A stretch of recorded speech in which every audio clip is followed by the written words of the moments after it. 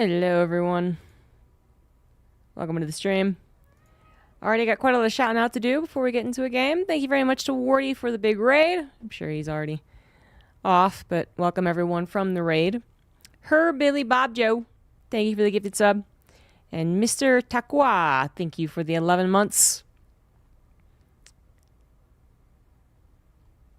It's a bit of a shorter bracket today. Not that last week's was a tremendous bracket. We still got 4.5 hours out of it. Jeff Bezos for the 100 bitty boos. Fund for the zombie apocalypse. Good stuff. That'll buy us some emergency rations. Icecar's just finishing up some touching on the brackets, and then we'll get into a promising looking game. Last I asked, there were 6 people checked in, but maybe a bunch more checked in. Names that we're going to be looking at, Vindicta, assuming that everyone that's on the bracket right now is actually available. Vindicta, certainly. Mute from last week. Foxer from last week. I got Eggs from last week as well. Maples found some time to play, which is great. And then I actually recognize quite a few names here. I don't know how many you're going to be in contention, I suppose, to actually win. But it's pretty nice. Last week we had all GMs. So every series, I guess, had a chance to be decent. Special ended up winning, and that was expected and fairly easy for him. And then we also had Master, Brazilian Protoss, win as well. And he only struggled versus Special. Otherwise, he seemed to be a clear second favorite. So we're getting the last 2 qualified players to participate in Safe House, which is happening next week.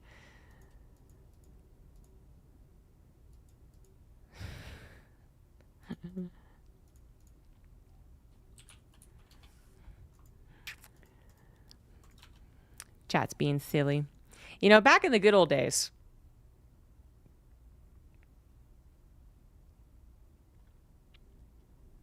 there was a thing where North America, first of all, had a billion people sign up, so it was always chaos, which was great times. But then there was another thing about NA for America's tournaments, and that was they were usually the most unruly bunch. I'm talking like 15 years ago, of course. Maybe like 10 years ago as well, actually. But the point is, it's years ago. It used to have the most annoying people, the most, what are they called? People like intentionally interrupting everything. Can't think of the word right now. I mean, trolls, I guess, basically. They had the most trolls. It had the most crazy players. So both in like a somewhat real sense, if I'm going to be honest, but then also in the sense that they just like would play really weird. And then if it didn't work out, they would in fact lift their buildings. So you'd have like severe delays in the brackets. It had the most complaints. People just like constantly saying like, this guy cheated. This guy chose the wrong server on purpose. Blah, blah, blah. It was by far the worst. And like Europe was always a little chiller. Korea was like in line, no problem. The only problem with Korea was that they would go without you most of the time. Like you had to be like at the event and have like an admin be like, whoa, to actually get all the games that you desired in Korea. But now it's a wonderland. Everyone's so polite.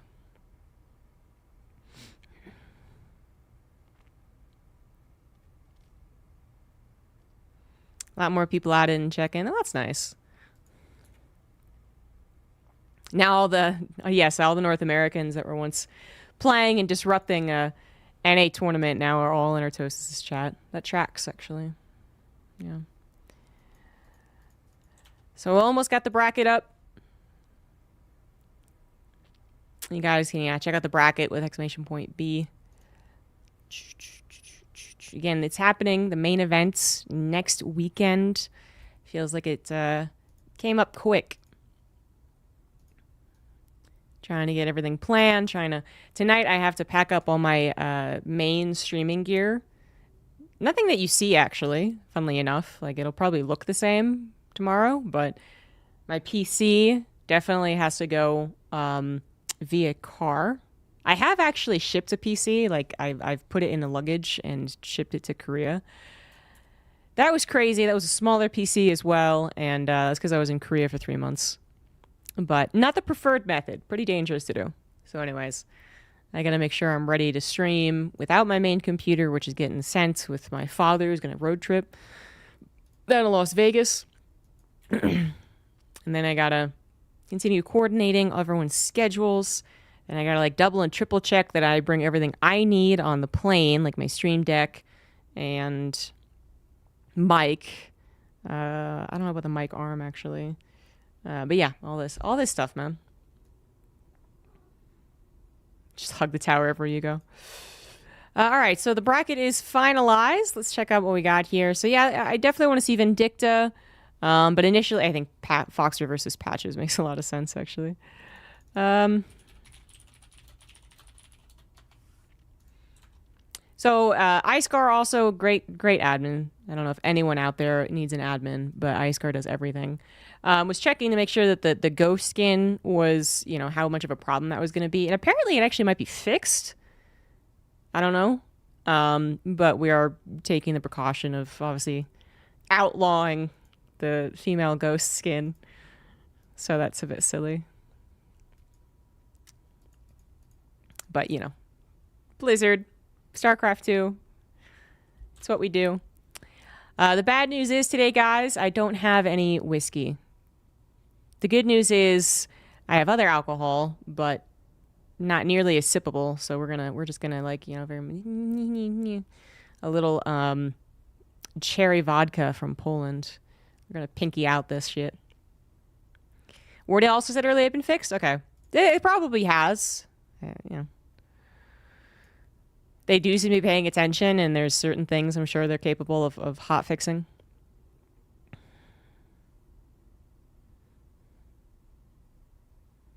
Was it a mini ITX? I don't know if it was a mini.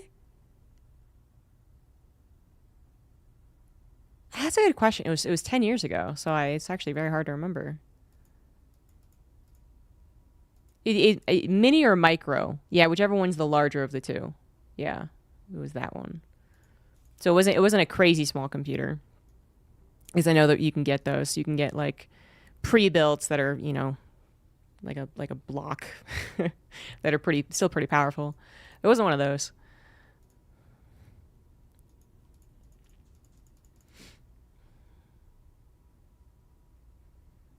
But it was dangerous because obviously like all the rattling that happens, and then like I don't know, only after I did it did I even really like research what you're supposed to do. And you're supposed to detach the graphics card, because that's the thing that can like wiggle around the most and actually destroy what it's connected to. I didn't do that, and it survived. It survived to and fro Korea, so yeah, it's pretty impressive. Kudos to the baggage handlers, I suppose. But not the not the thing I really would trust. So anyways, got a lot to do, which means I also can't get too drunk. Okay, if anyone was planning on redeeming a drunk stream, that would have to be for tomorrow. I do need to be capable of organizing, perhaps even driving after, you know, preferably.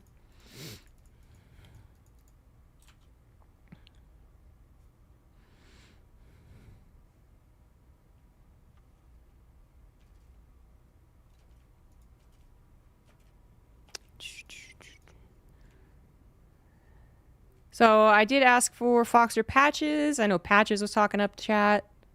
Foxer was here last time. They did, you know, check in. So hopefully this gets going soon.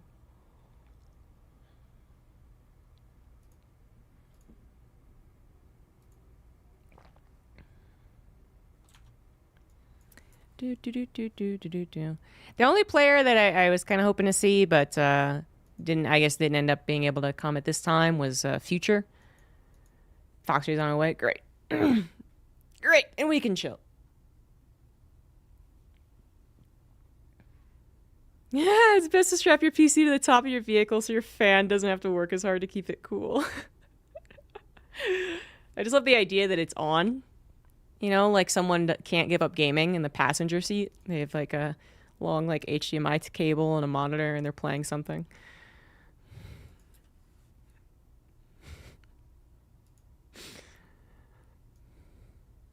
My computer's been mostly okay, but like this whole like, you know, the problems I had that a fresh install did fix, but then like still like I was getting this thing where when I boot up my computer, it would show, you know, like kind of like the start of a command line, you know, like a little white bar in the top left, and I was like, what is that? And I went through some like troubleshooting initially for it, like, you know, check your boots, make sure that it's using the right hard drive initially to boot. Make sure that there's no like programs that it's trying to boot up first that it maybe are locking up and whatnot. And I did all that, and you know, it still did it. And I was like, oh shit.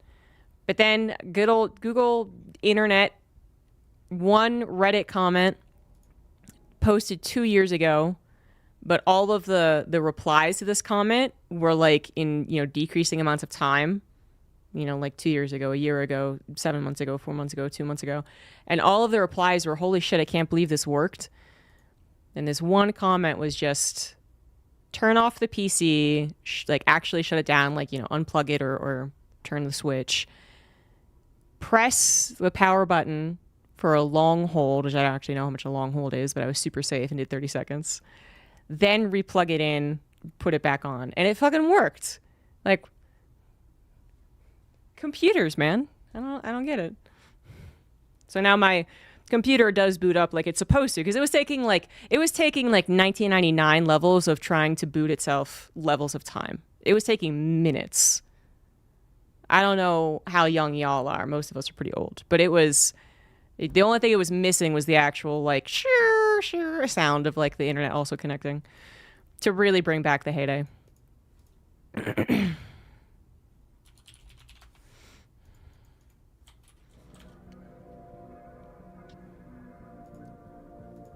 But it's still a little, you know, concerning that my computer is just kind of like hiccup there, like, yeah. But I've tested again, you know, like I've done things to test the memory. I've done things to test the like the RAM as well as the actual SSDs. Cleaned out the computer, you know, made sure there's nothing, you know, a bunch of dust or cat fur in there. And it's, you know, apparently there's nothing wrong with it, but keep on side-eyeing it. I'm like,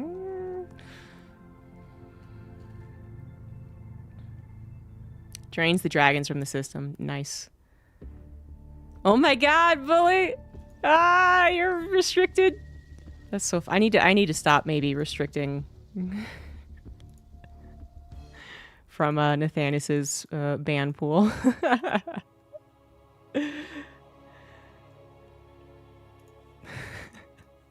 I don't know. I feel like this is most of the time not been helpful. Anyway, I'm sure there's a story. I'm sure, yeah. It must have been recent because, you know, you were talking, you know, a couple days ago or whatever. Anyways, guys, we got ourselves a game, so I need to do caster things like put up bets. So let's do that. Foxer versus Patches. Caster things, yeah. Let me know if the audio levels are good as well. But we're on torches for game one. In the top right, we got Foxer as Terran. In the bottom right, it is Patches as Terran. Patches was saying, I have you know that I have a 100% win record in the one game I've played in the last few months, I think. So, clearly Patches is favored, huh? You know? I actually don't know, but I assume it was a brag that wasn't really, because if you actually look at their entire match history, you know, Foxer wins all the time, but I just don't know. With the NA kids, I mean, they're not kids anymore, but let's just call them that. You know, the troll and the troll within the troll, it's hard to keep track of.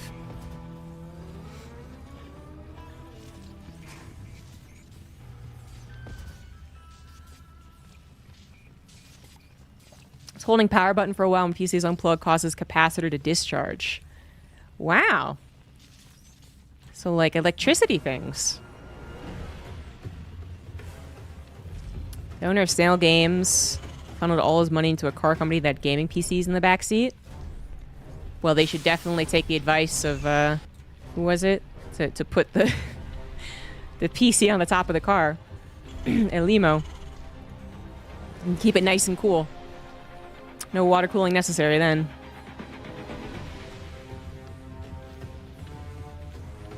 It's important to work on your PC to unplug it and hold the power button just to discharge everything. Oh, something I don't think I've ever done. Obviously, I've unplugged my PC every time I've gone to work in its innards, but I've never.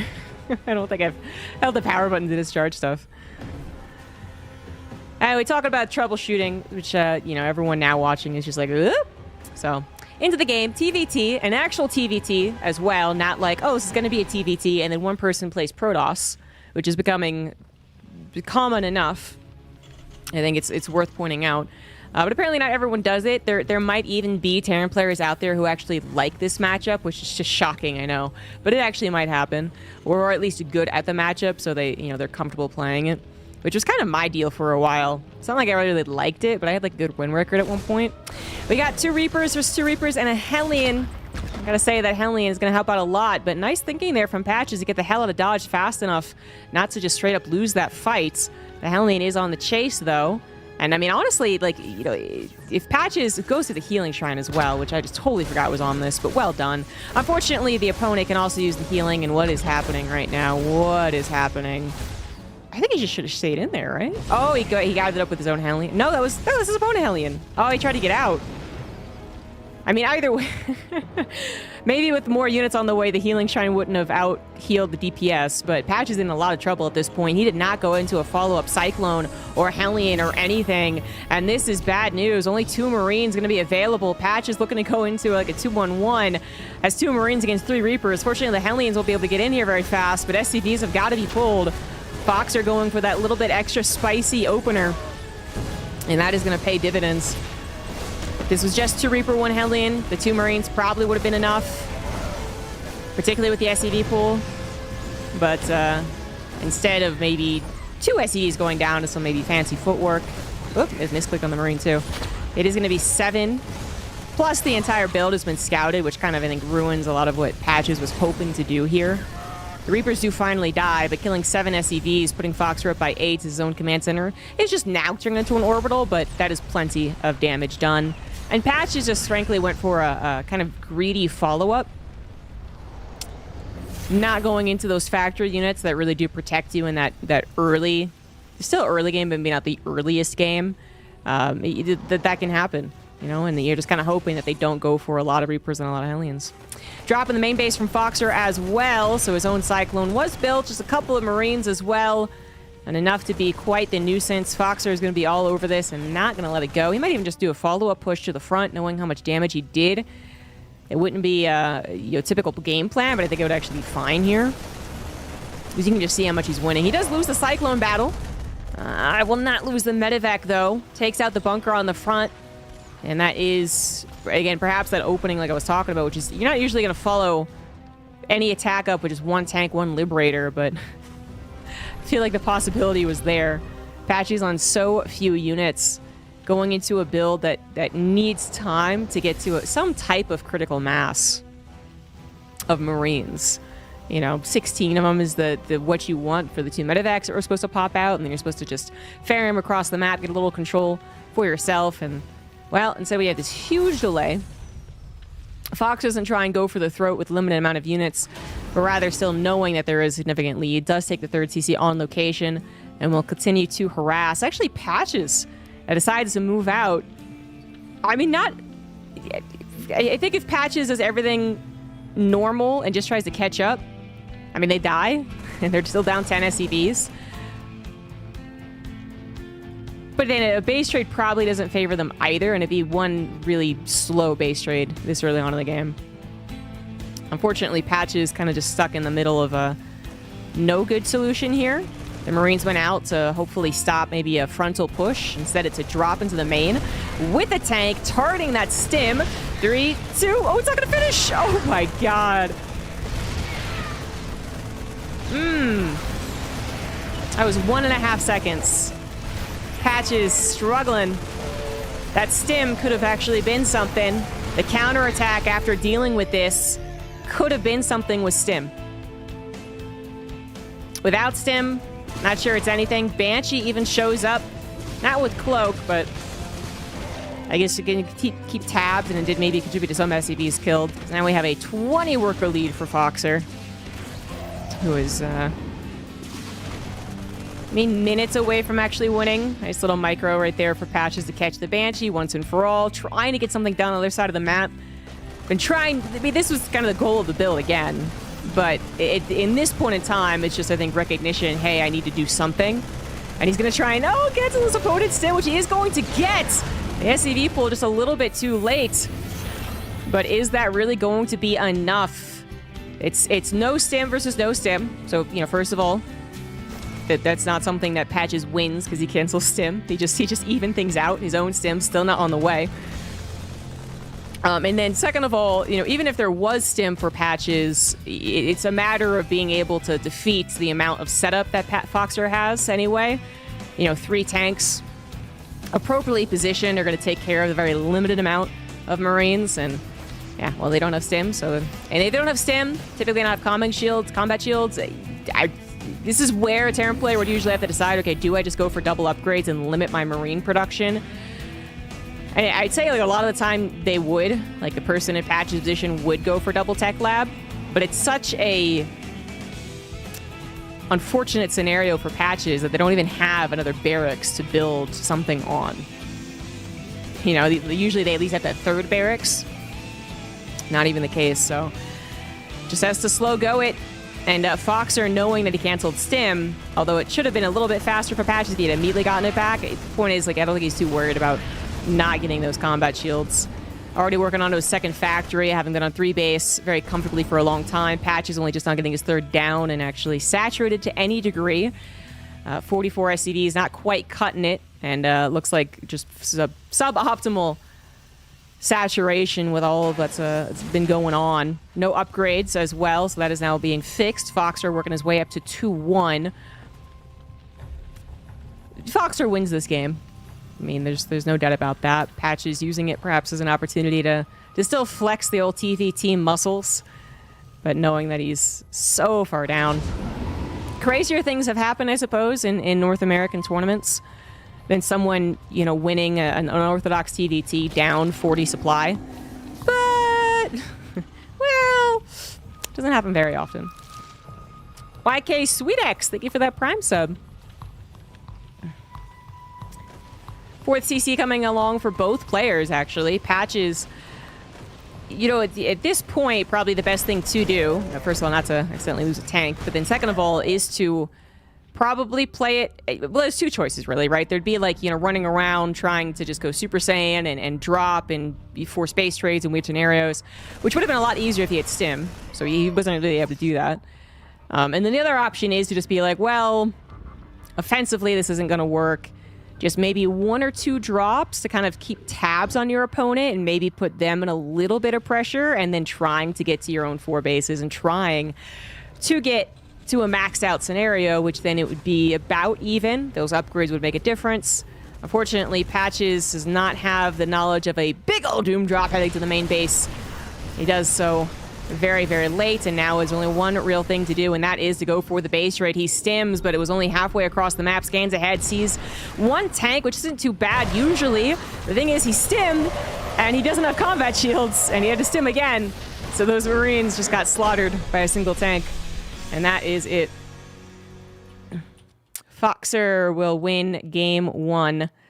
Really off the back of the opener there. 7 SCVs killed in the first 4 minutes of the game. It's difficult, not impossible to recover, but things had to really go his way after that fact, and they did not, so...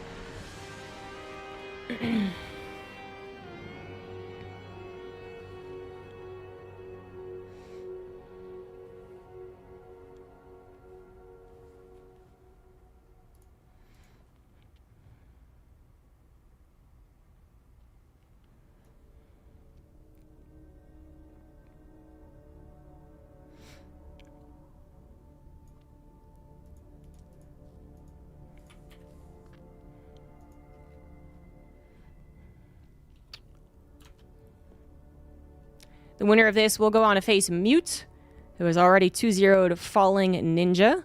Unless that was a walkover, I don't know. Usually, most admins denote a walkover with 99/0, but sometimes not.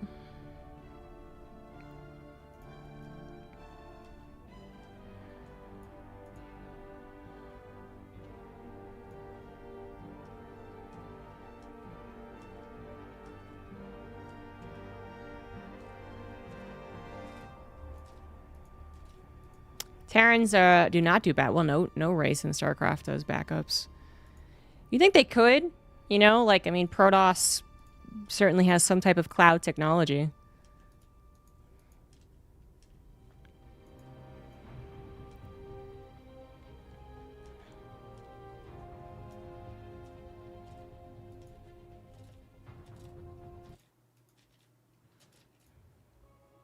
But I don't, I'm not an expert on futuristic, otherworldly technology. And game 2 will be on Persephone. The top left it is Patches, bottom left it is Foxer. Kind of a similar map as far as they're spawning on the same side, and theoretically, things that travel by air being a little bit more abusive, perhaps. Foxer did a very, I'm not going to say catch-all build, but kind of. I mean, the opener is safe as well as aggressive. That can find damage like it did. And then the follow-up was also safe, but kind of aggressive. It did carry that medevac in the Cyclone. And then the follow-up of the on-location 3rd CC, which was just reading the game plan overall.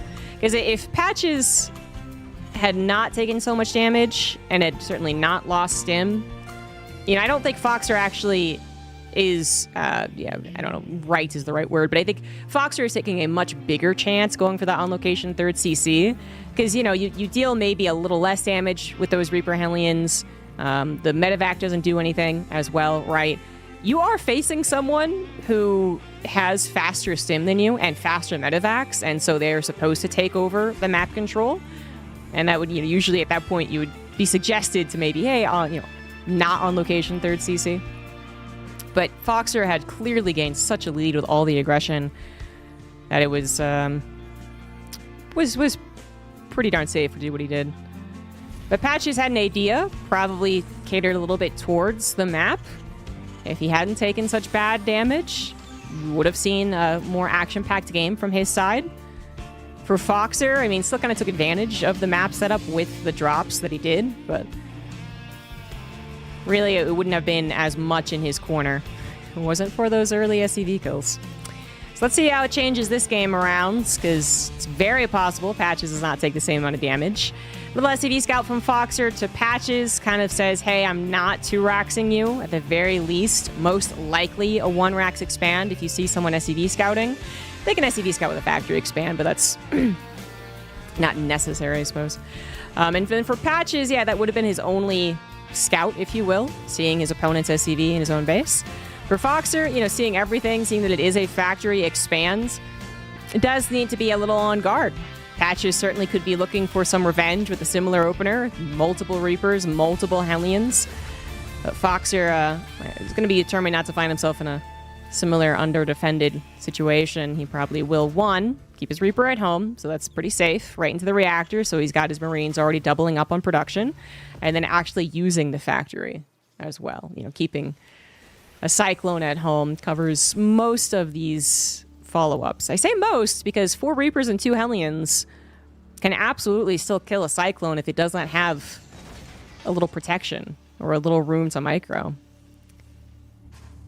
Patches has not only gone for the factory expand, that is a starport as well.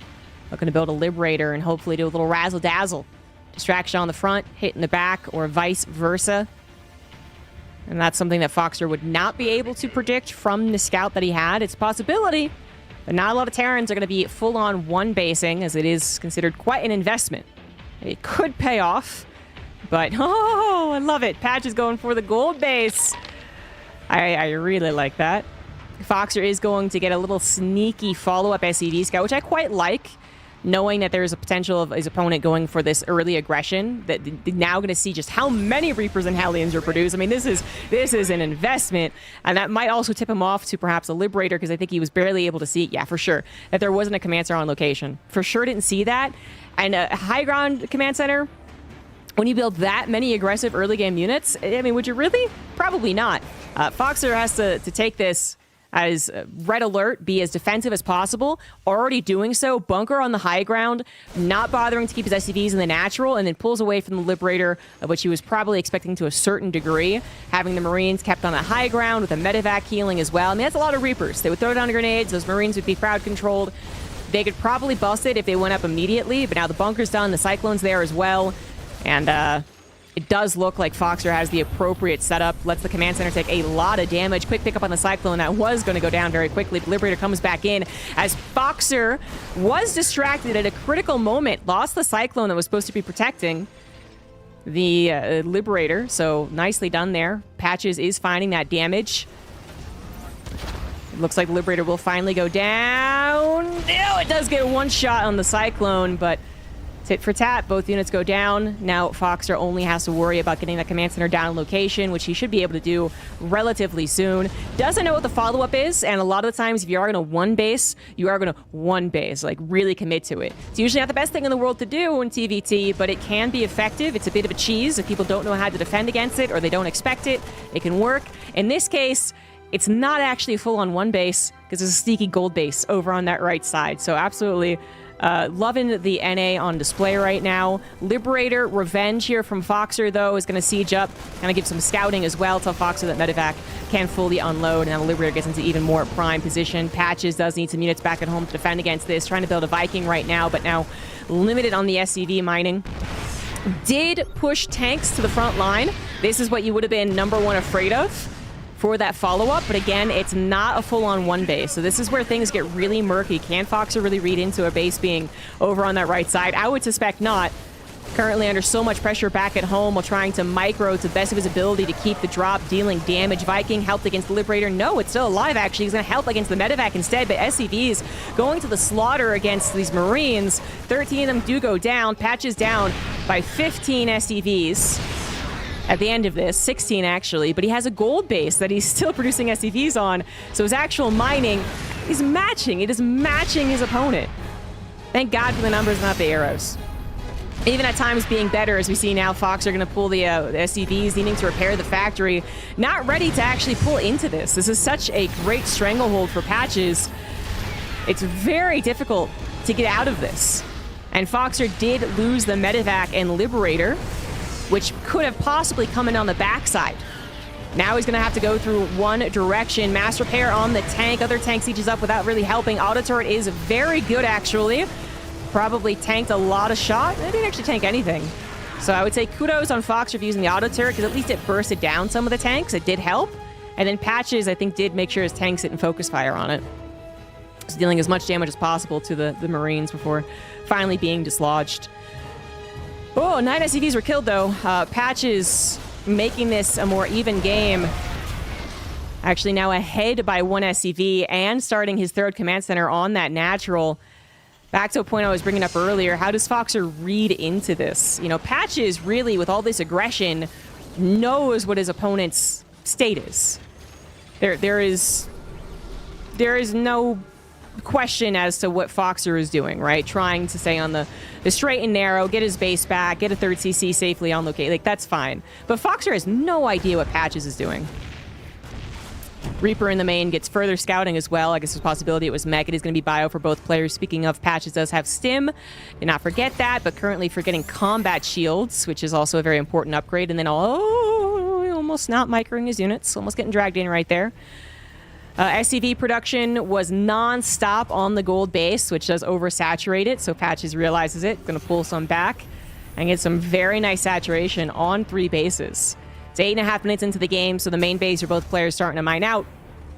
But one player actually has a fresh third, I guess. A fresh and safe third. That's a better way to put it. Than Foxer does. If Foxer has to take a third base too quickly, could be in a lot of trouble, especially because of that stim timing. And usually subsequent combat shield timing, but we're missing it. We're missing it. I think we might have forgotten it. Oh, boy. But still, Stim going to add that mobility. Patches, again, with all this aggression, kind of has a handle on how things are going. Might continue to be aggressive. Actually does pull back for now. Foxer, seeing the opportunity to get out on the map, wants to do something to his opponent. And, you know, he might not realize just how much his opponent has. Sees the Stim, loses one of the Ravens. Anti-armor missile is going to help. And just enough with 2 tanks still able to siege up. Patches is not going to jump on top of it, but scans ahead. I think he was probably even going to look for a bit of a concave. Was going to jump after this no matter what. Gets it without any repercussions, really. And Foxer's move out was, at the end of the day, not worth it. Losing those tanks specifically is the worst thing about that, especially as his tank production is now supremely limited. He has prioritized add-ons for his barracks over the factory, which is a choice. Like, I think it is a very intentional choice. Is it the right choice? I mean, maybe in a different game. I'm not so sure about this one. 3rd CC needs to be landed as he did get a scout on the natural, but I mean, he doesn't know the space. But something is amiss, though. Like, I think Foxer might be able to tell if something is amiss just by how much his opponent has. A very consistent production with upgrades, with, you know, tech units. And he's going to have to check the replay to see exactly what was amiss. But he is going to be able to check that replay because Foxer is going to die in this game. He is down 30 supply. 10 in workers, 20 in army. Combat shields was remembered for Patches, so now having that upgrade over his opponent. And Foxer is in a whole heck of a lot of trouble. I mean, good lift, but then not a lot of firepower. Yeah, that's kind of the problem here. It's going to be good enough, just good enough. Patches does have reinforcements on the way, however, and that should be the nail in the coffin. Almost gets that medevac with 2 tanks. That would have been extremely nice. The Foxer is so limited on units. 1 tank about to pop. It's going to come in too late. A couple Liberators. Maybe 1 goes to harass. 1 stays at home. Maybe. Tank on the high ground. Going to try and hold, but a good lift here from Patches is going to take care of that very quickly. Foxer has 2 things that could potentially go his way in a minute or 2. 1-1 is already done. And the gold base is almost mined out for Patches. You know, theoretically, if Foxer keeps surviving, I mean, Patches could be shorter on money than expected. Maybe it takes a bad fight because he's overly aggressive. But I just don't think there's a world where Patches is actually overly aggressive, particularly because there are so few tanks. Tanks are really the comeback unit or the stabilizer unit in this matchup because obviously they're AoE, they can cover large spaces, so on and so forth. When it comes to just Marines, we're talking about a much more one-dimensional battle. And with combat shields done, I'm actually quite surprised this isn't just a complete slam dunk victory for Patches, but it is overall a victory for him. Liberator tries to help out, but Foxer... he's down to 23 SCVs, no 3rd CC on location. Patches could lift the orbital, so we're going to be up to 4 bases almost for Patches. Army supplies, again, weirdly similar. You feel with the tank count for Patches, the non-existent tank count for Foxer, the combat shield for Patches. I really felt like this is going to be over and done with, but Foxer's Marines just keep on finding that right number, maybe, of unit-to-unit interaction. Maybe the stims hurting Patches as well. So it can seem like, oh, he finds the gold base. He's like, motherfucker. Again, he might have figured something out earlier on anyway, but not a fun sign to see it completely mined out, at which point Patches could just literally be like, good enough. Whatever, I don't need it. He does send some Marines back, though, and is going to take care of this. Patches now only on +1 attack. Still, as I said, could be up to 4 bases. So they're going to mine out the last remnants of the gold. Double the overall supply. Foxer's not going to give up. To his eyes, he has won a couple of these battles. Considering the odds that were against him. And if he could just stabilize a little bit more and maybe Patches stims a little bit more, maybe he could win a battle that really turns the tides.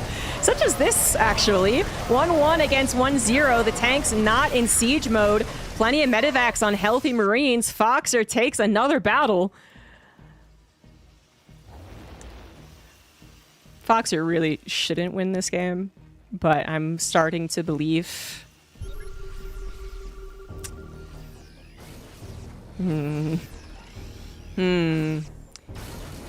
Patches needs to practice his medevac production.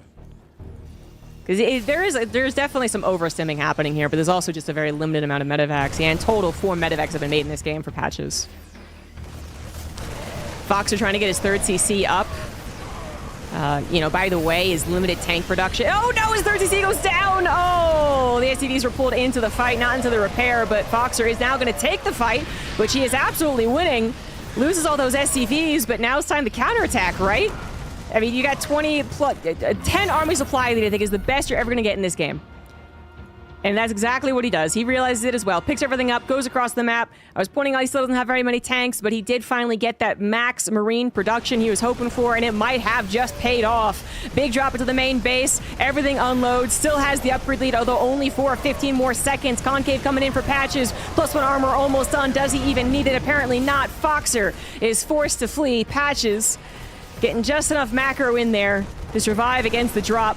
Does lose his gold base. Well, he'd already lifted it, but he loses the SCVs over there, and Foxer is looking for a little bit more if possible, but Patches did get a planetary on what looks like a 3rd, but was actually his 4th. Not taking any chances right there. He could have taken the chance, and I wouldn't have blamed him for an orbital there, but it is going to really help out that that's a planetary. Very much so. Foxer can only make this so chaotic with a planetary holding against pure marine production. Drops marines on top of his opponent's marines. Less than ideal right there. Losing what little pressure he has. Had to lift his main to take his 3rd when that is not what he wanted to have happen. I mean, this could have been a situation where he was on 3 bases with the main lifted over here. And maybe then he was also, I don't know, 35 SCVs. still not a great scenario, but he lost the command center. He lost the SCVs. He won the battle, but he still has not won the war. Patches now seems to really be in a flow state. You know, his production looks like the medevacs still aren't pumping out very quickly, but the rest of his production looks great. The rest of his macro looks on point. And Foxer's very, very brief moment of possibility is now over. 4 drop, medevacs into the main, and that should be it. That is all the production of Foxer going down. Foxer will be able to defend his 3rd. He's going to take this fight. And now it's equal upgrades. Yeah, still going to take the fight, medevacs and a concave. But he's going to lose his entire production. So, I mean, what do you do after that? You try and go for the counterattack. You try and go for the base trade. That's such a long time to actually make your way over. Meanwhile, Patches can start prepping for that base trade. I mean, he already has. There's tons of units in his natural. Both players having a game where they never give up, never surrender. This is going to be a 1-1.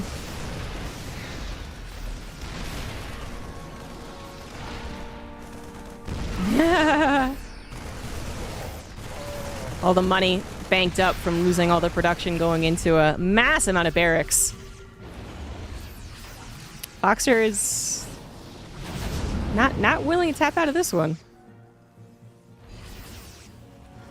Even knowing that there's a planetary, ensuring, again, that chaos can only go so far. These supply blocks, so some of these excess minerals have got to be going into supply depots. Jumps on top of the drop. Takes that out, takes the medevacs out, everything goes down. How does that medevac survive? There we go. But Patches still has 88 army supply to Foxer's 34. We're not quite floating the command center into the corner. Like, this actually looks like a very... I'm not going to say a very realistic comeback, but you know, something is happening. There's something to be done for Foxer. He has an arm and he needs to use it, but it is a 3rd of the size of his opponents. And now that is obvious to Foxer as well. Very well played. GG's. Patches takes a game. And we head to game 3.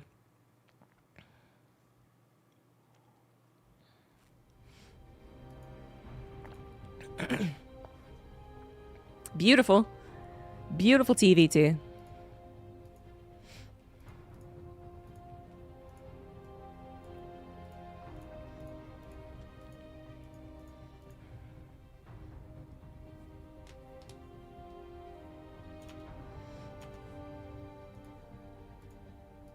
And my first little sip.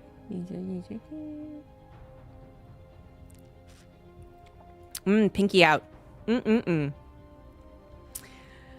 While we're getting into the last lobby, just want to remind everyone that there is a Matcherino. No. Let me try this one. Aha! There is a Matcherino that you can be supporting to give more money to these players. We have gotten over 2,000, so thank you very much. We just pushed over that today. Appreciate it. More than that, we still have contribution codes, so if you turn out your pockets and moths fly out, you're in good company. But also, you don't have to actually give any of your own money. You just have to sign into Matcherino and press claim code or contribute. I think both work. And then you will be able to add to the prize pool. So, we very much appreciate if you all do that. And we are getting into Game 3.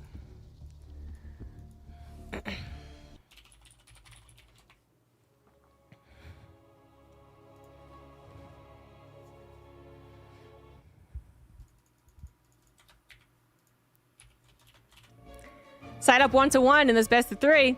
Bottom left of Tokamak, it is Foxer. And in the top right, we do have Patches. Some fun games here. Foxer taking control of game 1 very quickly. Opened up with a little more aggressive an opener for Factory Expand. And that little bit more really was the gut punch. The 4 Reapers, or the 3 Reapers instead of 2. Really added a lot because Foxer, Patches was doing something a little greedy on the follow-up. Patches changes things entirely in game 2. So game 1, when I say greedy, I kind of mean tech greedy. You know, not like a fast third CC, but rather trying to get Marines faster than a lot of TVTs allow you. You kind of need that factory phase to usually survive. Game 2, the opposite of any type of greedy. Went entirely 1 base, 1-1-1. The harassment ends up working out really well thanks to just the little 1-2. Liberator in the back, Reapers on the front. Even though Foxer suspected it, scouted it to a degree, initially had a good defense. Things got even weirder when Patches followed up with a gold base, which he was going to have to make up quite a bit for his dedicated 1 base. His gold base helped. The amount of damage he did to Foxer certainly helped. And things were solidly in Patch's favor. But Foxer found more than one good battle for how bad of a position he was in. And if you can take that into game 3, I think you are still the favorite to win. Basically, I think Foxer in a normal game, shall we say, is going to take better fights, maybe have a little bit better of that positioning, maybe a little bit better at the game sense. And that is going to help him in, again, a more normal game. For Patches, I don't know if he's going to go 1-1-1 again. That would be kind of insane on Tokamak. I mean, he's still mining all the gas. I think this is more on him to try and disturb things. Which his game 1 build also was probably planning on disturbing the general flow of TVT. It just didn't get there fast enough. You know, it didn't get to the medevac drops and the Marines flying every which way. So not really feeling confident doing that is going to continue with these factory openers. And then by the looks of it, like a 1-1-1. Patches... I mean, full on dedicating. Yeah, the SCV was over in the corner. There you go. So yeah, proxy starport this time. It worked out last game. Add even a little bit more pepper to it with the proxy, and it could work out really well because Foxer won't have that same amount of time to think, okay, what is happening here? Get that follow-up SCV scout that he did, and kind of get some type of notification, hey, something's weird. Like, he's actually scouted nothing in this game. So he doesn't know it's a factory expand. He doesn't know that it's a proxy starport, obviously. He is doing a very safe opener for TVT. 2 Reapers and a Hellion. Gonna be able to hold against most things your opponent throws at you. But... oh no, he goes for a tank first. But when it comes to a full-on 1-1-1, it's gonna be Cloaked Banshees, actually. The problem is just, like, having enough units. Kind of no matter what you get. You just don't have a lot of units this early on. And unfortunately, the lack of Cyclone. The Cyclone is the biggest catch-all. It's great. Not going for that, instead going for a medevac. And it's like, I mean, I guess it looks like he's going to be doing some of his own aggression. I don't know. I don't know about this one. Foxer. A tank sounds like it's such a safe option, but he's going to be aggressive with it, first of all, so it's a little less safe. And then second of all, yeah, against something that could be air... this is not typical TVT. Not at all, and that's what Patches is intentionally trying to make sure that it isn't.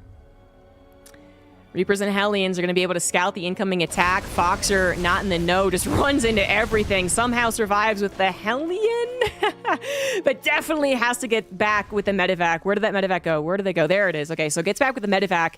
He still doesn't have an answer to the Banshee. A Cyclone does pop out. Scan is actually available. He is holding on to one scan, so maybe he was a little suspect as to what his opponent was doing. So that is good news, but only one scan is not going to be enough with more Banshees on the way. But Cloak isn't done. The Cyclone catches it. Seconds before Cloak wasn't done, doesn't even get the one scan. Patches' second Banshee was supposed to have a field day, and instead, it is going to be scanned and taken out unless the Cyclone itself can be taken out. Medevac ready to pick that up. Hot pickup at the very last second. Foxer holding on for dear life, honestly. I mean, he's making it look nice, calm, and no problem. What's the big deal? But seriously, two things could have happened that would have absolutely ruined Foxer's ability to defend both sides. And now it looks like it's no problem. And yeah, Patch, that's a GG. Nothing was done with this opener after so much promise. And Foxer will hold, win the series, and advance on. GG's.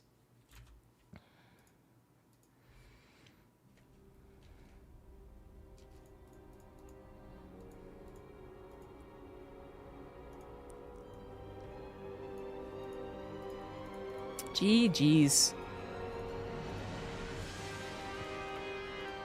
That opener can get so obnoxious.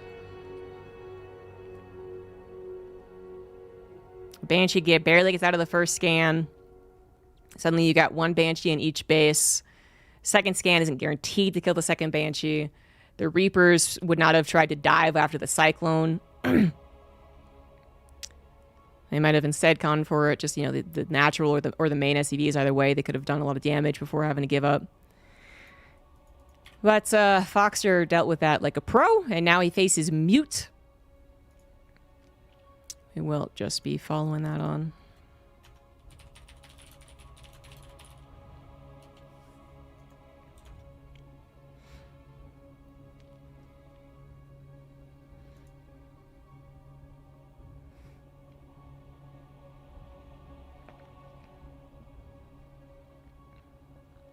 Blame Grenner, and he told me easy win. Cursed.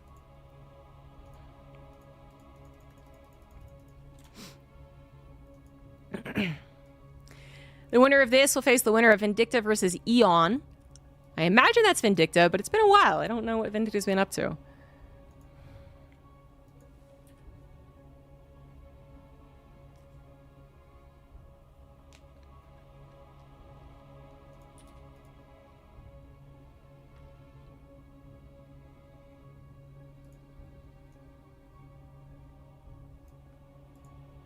There is a lower bracket, which are also best of threes. People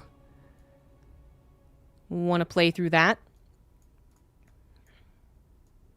One from the upper bracket, one from the lower bracket for the qualification spots.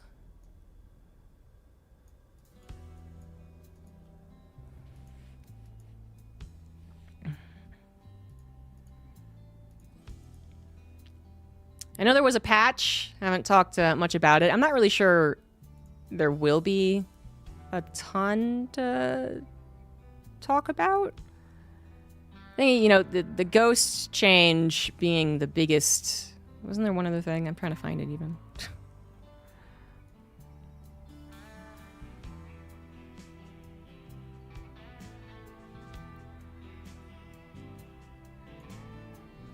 Right. Oh, storm change, of course. Storm change, Broodlord speed, and then the ghost.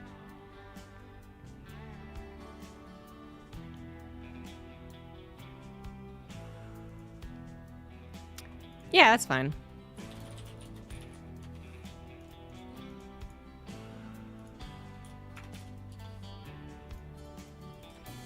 Yeah, ghost. The female ghost skin is banned, although it seems like they did fix it. So,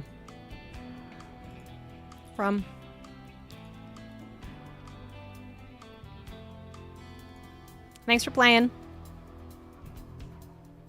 Some fun matches. Yep, that's the scuttlebutt. iStar checked it. iScar checked it. Wardy apparently was saying it's the same thing.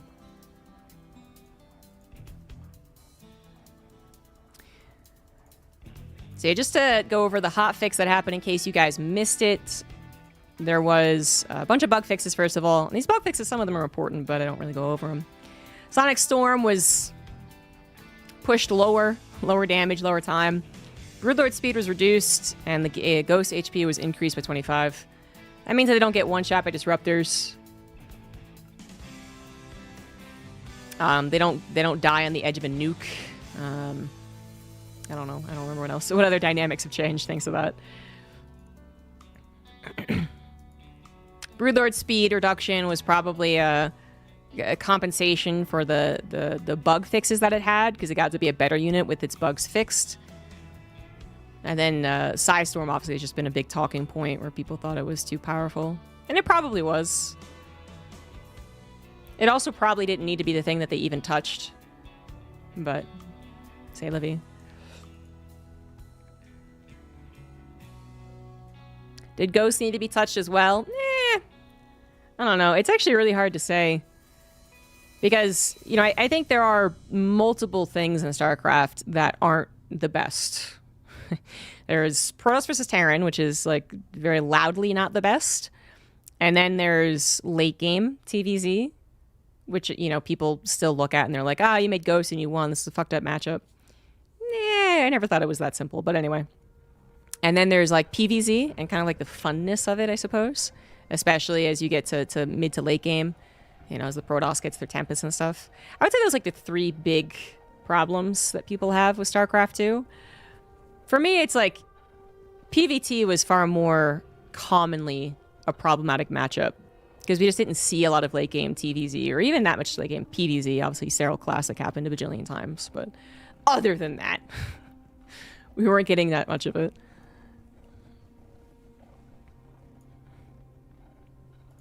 So, you know, people, you know, they look at the Ghosts and they're like, you know, why do we need that change? Or the Broodlords, why do we need that changed? And I think they're just kind of almost, they're preempting, you know, they're nerfing to some degree, and then they're buffing in other ways, or vice versa.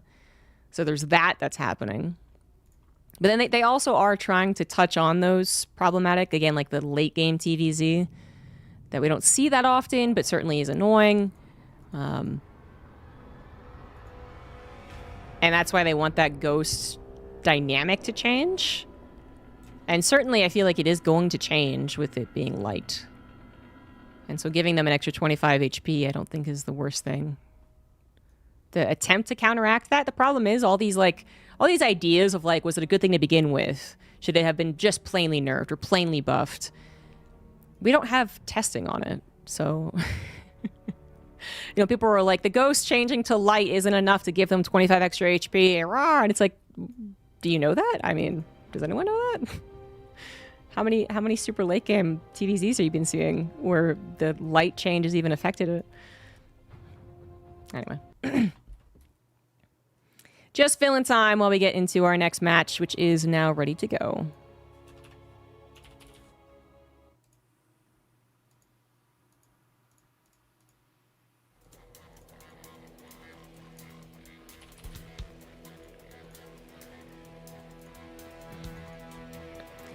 In the bottom left of Tokamak, we have Foxer. And in the top right, we have Mute.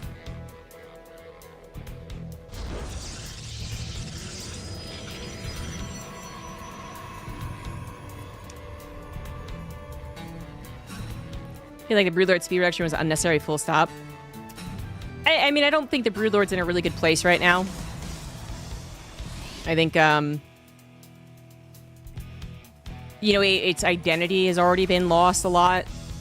I think its siege breaking, you know, slow late game siege breaker position in the game is already questioned. Just with how the game has evolved and everyone's gotten faster in a game that already lets you be so fast. But then if you make the Broodlords also fast, which is what they've done in previous patches, they've increased their speed, then it's kind of like, what is it really? I mean, it's... I'm not going to say it was necessary or not necessary. I just think the Broodlords are in a very tricky position to be balanced or just, you know, design. You know, that talk of wouldn't mind scare off new players. I feel like a lot of people are going to be talking about that because Artosis mentioned it, and Artosis obviously gets a lot of views. Personally, I haven't had... I never counted how many complaints people go up to talk to me about when they go up to talk to me about StarCraft. I know that Widowmines are a complaint, but I don't really know how many are actually turned off because of Widowmines. I know a lot of people come up to me and say they're turned off from playing 1v1 because it's so fucking hard. Widowmines or no.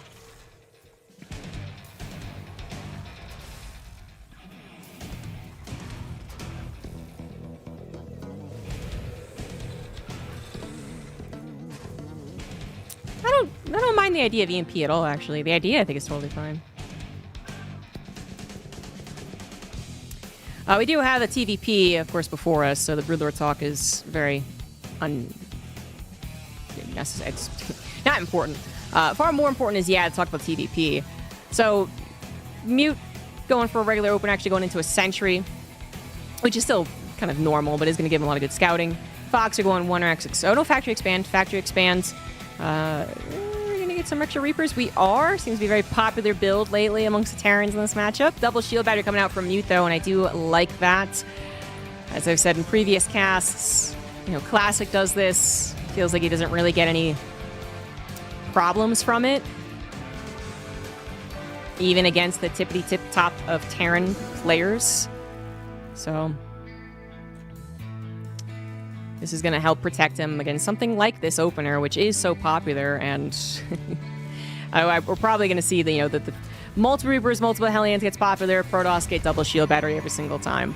Terran players stop doing it because the shield batteries really stop them from running any damage, and then Protoss players stop building shield batteries, and then Terrans start doing it again. And thus the cycle of life continues. But for right now, Mute has got 2 shield batteries. He's got a couple of Stalkers on the high ground, a Sentry, just sending out the hallucination to get just the tiniest bit of heads up. That's an F2 right there. Just for a second. As I said, with the shield battery and the Stalkers responding as well, it just isn't going to take a lot of damage from this. A lot of damage is the key thing. You might still lose a couple of probes just being slightly out of position. Maybe the Reapers do get into the main and pierce through that shield battery. Lucid Phoenix did die, but got technically the scout that it wanted. Well, it's all 1-1-1. No add-on. No add-on. Saw a Widowmine, so almost surely going to be a Widowmine drop. And then didn't see the barracks, so you assume it's barracks. In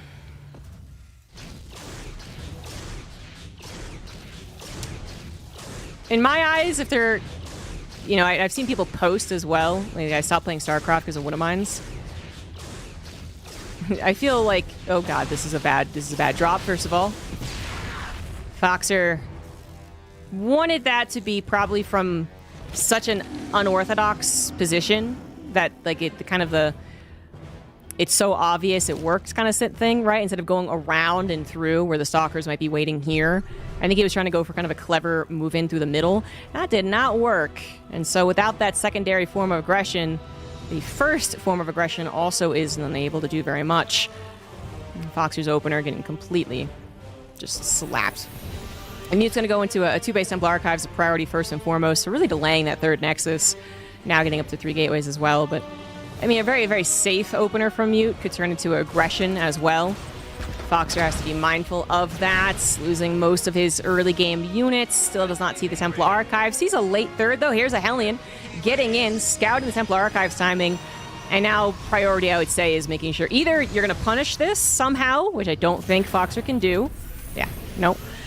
Not really a possibility with how conservative Mute's playing.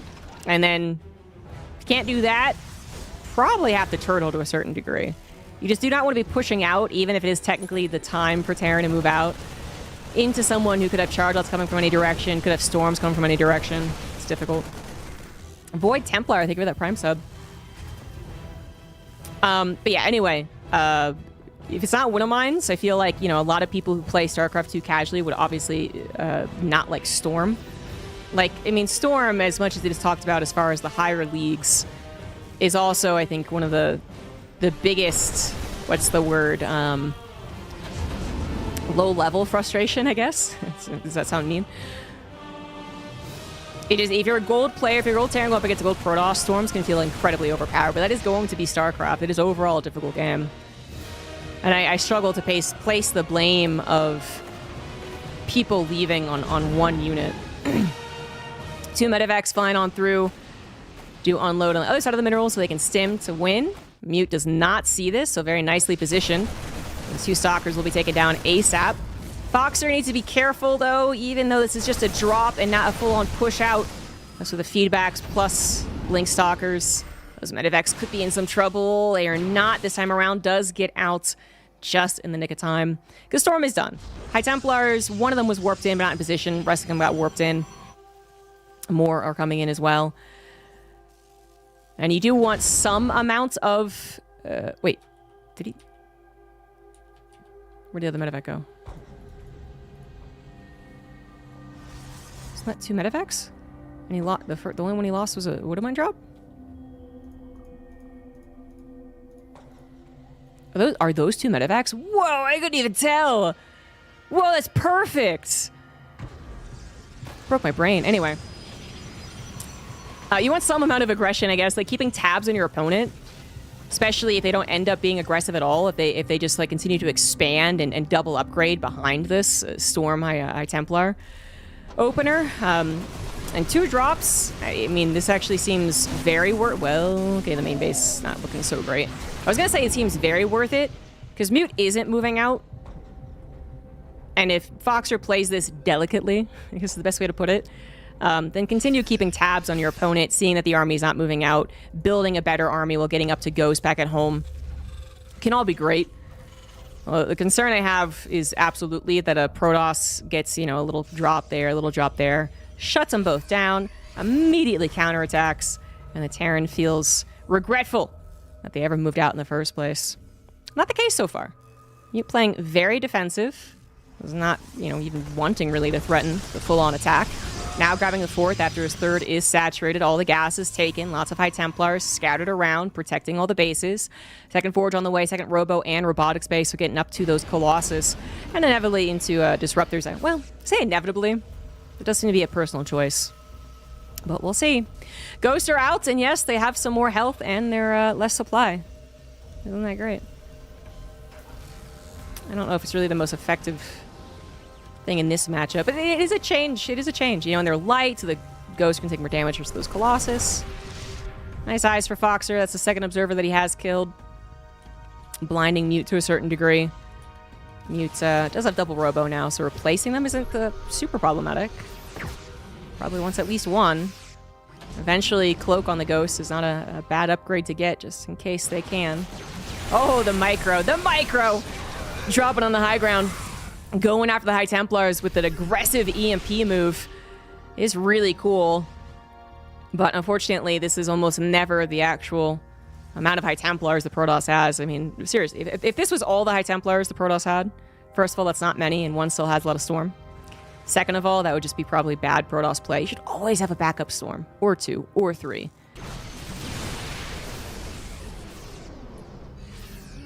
Mute with an overall supply lead. Equal upgrades currently. Gets that Storm in the heart of the army. And another Storm. Just barely not killing a lot of these units. Everyone's still getting used to the duration, even without being 6 seconds instead of 8. As they run back into it accidentally. Scanning ahead, still sees no other High Templar, but that is a lie. That is false. Do not believe it. Colossus is about to show up too, and that just puts a damp rag over this push, I feel like. I mean, one Colossus isn't usually that bad, but I know there's other High Templar, and that's what really makes it bad. We've got 2 very strong options here from Mute, as well as still equal upgrades. A stimmed army that it continues to have to stim. Fox doesn't want to give up ground completely, but this isn't really working out in his favor. Now down 30 overall supply. 3rd base is saturated for Foxer. 4th base is trying to get on the way here. That Viking production is late.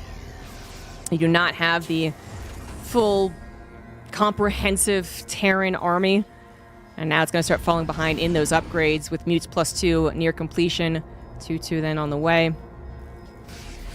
Foxer not going to find any aggression in the mid-game. I would say at this point in time, you do kind of acknowledge that and say, well, yeah, that's not going to work. Go into Liberators. And that's exactly what it seems to be doing. He does grab a 2nd starport at the very least. No fusion core as of yet, though, so I could be wrong. This might just be for Viking production, which he does need. I mean, he needs something to deal with the Colossus. But what sucks is that I would suspect you would like to be going into Liberals at this point, actually. You'd already have 6 to 8 Vikings, at least. Although it is only 1 Colossus, you really don't need that many Vikings. Oh, there's the second one. There's third. There they are. Okay, there you go. So yeah, at least 8 Vikings. And then adding in a couple of Liberators to help against the inevitable ping-ponging that Mute's going to do. He's going to go planetary hit, third base hit, Warp Prism in the main, you know, all that good jazz. Although he doesn't have a Warp Prism. Yes, he does. Coming on over. Just an offensive, full-on attack to the main base, or not the main base, but the command center. Looks like it might work anyway. But again, he could add in other attacks and really start to pull Foxer apart. Abusing this choke is sometimes a good idea, sometimes not. Planetary is done now, going to help out. EMP still available. I don't see any storms. Not out of the Vikings, though, either. So the Colossus getting a lot of damage done. Army of the Terran is melting. 1 Colossus left over. How much bio? Doesn't look to be enough. Well, maybe just enough, actually. The Immortals come in. Now they can be targeted down, however. Vikings end up landing. Stalkers all by their lonesome. Not going to cut it. 2-1 had finished for both parties, I think around the time they took that battle. Foxer just barely able to get enough units, but now the Zealot reinforcements come in. That Warp Prism had arrived at the front lines. Soccer chasing after the retreating Terran. Medivacs out of juice. Vikings trying to land to help out, and this will just barely be a hold once again, but the Planetary fell, and Mute is going on to 5 bases, so that's the real problem. As we look at the supply, so damn close. This looks could be anyone's game. That's just not necessarily the case. Not unless Mute really starts to over-dedicate, and I gotta say, it is almost happening. Thought that second round of Zealots might do the trick, but not to be the case. Equal upgrades once again. It's not quite finding this severe overbearing upgrade lead that Mute was probably hoping for. You know, seconds away from +3. Main command center lifted over almost as soon as the Planetary died by the looks of things. So Foxer gets back onto 4 bases, mining because the main was mined out anyway. 4, 3, whatever. It's still problematic. As even though he wins that battle, Mute does recognize, hey, I'm not going to win right now. I got to collect myself. Was building from the Robo back at home. Does have the entirety of the map to buy time in case Foxer immediately went for a counter, which Foxer was extremely confident in doing. I mean, he also had taken a lot of damage. He had no medevac energy. The Ghost needed to be replaced. That's very expensive. You know, it's tough because those battles, you see the Protoss start to lose out. You see them lose their Colossus. They don't have any more High Templar. Their Immortals are down. All these slow building units. The instant reinforcements that are coming in as Zealots aren't quite cutting it. And you're like, well, this is hopefully where the Terran takes an edge. Yeah, if Mute just kept blindly running in over and over again, but Mute takes 30 seconds to recover. Still has those 5 bases up. Still has those upgrades finalizing. There will be an upgrade lead 100% in this upcoming battle for the Protoss. And Foxer is still in trouble. No Planetary to help out this time. Could lift it for a little extra concave. High Templar on the backside is a nice touch. There's that lift. There's that concave. Trying to win this battle. But there are 5 Colossus and only 3 Vikings. They are dealing so much damage. Foxer is not going to be able to stand up to this time. Although, once again, the concave is great. Soccer's not the best frontliners. Colossus, the damage was extreme, but Marauders barely getting healed through it. Now they're all by their lonesome. Somehow, once again, Foxer is going to barely hold. Kind of, technically, to a degree. Not really. The Marauder micro at the end got that long lost Colossus. Was actually pretty freaking cool. Oh my god, but you were up against the ocean. This is not over. Mute. Well, he is inevitable. He is Thanos before that final movie where Thanos actually died. He's the Infinity War movie where he wins. Mute now has 3-3-1 over 2-2, as opposed to just 3-2 over 2-2. The Zealot Warpins, now even more fearsome than before. 1 Ghost gets the EMP on the kind of the Zealots, I guess. He does initiate the battle before the rest of the reinforcements are quite ready. Probably the best thing that Foxer could have done.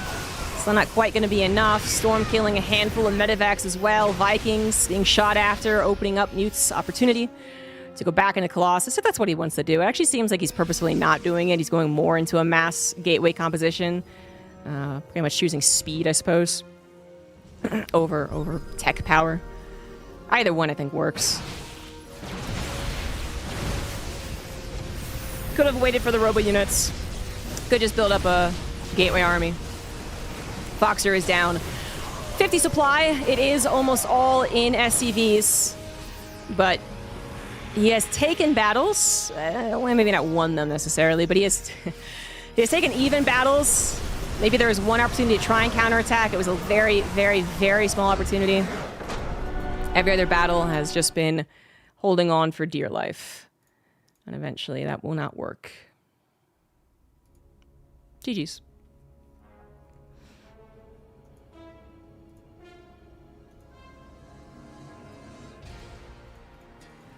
Can be a difficult style. Well, let's be real. Let's just say it how it is. Protoss is a difficult race to be up against right now as a Terran player. That ebb and flow that we might remember from like 3 years ago, I suppose, where, yeah, early game micro Terran versus the defensive Protoss, but then more like the mid game Terran also running around, being the aggressor, getting a drop into the push, do it again, hit a 2-2 timing or something like that. That just doesn't happen very much. There's a lot more early game micro goes to the Terran, Reaper, Hellion, Wouldn't Mind drop, sure. That's pretty much the same. But the mid game doesn't really go in the well, now the Terran does their thing and the Protoss defends. It hasn't been that way for a while. It's more like we get into the mid game and the Terran player has to start sizing up how many options the Protoss has. Is he aggressive while expanding? Is he defensive while expanding? Is he, of course, Storm over Colossus, vice versa? Is he actually macroing? Is he going for some type of big like unit swell, like low gas, billion zealots?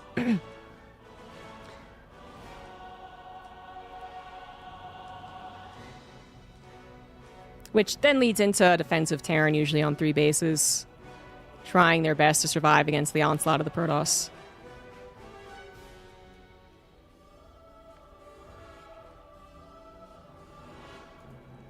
Mute asked for 2 minutes.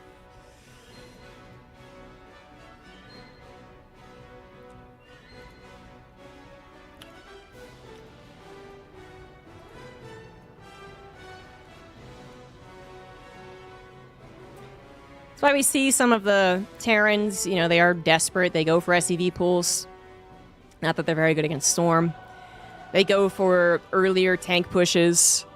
Not that they're good against, you know, maybe someone going for quick charge. Yeah, I mean, you know, something that's early aggressive enough. But the problem with doing that kind of by default, you know, just being like, that's what I'll do to trip up the Protoss, is that, I mean, if the Protoss is already playing kind of defensive, then it feels like it's a no-win scenario. I'm not saying it is a no-win scenario, because I'm not good, but I know what it feels like. Where you go for the attacks, and the Protoss is defensive, you know, wasn't particularly greedy in any way. You're like, well, that didn't really work. But then the Protoss, you know, is now in a winning position, even though they were defensive. Maybe they didn't get their third as fast. Maybe they got extra gateways first. Maybe they got charge first, not blink, which is a bit like limited in its versatility. They still are able to kind of outgrow you after that. You don't do an attack, and you try and macro, and the Protoss player is defensive, maybe does have that delayed third, still doesn't really feel like you're getting an advantage, and that was kind of like the last game, where it's like, that really wasn't, that was, you know, a very late third. But kind of by the nature of Storm charge, you know, you feel like you're not really able to push into it. You got to be wary of them pushing into you a lot more of the time. So you don't try and attack the guy who's delayed his third, obviously. So you try and out-macro the guy who delayed his third, but kind of feels like they do a kind of a rough double expand, if you will. And then suddenly they're back to being totally fine. Economy, upgrade, technology.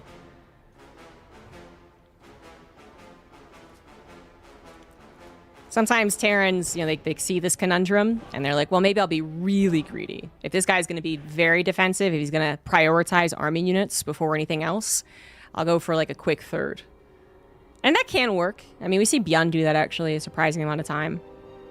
Because then if they are defensive, if their economy is a little bit later, it does feel like the Terran gets this tremendous benefit for having a faster third. But what if they're not defensive? What do you go into a fast third and then they blink Stalker aggression you and you're just like, well, fuck. It's a tough matchup. The weak points in the Protoss's armor feels, rarer than it did, again, like a couple years ago for Terran players. And to be clear, a couple of years ago, there was this opposite thing happening where certainly the Protoss felt a complete loss of how to handle all of the tricks Terrans could throw at them. So it was imbalanced in the other way. I would say most people agree on that. That, 2 years ago, whatever it was, TVP was Terran favored. And then the last year it's been Protoss favored. And the patches have tried to address that. Have they actually done enough? I would say no. Most of the TVPs look the same. But it's always hard to tell because you do not have the tippity top players playing all the time and testing this out and kind of showing the way, which is what would usually happen. Someone really good shows the way forward and people are like, oh, that's what works. And then they copy that. Hasn't happened yet. Maybe it'll happen soon. Anyway, bottom left, down one, it is Foxer. Top right, it is Mute. And as much as I would just love to be like, well, Mute's playing really well. And Foxer could have done this and this and this and this. I mean, to be honest with you, Safe House is going to have a lot more of these totally blunt moments. Because that's what we do. But then second of all, I'm kind of at my tether for a lot of these TVPs. Where the Protoss is playing well. I don't want to say the Protoss is just like, lol, A move, face roll across the keyboard, blah, blah, blah, blah, blah, blah. But it feels like Protoss, they've gotten a lot better overall. They also have had someone kind of show them the way and what they're supposed to do. I think MaxPax is really showing the power of Protoss as far as these kind of elongated battles, the draining of the medevac energy, the multitasking, right, that really pulls the Terran apart. But then it was also in conjunction with a patch that ended up being far more favorable for Protoss than people were expecting, which was the recharge one. So it's tough to balance and it's tough to navigate for the Terran players as they go into a lot of these matchups and then just immediately kind of like, well, what do I do that's tricky that tries to throw this guy off? Because I need to do something tricky. I need to do something that's a little bit Hail Mary-ish. For Mute, I think that last game proved like he could just do the same thing again. I think the elongated 2-base fast storm is just a scary style for most players to go up against because, again, finding that perfect play, that perfect style of play against it is so difficult. Where you're like, well, I'm not going to move into someone who has Charge Storm. That sounds like a disaster because I don't have any ghosts yet.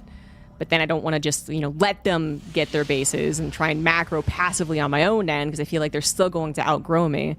And finding that, that time of which you actually can attack them is so hard, especially if you do lose your opener, which certainly does need to be said. Foxer's opener, frankly, a disaster. Losing the Widowmine drop before it even gets to the probe line is actually 0 damage, right? Not even lost mining time. So that's one thing that can already go better for Foxer. Yeah, he does go for a non-Reaper opener right into the reactor, right into the Widowmine drops. He doesn't need a scout on his opponent, but do you need it? I mean, you can kind of just guess that they are going to go into Blink. And they are going to go into a Nexus, not a 4-gate. What you would want to scout is, do they go 2-base Storm? Do they go into a 4-gate? Do they go 2-gateway Nexus? And that's something that you could actually say you would scout with the medevac more so. If the medevac gets into the main, which again, last game it did not. And then, very clean opener here from Foxer. Last game he tried to go a little more aggressive. Factory expand, Reapers, Hellion. That didn't work. He's completely just forgone that at this point, now being cleaner on the macro front. Hopefully puts him into a better position in the mid game. And wouldn't mind drop again. Hopefully he doesn't get shot down immediately. For Mute, he is going to prepare some units this way and that. You don't know which direction they're coming in from. Hallucination sees the follow-up. Did see a tech lab, which could have built a Banshee, but now it was building the medevac and then the tech lab. Is the Widowmines. Oh my god, oh my god, oh my god, oh my god! Traffic jam! We're good. The traffic jam almost screwed over something. Either more probes are about to die or more army units are about to die, but fortunately, the AI barely getting those units out of the way. 3 Widowmines killed, 4 probes killed. Medevac seems certain to die, so overall, not the best. But better, for sure, than the last game. And with this cleaner opener, I do give Foxer a better chance in that more mid-game control. He did push out on his third base, was kind of stubbornly making sure he was out in the map, because I don't think I think he knows how often a third base ends up being your death trap as a Terran player. If you let the Protoss just come across the map with 3 Colossus and they start to bully you with the range, it can feel very oppressive, and he was very much not wanting to let that happen. But he didn't actually have the army to truly terrify Mute. It was even in army supply, even a little bit less. The storms that were scattered around were just way too many to deal with, really. And I think that'll be a bit better looking this time around, as Foxer does get the, as I said, clean 2-base build. Getting into Bios, Sim Combat Shields +1, Medivacs are on the way. Mute did go for the Templar Archives before the 3rd Nexus again.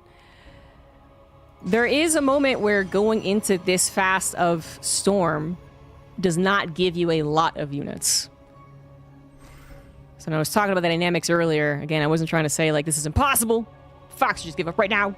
But it is difficult to find those points in the Protoss defense that are truly weak, if they're playing some type of conservative style, which I would say this is. But one of them is that you're not going to have a lot of units right now, literally with this push. And Foxer has tried to make sure this build went as cleanly as possible. Looks like he's done a great job on that. Ends up finding the 3rd base totally under-defended. Storm is done, and that is a good Storm. Oh, baby. That is a good Storm, because it also barely takes out the Widow Mines. Not before they fire.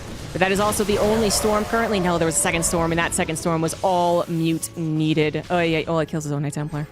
Oh, man. I feel like that was one of those Terran eyes get really large. Or like, that is not a Protoss army. That is a Protoss that is surprised I am already here. That is a Protoss with only one more Storm. Let's fucking get it.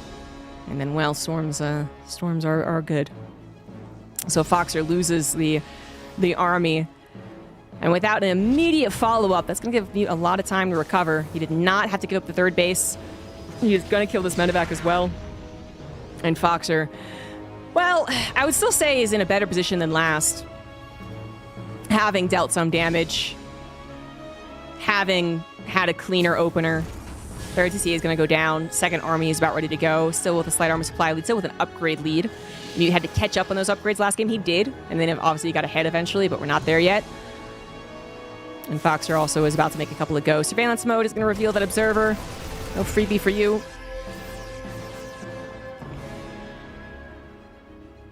And now there could be a drop into the main base, but I think Mute is also kind of like wondering, just right now, he is blind. Is very good about spreading out the Storms last game, though. So there are no totally under-defended positions. Observer just caught the tail end of that Medivac drop. Storm ready to go. Focus that down. Maybe just a little bit more damage done here before getting out. You do not want those Stalkers chasing down every single Medivac, and Blink is, of course, done. One Medivac does go down.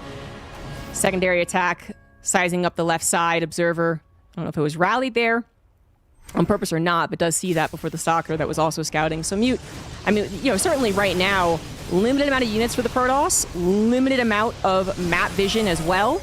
Needs to make sure he's got his units ready to go in position. So far doing a great job of that. Foxer is forced to flee on both sides. And then might actually just lose every unit here. Yeah, unfortunately, that is to be the case. A couple of Marauders do end up surviving. That's better than nothing. Scan ahead reveals the incoming army. One of mine does get a nice shot off on the Zealots. And Foxer's Ghosts are going to be coming out in the nick of time. He actually had the Ghost Scout and he wasn't quite affording them as of yet. But 3 Ghosts about to make it to the front lines. Going to buy some additional time by killing those rocks. At this point, he's no longer the aggressor with 2 drops that are really threatening, or 2 attacks that are threatening. I mean, it is time to be a little scared of the incoming attack of your opponent. Foxer doing something very dangerous. He's got his drop still on the other side of the map, and just picked up 3 more units. Scan reveals an army back at home. That's a good sign, I would say. Now you can set this up without having to worry about your base. Although you do need to still save these units. Yeah, 1 Medivac will survive. Nice alternative targeting there from Mute, but still ends up 1 Medivac getting away, and then did not realize 2 Medivacs had gone over to the left side, and this is going to be a snipe on the Nexus. Widowmine also getting a great shot on the probes. I do believe that was retargeted. And Mute does take some severe economic damage. And Foxer not letting him get into a comfortable position. Scan once again revealing an aggressively moving army. Scouts the Observer as well. That is very important so they can't predict kind of the ghost EMPs and where they're coming in from. War Prism is ready from Mute. He is going to go for the aggressive EMP once again on the backside. Gets a couple of High Templars, gets a second EMP as well, but still 3 High Templars with Storm. We got more EMPs. Army supply in favor of Mute. Upgrades in favor of Foxer. Foxer with a concave and a couple of good EMPs could have a very good fight because the Widowmines are also here. And that is a very Zealot-based army. Archon's getting depleted thanks to the EMPs as well. Keep scanning ahead, wants to know how many storms there are. There certainly seem to be 0, but you don't know what's coming forth beyond that scan. And there are 3 High Templars. The emergency High Templars, I believe, have now either been F2'd or just brought its very intention to the front lines.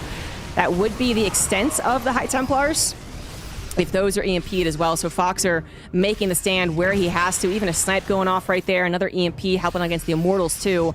+2 is done for Mute. He did not get to double forge. Or he did, but not able to quite afford it. Still has 2 upgrades to his opponents. Widowmine splashing off on these Zealots. Zealots only disappearing. Nothing much left over. Archon going to get depleted. Immortals are not going to actually last long. There we go. And the Stalkers are also going to fall. And that, in fact, is going to be it in Foxer's favor. Mute with the aggression. Tried to make the attack work. Did not replace his 3rd Nexus. Although he had a 4th. Did not replace his 3rd. And put everything into that attack, which was not enough. Foxer's army was actually very well set up for that army of his opponent. The composition was great. The positioning was great. You know, he had those Widowmines positioned in good numbers that he could withdraw from as soon as the Zealots were let loose. The EMPs were hitting.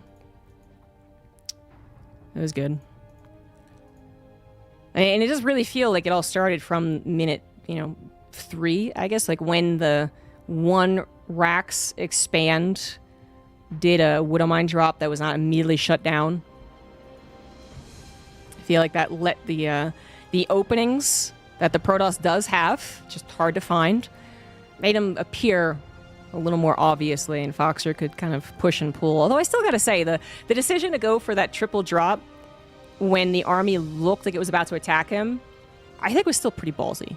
I mean, it could have backfired. Maybe it would have, would have made a base trade. I don't know how that would have gone, but that is the risky decision I certainly wouldn't have made. I would have cowered. The games over on Wardies were top tier. Oh, great. I think TVP used to be my favorite matchup because I think it had a really strong early, mid, and late game. It just felt like there's a lot to be done for both sides on all of those parts of StarCraft 2 game. It's lost that to a certain degree, but when TVP still feels like that, when there is that ebb and flow, I think it is one of the cooler matchups. People always say TVZ is the best matchup, which, it's the safe bet, I think. But for me, TVP was the coolest for a while.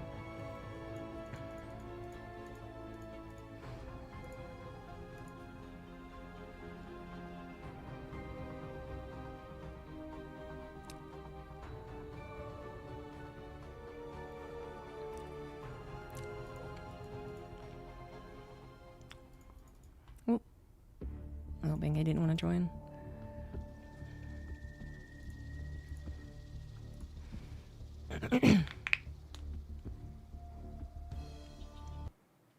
Hey, we're at 2020 for the Matcherino. We got perfect vision, guys.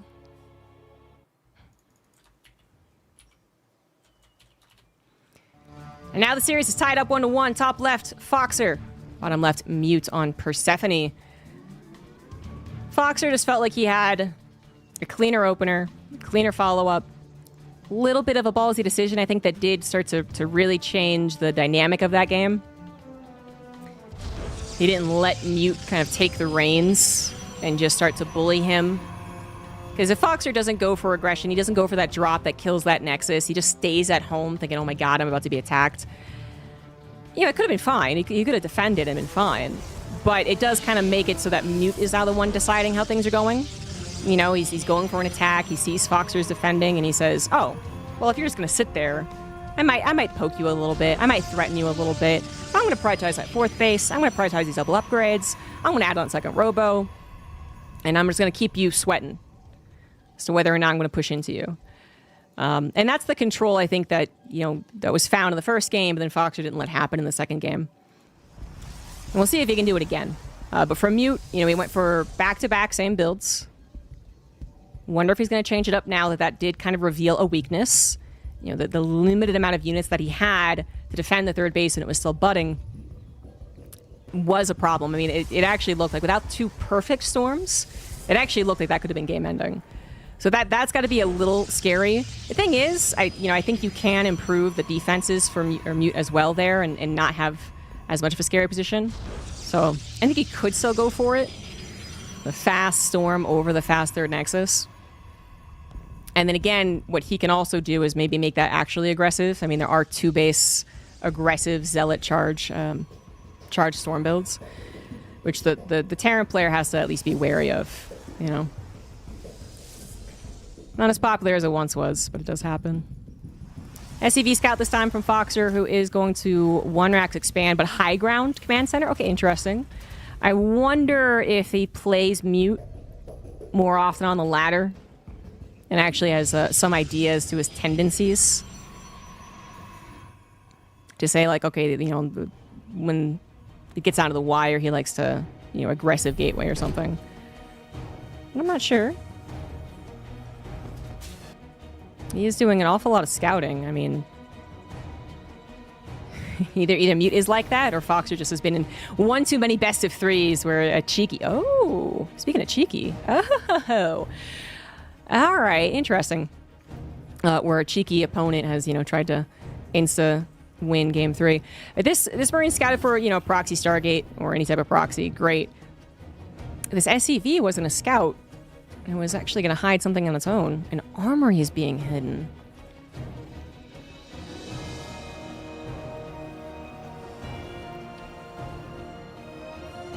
I'm trying to think of what that is for.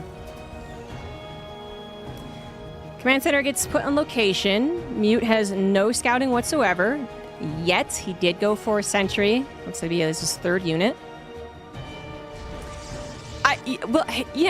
My brain was thinking of all the cheese I've ever seen from an armory this early on. And Thor Drop did occur to me, but Thor Drop usually proxies as well, right?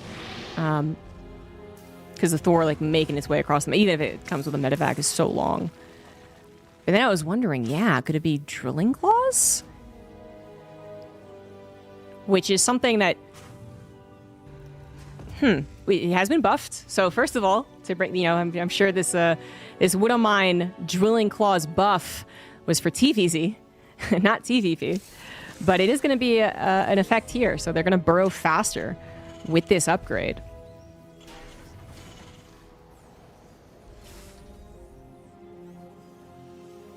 Now, what does this hallucination think that is?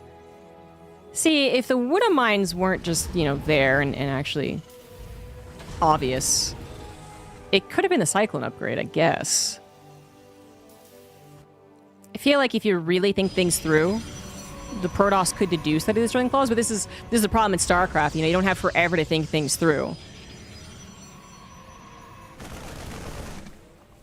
Drilling Claws is completed. Hallucination. Continuing on the follow-up scouts. Just to see, are you hiding a Thor somewhere? What's going on? Did not see the Widowmine drop. Does not know from where it is coming. But this is really the only thing I think it could be. It's just now the Widowmines are certainly going to burrow. It's usually not a question anyway, but now they're going to get a much faster shot. Unfortunately, so far for Foxer, not finding that damage. Of course, obviously the secondary effect of having Drilling Claws is that they are burrowed and invisible while burrowed. Forced to recall an observer, but that is a good recall. Take them out before you mistime the second shot. Get back to mining instantly. And this is, the same exact damage that was done in the last game without the armory and Drilling Claws. Drilling Claws will affect the rest of this game, technically. You're going to build Widowmines against someone who has the seemingly preference to go into Charge Storm, right? But,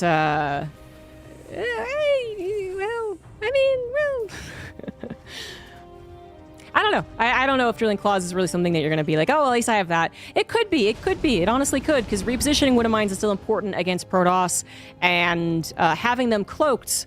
So maybe the observers that Foxer's been very good at scanning and killing aren't there when it's needed the most. When the final nail is about to be put in that coffin, the Zealots get warped in, they go for the charge, and it's like, shit, I didn't kill all the Wood of Mines. Like, that could be helpful. Drop coming in for Foxer, though.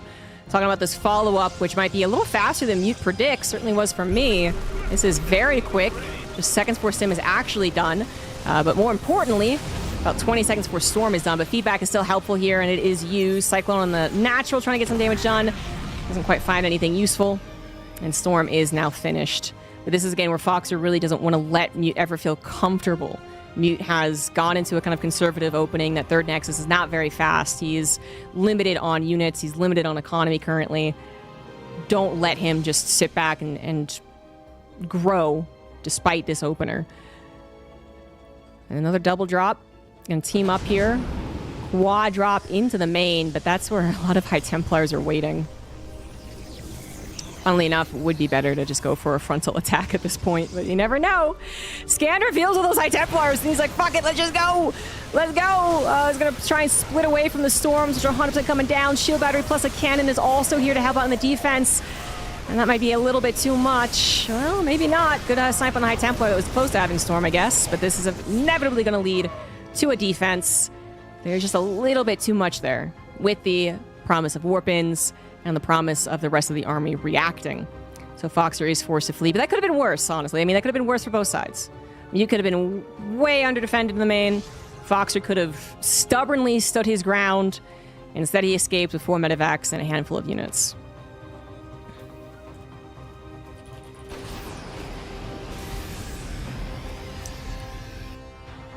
So Armory's never going to be found out, by the way. Getting to those 2-2 upgrades, very important. Or 2-1 is now on the way for Foxer. Far ahead of Mute, who is just finishing his +1. Second Forge is on the way, though. Second Robo, Robotics Bay.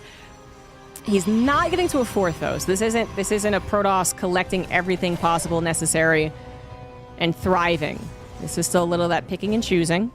Foxer at 70 SCVs, 3 base saturated, 4th base not on the way as of yet. Needs to afford the Ghost in the Ghost Academy. Got a good army. Equal upgrades as Terran approaches Protoss. That's a lot of Storm. And no Ghosts, so you're kind of just puffing up your feathers. I mean, a little more than that. Drop into the main. The High Templar is still there, but a little out of position. Goes for some of the warp-ins, but now the rest of the army is reacting, and this is when you have to get out before those Stalkers blink, and unfortunately loses 1 medevac full of units. Still saves a lot of medevacs at least, and still is stopping this 4th base from being a freebie. Mute is banking a lot of money, does want that 4th base. He's being very careful about how much he can be spread apart. 4th base on the way now for Foxer as well.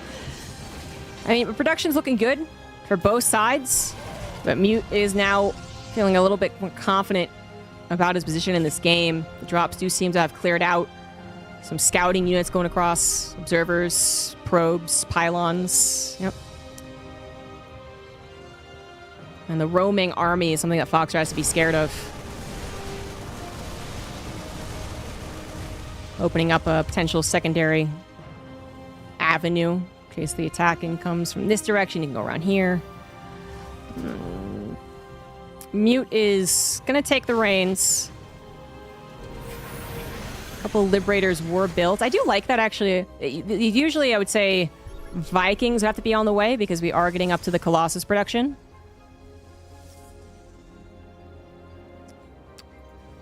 But right now, with the scan that last revealed the army seeing no Colossus, I think having it roam around your base, you're just going to want those Liberators, and then maybe, hopefully, afford the Vikings a little later on. It's ideally you get to a good number of medevacs, a good number of Vikings, and then you go into Liberators, and that's nice and safe. But it's easier said than done. But Mute did entirely withdraw. Foxer has more room to breathe. Foxer is going to go for some Liberator harassment since they did not have to be used defensively. Gets a planetary up on his 4th base very soon. Mute, very good at these defensive, building up the slow and steady Protoss army. He's been very good about that, but does take some, one battle at a time. Doesn't necessarily have a lot of secondary forms of attack ready to go. And I feel like it's something I've seen from Mute before. Like, he had a really good game versus Bjorn, actually, I think, in something or another. And it was a little bit of that, too, where it was just like, oh, a couple of Zealot run-bys would really do well. And well, speaking of, tons of Zealots on the right side. Maybe they should be over here on the left side. Foxer scanned ahead, revealed very vulnerable Colossus against Bio, which is not usually what you would be thinking. But he does go after him. He goes after him again! Grabs that Colossus, but is going to eventually have to leave. The Zealots that were going for a big old run-by are now coming to the front lines. Medivacs have picked up and are trying to escape. Stalkers may be able to get one more Medivac. Nope, boost is going to be effective. Nope, goes down. Still. I mean, what a call to make, though. 3 Colossus were killed just to the Bio, just from not expecting the aggressive Rabbit Terran. It's like, oh, a cute little puppy. Oh, Jesus. But that was it is one of the problems of having all your Zealots elsewhere.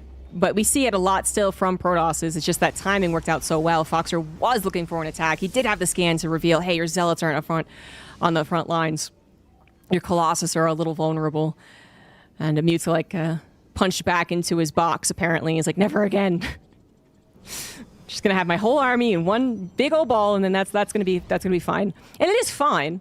It's fine, but these run-bys are usually what really starts to aggravate a Terran, especially if the Terran doesn't have those Liberators quite ready to go, doesn't have the Planetary quite ready to go. But here is a fight over a 5th base that is only just building. Not a fight that is really going Mute's way. Concave possibility here for Foxer is good. Fight gets down to the Colossus that was left over, and the rest of the ground army just simply does not size up to Foxer, who has managed to grab +3 attack against only the +1 armor of Mute. So these Zealots are simply disappearing. Foxer really seems to have found his flow. Mute is now the one in trouble, not taking particularly good fights and not having anything else happening. I said that was a 5th. That's actually a 6th. The 5th is on the right side already. Tons of scouting being done from Foxer at this point in time. He's using the drilling claws really well, so the Wood of Mines, they could have stayed at home. They could have been scared. They could have been waiting for Mute to attack into him. That would have been incorrect, because Mute hasn't been particularly aggressive. But it also probably wouldn't have been the best use of them. Now with them spread across the map, they're getting, scouting. They're being observers. Does anyone else think that if a Wood of Mines burrowed, it should just immediately be revealed? Okay, anyway. The usage of it is really nice. I like that a lot. And if it wasn't Wood of Mines, just Marines every which way, because usually there is a secondary attack. Usually there is, a DT attack or a Zealot attack. Not so much for Mute, but usually the case. Again, back on these just mono-a-mono fights. 3-1 versus 2-1. Foxer with a lot of bio, very powerful army, 7 ghosts as well. Good number of Vikings, although there are 3 Colossus. They're just simply not getting the best fights. They're going down before they really get to engage. As the worst possible use of the Colossus in that Nexus is in a lot of trouble. Zealots do manage to connect, but for how long with only 1 armor against +3 attack? Medivacs are healing up the army to a certain degree, but it is getting awfully low. Stim after stim. Zealots getting a lot of connections. Bio forced to flee. And the Medivac numbers are starting to dwindle. Mute does manage to repel that, but he lost the Colossus, he lost the Nexus. The upgrade's still a problem, although he's finally getting up to his own 3-2. But this is now the problem for the future for the Protoss' side. In the first game, Foxer was constantly on the ropes, and the Protoss was just ready to attack with wave 5, 7, 8, 9. It's the opposite kind of in this case. Mute might be able to get to a decent supply again, but he's not quite ready for the technology that Foxer has been able to get to. Foxer is actually, hold on one second. He is getting to Liberators. He's not quite there yet. Aggressive Storm placement, not quite microed correctly. I don't know exactly what happened with that, but Foxer's gonna be very thankful that Storm did not hit. His armor was very vulnerable. 6th base is a planetary. He could forfeit that. He could, if he doesn't see a good enough fight, and I don't know about this one. 1 Storm already injuring a very injured army. Liberators do appear, but jumping on top of the Blink Stalkers, maybe not the best use of them. Foxer losing bio. It's so injured. It's so stim. The Medivacs are out of juice. The Liberators are helping to a certain degree, but not in the most powerful position. And yet, Foxer is holding on. Mute losing so many units because he was suddenly pulled 3 different directions. He was attacking the bio. He was attacking the Liberators. He was attacking the planetary. Everything was disjointed. And so while Foxer was also getting very low on units, on health, on Medivac energy, it was not the attack there for Mute. Both of them probably just happy to be alive, happy to be in this game. They back away from each other, but Foxer is on 6, almost 7 bases. Mute only on the 5 as he has replaced his 5th. And that is an absolutely bad sign for Mute. The supplies might look similar enough. You're like, okay, fair enough. But this is a very different scenario than 4 minutes ago when you're talking about like pure bio versus whatever else the Protoss has. When you're talking about a Terran player struggling to get that fourth up and running. This ain't it. This ain't it. Foxer has all the bases. He has all the map control. He has all the map vision. And he has all the technology. He's got good upgrades. He's got Liberators. He's got Caduceus Reactor even, so the Medivacs will always have energy. And Mute needs to either have his own Tempests to help out against the growing number of Liberators, or he has to have map control. And he absolutely does not have that. So if he is forced to continue being the defender, those Liberators will just siege hop. 4 Liberators becomes 8, becomes 12. You just aren't going to be running into that without Tempests.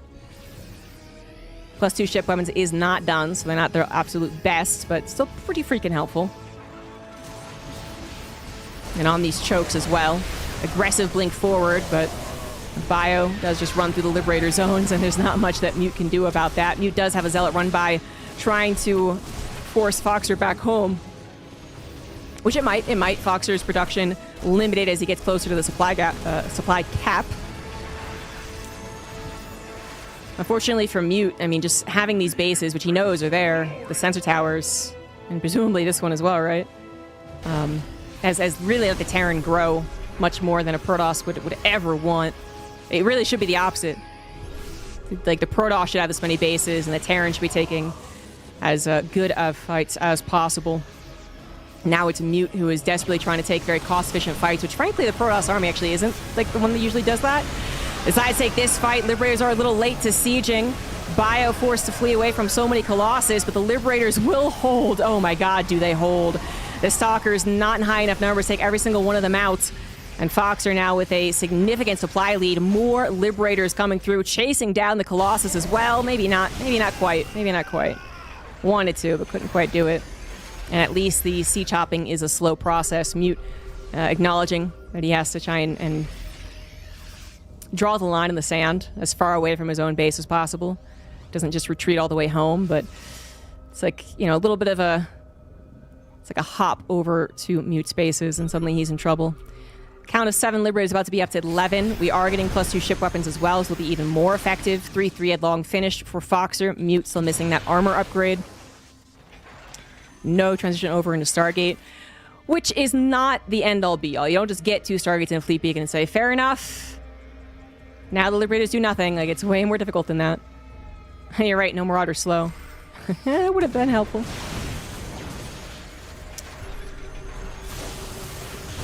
But it's, again, either you get into that Stargate play, or you start taking control over the map. Seems like Mute finding some control, threatening bases, forcing the Liberators to siege and re-siege. Goes to the front line a little too much. Does get punished, but just the Liberators. 1 Colossus goes down, so the bio is allowed to get too close, but there's a planetary over here that Mute would have to then dedicate on. He doesn't want that army to get split up again like last time. He's got to be so careful about this, but the Liberators are certainly close enough to defend this. Zealots are ready to go for a run-by, I assume. Kind of got caught maybe by the bio. So that didn't really work out, and with so many planetaries, you know, the simple Zealot run-bys are not going to cut it. This is where DT Blink would help, but we are not very rich on the side of Mute. And he does need a certain amount of bank to, you know, try and reinforce. Bank heavily in favor of Foxer currently. And Foxer is just... An end goal for him is getting the Liberators to tighten the noose, you know? If he can get those Liberators next to a base that then becomes next to the warp-in point, that then becomes next to the gateways, well, then he wins. And we are going to get ourselves a little base trade, aren't we? Of course! Base trades! Planetary's not going to hold for very long. That does go down, but we're talking about another planetary, another base. SCVs are falling, but Mute is also losing his own economy, perhaps an attack into the main as well. Liberators currently not doing anything. I mean, having them just on siege not doing anything is the worst of all the choices. This is the worst one. Does need to bring them back. He does need to bring them back, prioritizing his reinforcements, just scrambling every which way, looking every which way. Does manage to get his reinforcements to get into a choke. He's trying to build some engineering base, fastest building, most health available for the little wall. I absolutely love it, but it's not going to be enough to hold. Storms, Stalkers blinking in. That is going to cover the reinforcement, although once again injuring his own units in the process. Where are those Liberators? Are they actually still alive? Yes, they are. 9 Liberators. The rest of the Bio Army looking to return home, looking to protect the production. Both of them dealing massive amount of damage to each other's economy. Foxer has one healthy base. Mute about to have kind of 0 healthy bases, but still both of them mining to a certain degree. It's going to come down to who takes the better army fight. And I don't know if Foxer can win that. He has lost a lot of his Marauders every which way. The Liberators are fantastic, yes, but they're not what you want when things get chaotic. They want to be in a choke. Ghosts getting killed before they're very effective, too. It's all down to the Liberators. If Mute takes a fight in the Liberators, he probably dies. If Foxer doesn't siege them up appropriately, then Foxer probably dies. Foxer is about to be supply blocked, by the way. All those command centers he had now dead. He is trying to rebuild his barracks. It looks like he was prepping for an even, more severe base trade. Good catch on the observer. Well, he still has a couple of scans, although that should be very limited, right? 3 orbitals ain't bad. More than I thought he'd get away with. Mute does have the gold base, something that Foxer was not aware of, although so close to scouting. If they build in the simulator. One Liberator there would help. And we are at 12 Liberators, so that wouldn't be a bad call at all.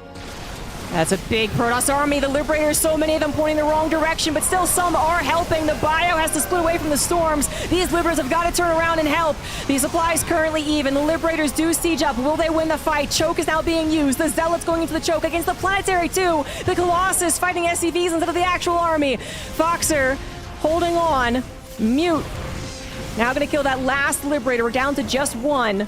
And now can camp a little bit of this production line. Both of them taking so many losses. Foxer has the mining. Mute has the mining. Who gets to reinforce better? Who takes the next battle? I don't know. But that wasn't quite perfect for either player. Foxer could have responded faster with the libs, with the pullback, with the split. Mute could have, I mean, honestly, maybe not just gone into a bunch of Liberators. I don't know, but this is hard to call. I do want to give it to Mute a little bit. Just with the gold-based mining, right? As we can see, it's not that much more mining, but it is more. He is missing an upgrade. He is up against +2 ship weapon Liberators, but far less of them now.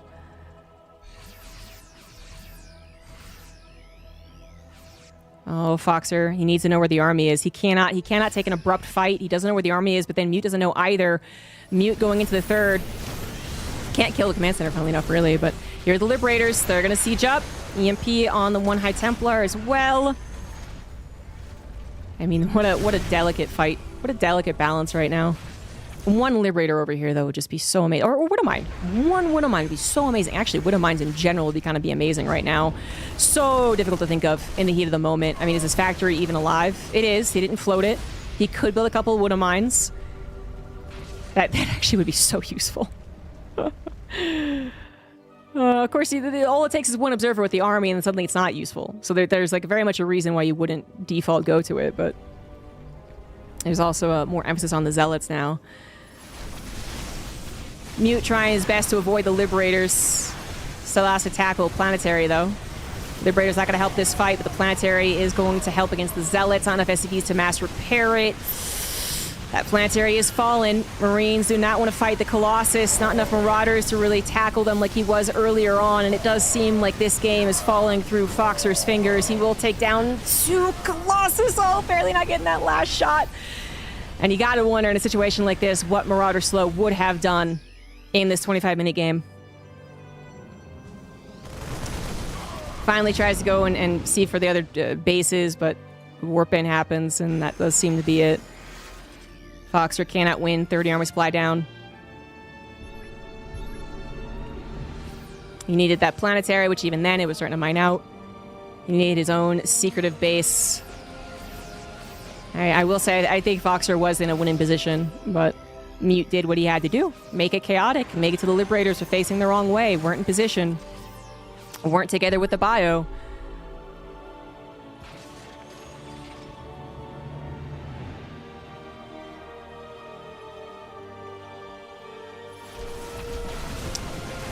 And this is going to be it by the looks of things. Zealots on the right side are depleted very quickly. Great EMP as well. Liberators are still up. I mean, this is one of the better fights that Foxer could have possibly taken as the Liberators destroy the last Colossus. The Immortal also goes down. The Bio is going to win against the Stalkers. And wait a second, can Foxer still win this? Oh my god. That was probably the worst fight Mute could have taken. Zealots on the right side deleted because of that missing armor a lot. Because of that. The EMP was fantastic as well. And then the left side just letting those Liberators free farm. Healing position going to be abused, trying to keep this army alive. It's the last army that Foxer will have. Healing is so fucking good, man. Medivac's being targeted, but it's the healing shrine that's going to continue healing them up. More units lost, but Foxer's down to 18 supply, and Mute still has a couple of reinforcements in his pocket. Foxer cannot say the same. He has one SCV in a dream. The probes are going to be pulled. There is no more healing except for the shrine. Oh my god. This is getting so fucking close. The healing shrine is there. He could go back to it, and that's exactly what he's gonna do. Oh my god. No. Not because Marauder's slow. 27 minutes in. 17 supply. Hey, Marauder's slow. That would be pretty good. Oh no. There's a storm. Yeah, you can dodge it though. I mean, this you know, in a micro trainer, storms are easy to dodge, fair enough, right? And this is basically micro trainer. What the fuck is happening? Marauder slow still isn't done. Acceleration through to the healing shrine. One more Marauder dies, but one more Marauder reinforces.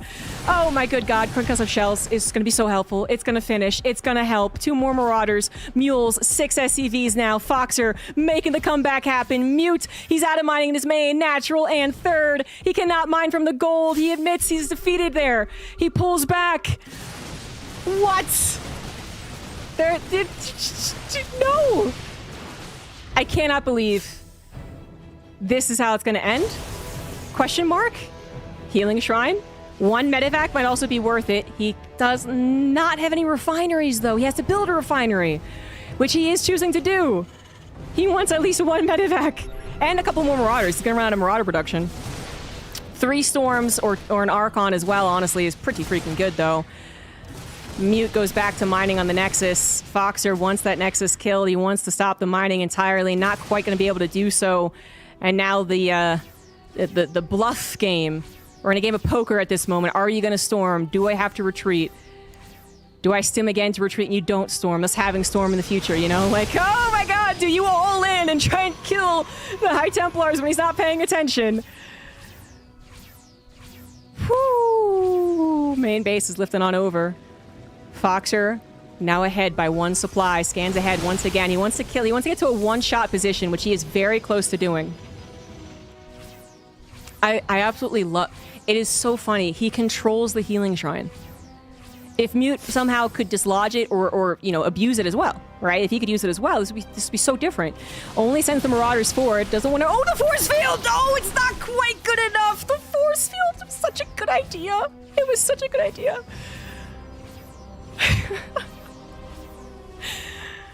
Oh, that was almost so clutch. Apparently not good enough, though. Apparently not. Oh, oh no. There's no more storm. The High Templars are dead. The Stalkers and the Sentry will not hold up against this. The Zealots come in. The stim has to happen once more. Some Marauders going down. The focus fire, though, is not going to be enough. Foxer, 1 unit at a time. 27-minute combat shields is going to win this game. What? That is the craziest game I've seen in at least a year. That should not have happened. But what a game. What a show for Persephone. Big round of applause for Persephone. Healing Shrine. MVP. Wow. Damn.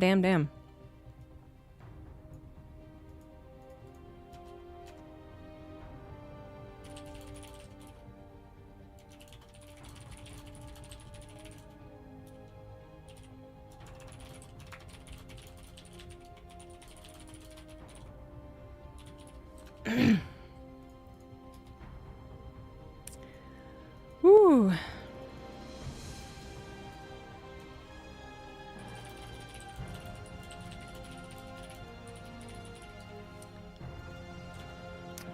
Oh my god. My heart. My heart, though. Oh, boy. Is PVT a great matchup again?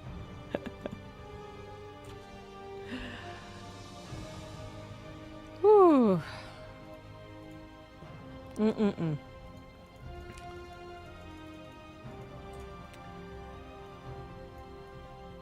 Eon, by the way, defeated Vindicta, which I didn't quite catch, but yeah. Maples was defeated by Inexorable, who I do not recognize. Or, hold on, before I say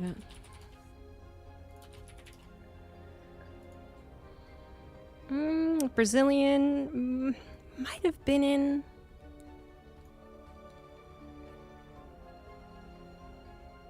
Maybe has made it to a regional before. I don't think very often though.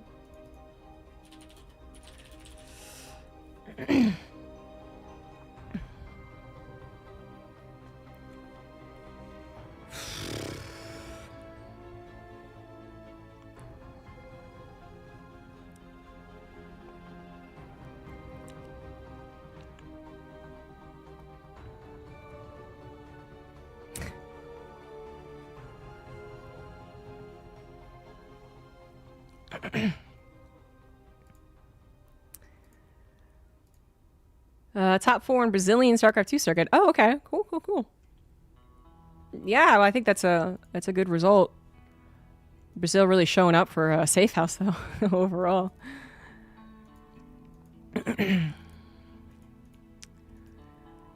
What did I miss? What am I doing? Fox needs a couple of minutes. Don't blame him. I'm also a bit razzled. I cannot.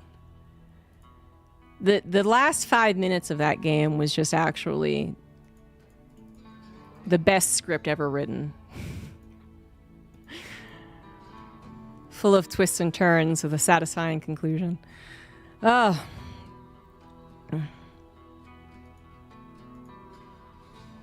While we wait, this is where I'll shill for Safe House. So yeah, guys. Safe House 2 is coming up next week, and what these guys are fighting for.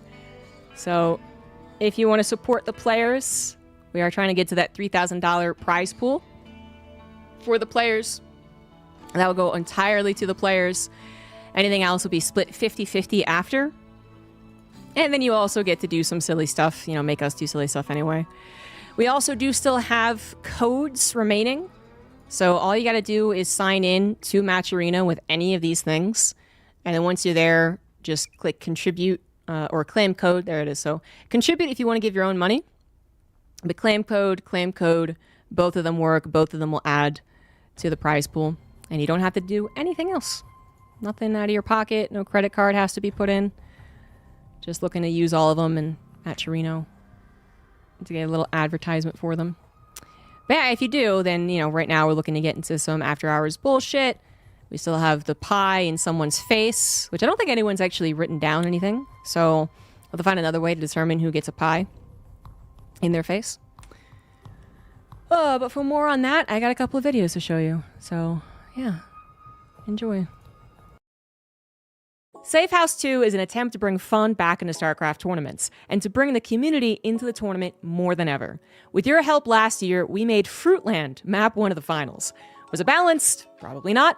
Did the players even know how to play the map? Definitely not. But it was fun. And so we're doing it again, except this time, chat gets polled on which map to play. When crowdfunding hits $6,900, chat unlocks the power to decide map 1 of the grand finals. Will they face off on Metropolis, famous for its Archon toilet moment in GSL? Will the finals include Catalina, a 3-spawn map only really remembered thanks to a certain organization's map intro? Will Cactus Valley make an appearance in StarCraft again, after it arguably debuted Blink DT, thanks to Nightmare in a game versus Gumiho? Can Arkanoid be played on? Like, actually, can the players figure out this map? Or will we decide to all take a chill pill and play the finals out on cozy, comfortable Belshire Beach? There is absolutely no guarantee these maps will be balanced for the current state of the game. With the donation goal met, a poll will play out for day 1 and 2 of Safe House up to the finals. Whichever map has the most votes will be the battlefield for game 1. Support the prize pool and unlock the poll, and decide how the finals begin. Head to matchuno.com/t/safehouse2 and help shape the tournament. Safe House 2 is an attempt to bring fun. Safe House is back with more silly match arena goals, and yes, we're going to throw another pie in someone's face. This time, you get to decide who gets the pie. When you donate to our match arena, you're not just supporting StarCraft, you're deciding which caster gets a pie in the face. Will Fear Dragon get the short stick again? Or will one other caster have the unfortunate job of pretending to be okay with getting pied? Every dollar you donate is one vote. You can vote for or against a caster getting pied, and by day 1 of the tournament, we'll know who gets pied live on stream. Support Safe House 2 and StarCraft 2, and while you're at it, make a caster get pied for the crowd's enjoyment. Head to matcherino.com/t/safehouse2 and cast your vote.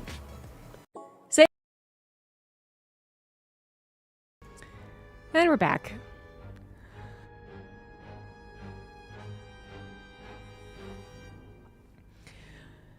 Foxer is still taking a bit of a break.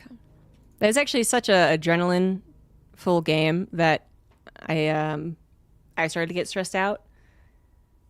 Because I don't usually have problems with my wrist, but I'm like beyond. If I like play in a show match or something, my wrists start to, I don't know, seize up, and then I start to get numb. And now it's happening. I was that invested.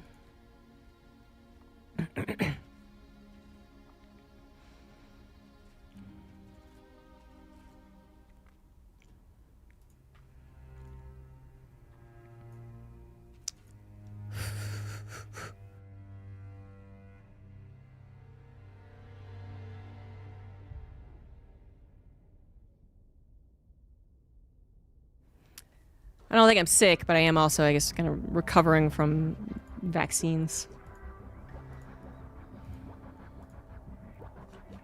So that's probably contributing to it.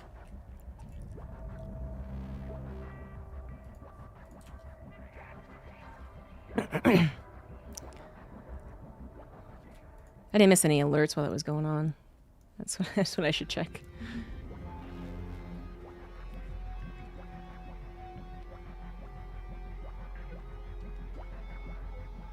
Seems like we're good.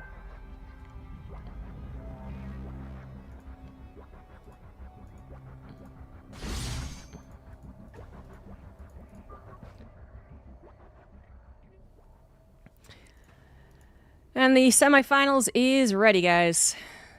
The semifinals is already underway. We are getting into Foxer versus Eon. Also, TVZ. Wasn't sure about Eon.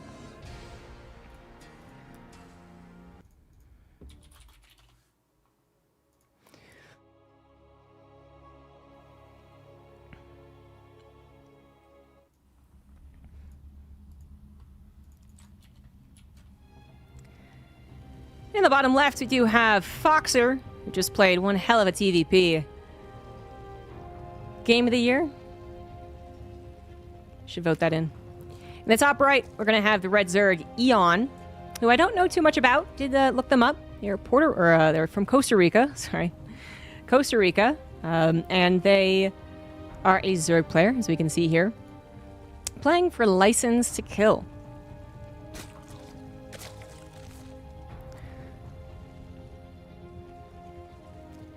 Has a couple good results against some recognizable names. Has gotten here by defeating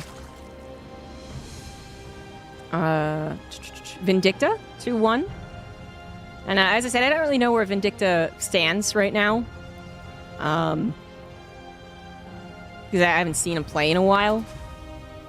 But I would say, just off of how good he was, puts in a little practice, would probably, be, I don't know, one of the favorites exactly, but certainly capable of winning this qualifier, and I was able to defeat them in a TVZ too, which there could have been a bunch of cheeses for all I know, but usually kind of talks more to a even, I suppose, skill level, with it being so mechanics focused, but I don't know what happened. We could see glimpses of it, obviously. What happened versus Vindicta as now Eon faces Foxer, another Terran. Apparently he's a Ladder Legends coach, so that is cool. Ladder Legends sponsoring Safe House. So coaching. Should check them out. I'm still recovering from all that shouting. Thing is, I had gotten the vaccine, which absolutely just wiped me out, man. Like, I got the flu and the COVID hurt like the dickens. Still kind of sore, actually. But it was just like, wake up in the middle of the night, headache, pain, muscle cramps, you know, like all the good stuff, right? But I had already kind of been experiencing a little bit of the maybe a sickness. I wasn't sure. Because I kind of had, like, the lung capacity felt a little dwindled. Anyway, long story short, I don't know if I'm sick, but I do feel like maybe all that shouting, haven't done my running like I usually do. I'm now short of breath, I'm getting old. So on and so forth. Why do you call Eon them? I mean, it's a general... Because I might also occasionally call Foxer they, right? To be honest, I don't know. I mean, I assume Eon's male, but... Hello, I saw that barracks. Especially when I'm not familiar with someone. Definitely my instinct is to go with they, which feels, I suppose, a little more informal. Or it feels more informal, rather, not informal. More formal. And just is something, yeah, I think every caster you'll hear use. Because it's interchangeable with he, him, her, she. Remember other vaccines make you feel as bad? I remember being quite braggy about how the vaccines did not make me sick. So this one was particularly bad. We did a Foxer with a SCV scout. I don't know if he's very familiar with how Eon plays, so that could have been a reason the SCV scouts. It also can be that you enjoy harassing the Zerg in such a fashion. Doing this, blocking out their third hatch. Then the Reaper, which barely gets away. Not quite. And then into the Hellions can actually be quite a problem.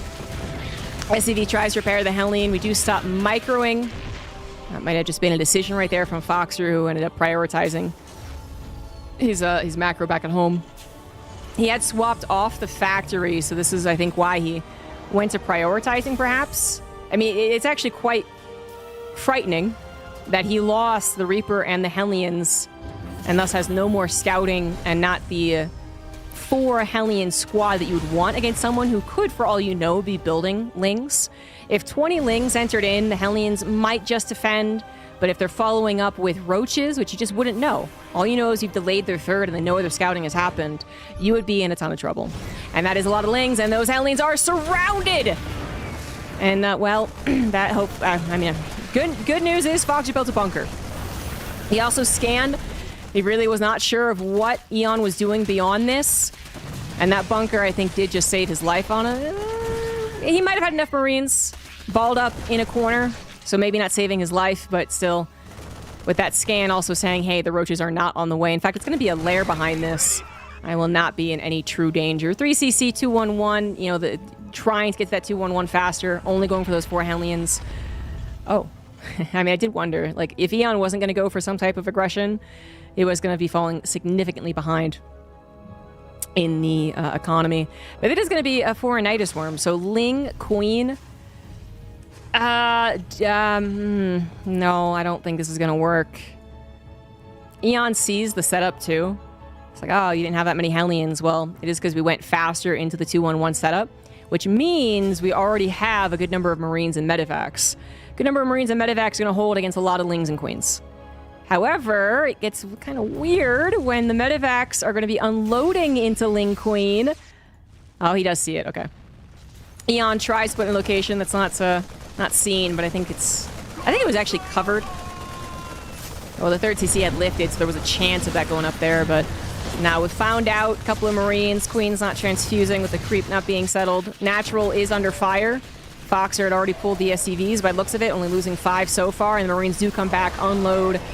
Not packed together, but good enough. And prioritizing taking down another Nidus Worm just before the transfuses can actually come in. And the SCV pull does have to happen. The good news is he's got plenty of SCVs to give, as long as this does not get a handle. If the Nidus Worm was healthy, if all the Queens popped out, the Lings popped out, we got everything surrounding these Marines. Marine Medivac might not have been enough. But anything beyond that, like the Queen's not a part of it. The Ling's not getting us around, and Marine Medivac's pretty good against this. Still want to make sure you do not get surrounded. The combat shield's about to finish, making this Marine fighting force even better against what Eon has. Ian goes for a frontal Nidus Storm, at least get his reinforcements across the map. He's really got no choice but to all in. I say that, he is getting a position, but he is getting some drones, but this is very, very desperate. Foxer down to 41 SCVs. Not because he lost a tremendous amount. Oh, 17. Okay. He did lose a decent amount. I was also going to say that we've not had, consistent 3 SCV production with all the chaos. We can get back into 3 SCV production and quickly get to saturated. Playing very, very safe. Builds the wall, builds a bunker. Not necessary, but better safe than sorry if someone is being aggressive. I say that again, and he just picks up, but he's got guts, man. He also has a wall and a bunker, and thus far, no banelings have made an appearance. Eon does not know about the drop, will not be able to defend the drop. Fungals are good as a comeback mechanic. I think they're one of the best comeback mechanics, alongside, I guess, burrowed banelings. But I will say that banelings are part of the equation. Just a fungal against this many Marines, probably not enough.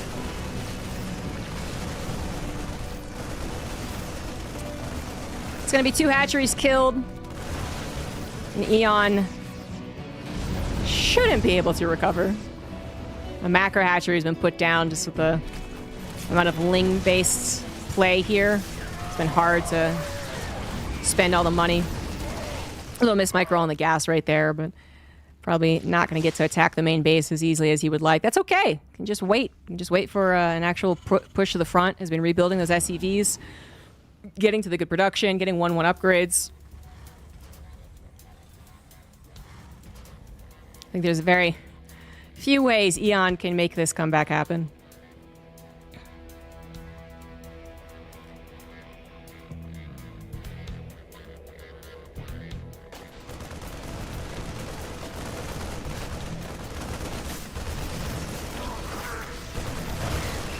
Unfortunately, Infestors still aren't very helpful when it comes to dealing with drops and multitasking.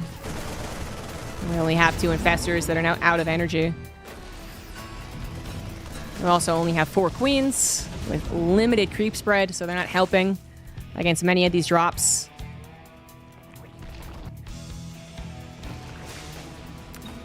Don't know how many ways Eon can bring it back. If he had lost a 3rd as well as a 4th,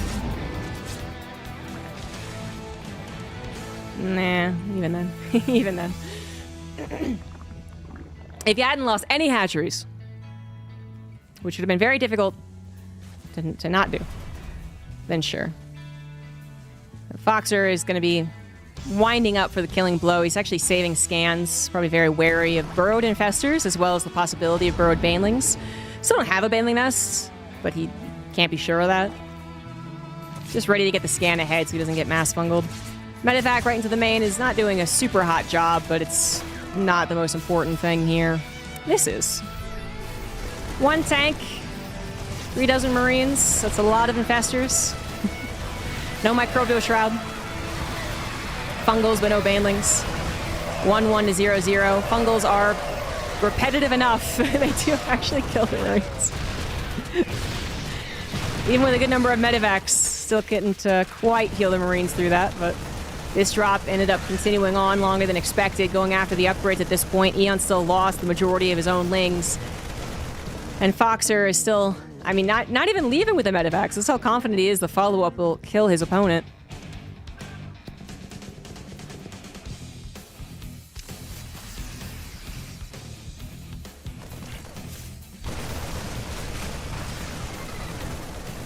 $40 supply difference might not look that bad, but it should never really go beyond a 40 supply difference, or you know what I mean? Like, it should never go closer.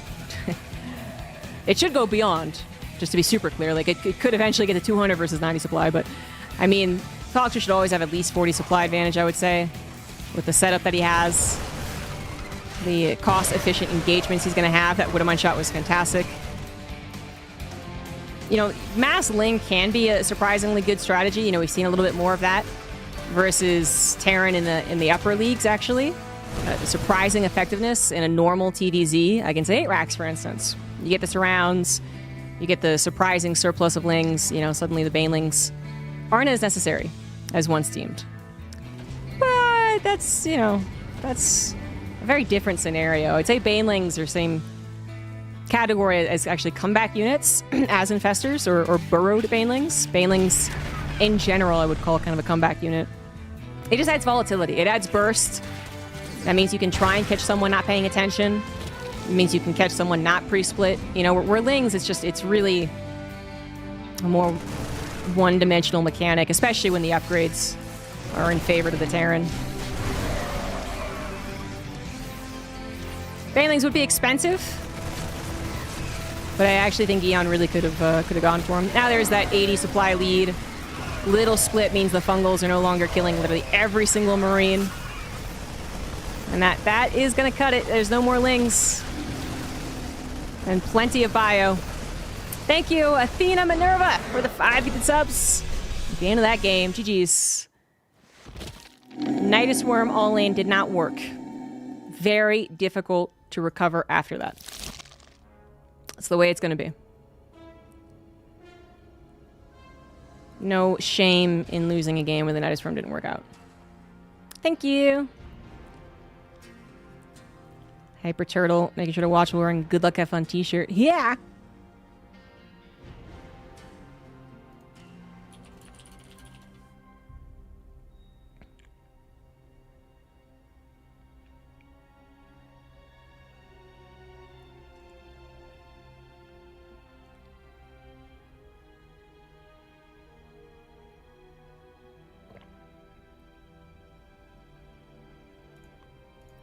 There's also no shame in losing a game. I mean, yeah, that's true.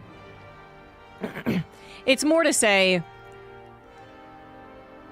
that that isn't really the game you look at to correctly judge Eon's level. Because I looked insanely one-sided, but if he has a macro game in the next game and it isn't one-sided, that's not a surprise. Because we really don't get a lot of information other than maybe he is a little bit more towards the cheesing side. That is good information.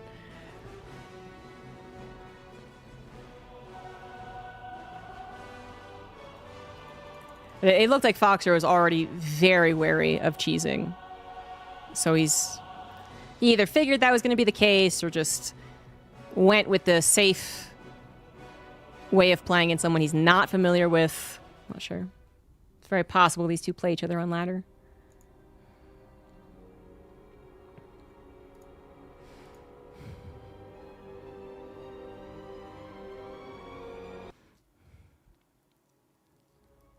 The American Clem. We used to have a Canadian Maru, the one true Maru. Masa. He doesn't play anymore, though.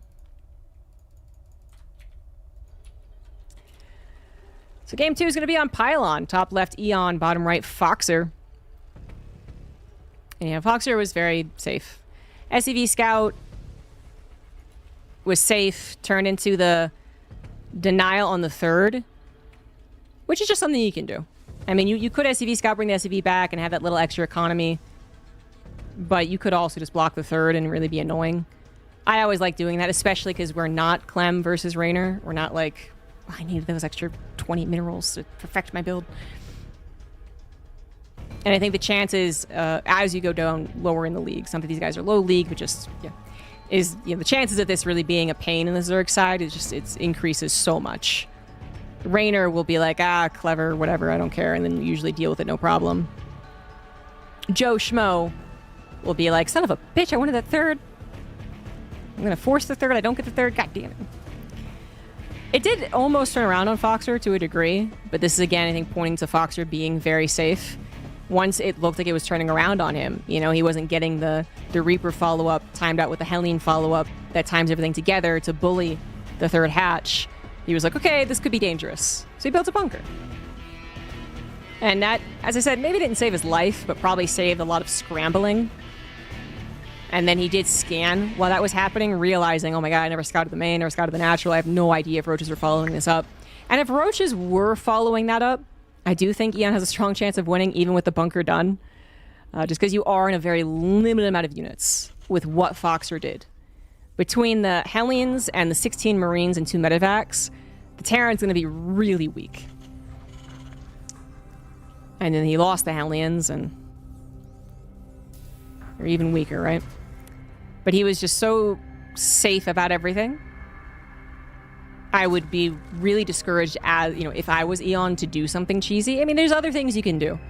There's really, the sky is the limit as far as Zerg cheeses, unless, again, you're talking about that up 0.0%, 0.1% of players, in which case we do start to really theorize, hey, is a proxy hatchery good? But you could proxy hatchery and maybe find effectiveness against a GM. You could. But if this guy is going to be so cautious, he is SCV scouting into the, well, not the Reaper, actually, this game. Oh, yes, Reaper. Into the Reaper, into the Hellions, into, you know, a scan, right? To make sure that it's not going to be something early on. Getting the bunker, just in case he's... Like, this is really, I think, deterring you from doing any amount of early game cheeses. It kind of sucks, because, again, theoretically, if Foxer goes 3cc... 4 Hellion 2-1-1, there is that time where you just have very few units. But if they're so on point with scouting, they can make sure that doesn't cause them immense pain. It's not gonna be the 2-1-1. We do have the starport on the way. Yeah, the second barracks at this time. Hellion Banshee, also very nice bread and butter, very safe way of playing. Can be vulnerable to things. A Nidus with Queen Roachling could destroy this. But I just don't know how much cheesiness Eon does bring to this matchup. So far, no indication. Oh, well, spoke just 1 second too soon. Well, maybe, well, no, that doesn't necessarily mean he's going to be cheesy with it. It is in the back, a little secretive. But the timing can go either way, I feel like. 345. It's definitely not a super early attack. But I am wondering. I mean, okay. Scan reveals a couple extra gases taken. Does not see the Roach Warren. Will not quite see what pops out of the eggs either. If it is just, you know, there's no Nidus room, there's no Queens, then the Banshee's going to help a lot versus someone who could be Ling roaching. I want to scan in the main too. Okay. I gotta imagine Foxer knows this guy. I don't know. This is such cautionary Terran play. Even if in your brain you're like, I might be better than this guy, I don't have to be that scared. You know, I could throw out a scan, I could throw out an SCV, and I don't have to worry about my economy being hit too much. Like, you still don't usually see Terrans do this. It's like only when they're pretty sure the guy's gonna cheese them do you see double scan. So Foxer's absolutely right about that. And then the Hellion Banshee is perfect against this build. Without the Queens helping and pushing the Banshee away, the Banshee can get on top of this.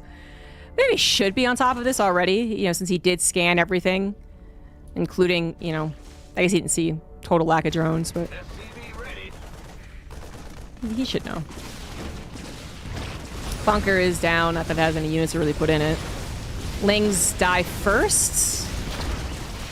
Banshees will eventually take down the Ravagers. It's quite a few Ravagers. Bunker does fall, but it was just meant to buy time anyway.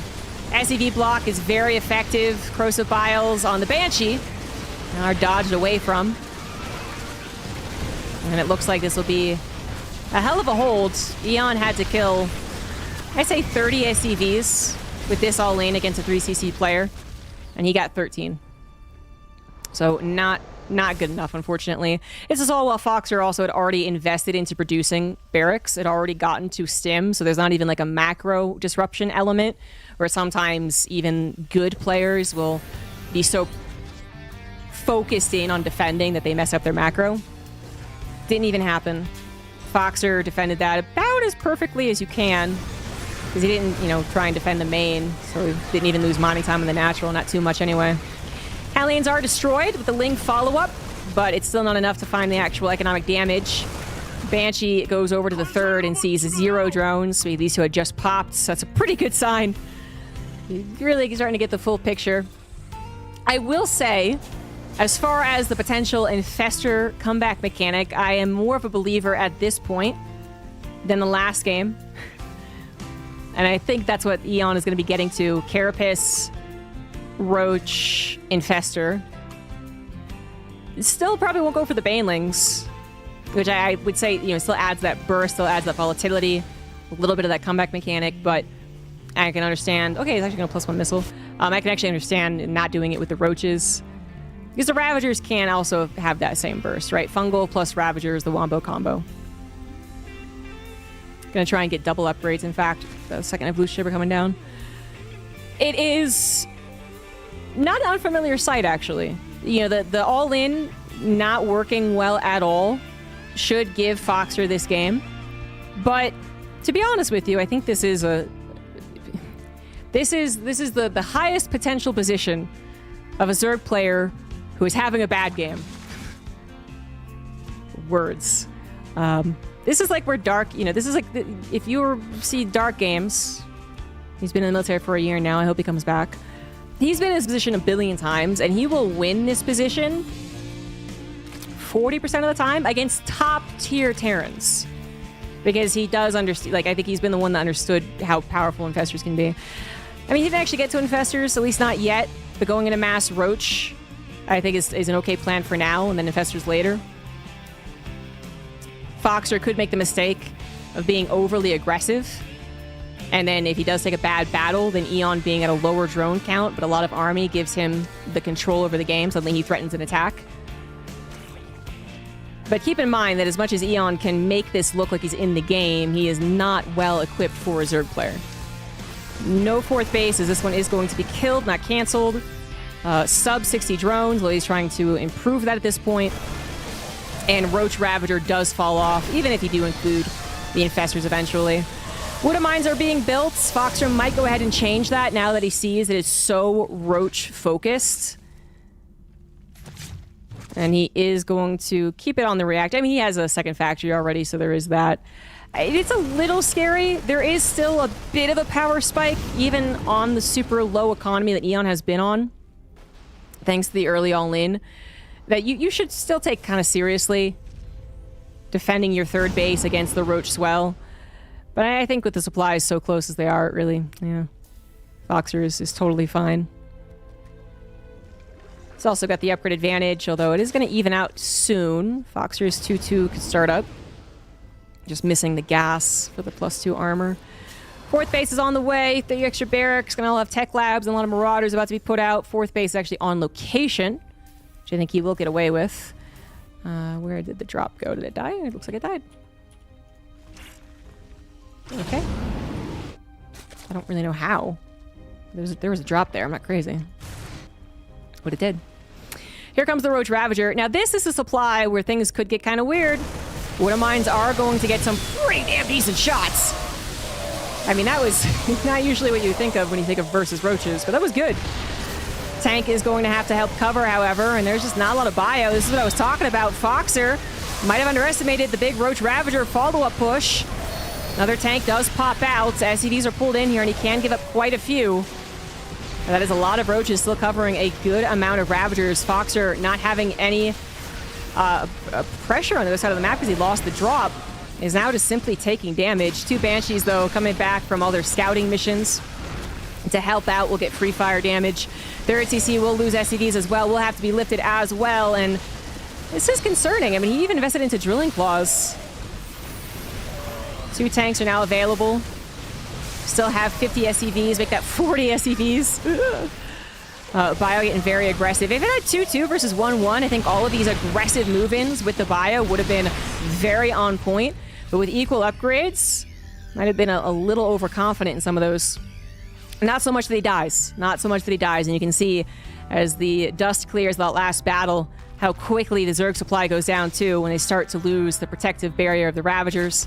They start to lose the Ravagers. It just sinks. It plummets. It was once was it 50 army supply lead or overall supply lead? Is now just down to 10. Foxer immediately getting back to some counter aggression, finds a 4th base underdefended, kills the drones, kills the Spore. Will not be able to kill the hatch. But that is good because it also sees kind of the intentions of the Zerg player. Were there a lot of drones there? Was there a lot of more roaches? Was there any other technology? Still no Infestors. I really was a believer in the Infestors, and I still kind of am, but not the plan for Eon this game. He is going to prioritize the Hydras, and perhaps we could have Lurkers make an appearance.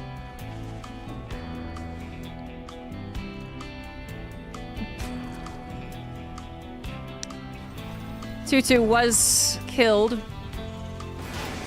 Did we replace the engineering base? Foxer did. But already has so much production underway after losing SEVs that there might be a... We have to have make a decision to stop producing and actually get those upgrades going, which I think would be a good decision. There we go. Prioritizing them now. That does mean Eon jumps ahead. He's going to have 2-2 versus 1-1. Which does make Roach Hydra a better mid to late game composition. Pound for pound as they both get maxed out, however, I'd still give it to Bio. Bio with a good number of Marauders, good number of Medivacs, healthy amount of tanks, and Marauders slow. Remember that.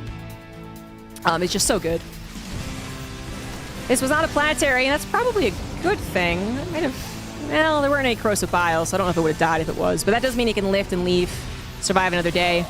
This attack ends up being even kind of bad for Eon, who did not kill the command center and is now losing a lot of units on the retreat. Eon is technically on 5 bases, but only 56 drones. Foxer, 61 SCVs, totally fine there, dropping a couple of mules every now and again. Hive is on the way for Eon. No Lurker Den, no Infestors yet. So it's still a very...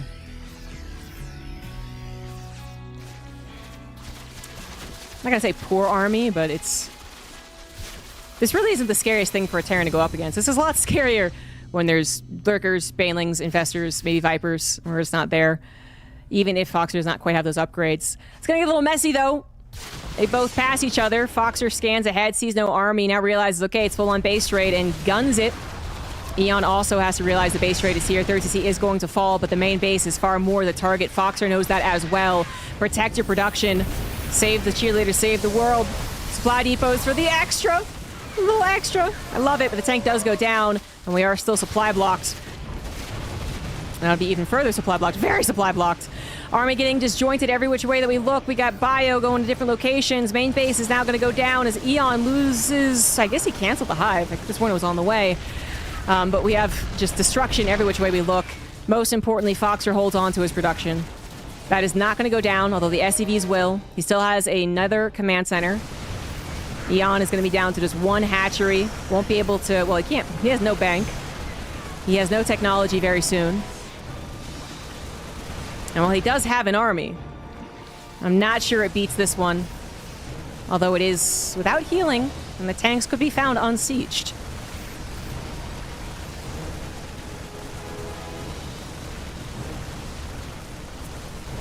Foxer should have this one. It is way weirder than it was supposed to be, though.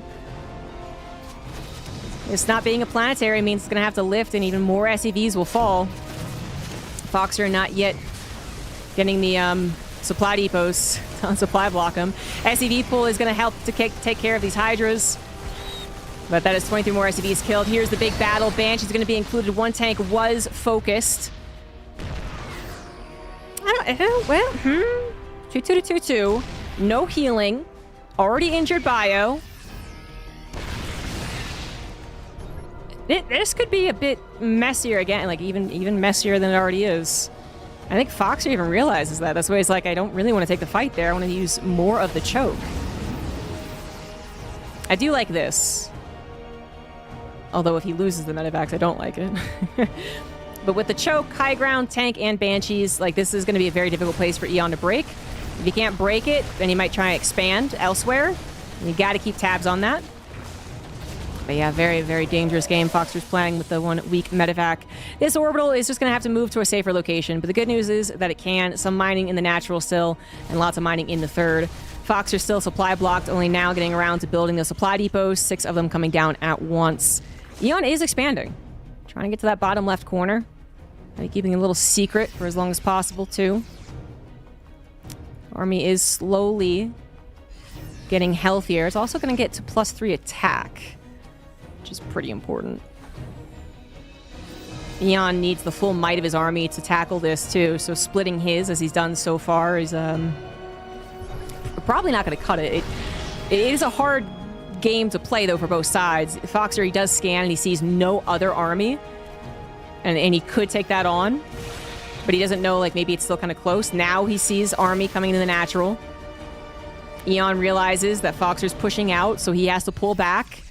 And again, I'm not sure this wins for Foxer if he takes the full battle, but he is going to have +3 attack.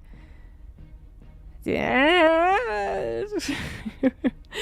20 drones, by the way, now on 2 bases to Foxer's 25 SCVs on 1 mineral line. So, I mean, both of them not mining very well. Foxer just hasn't been able to build anything, though, so...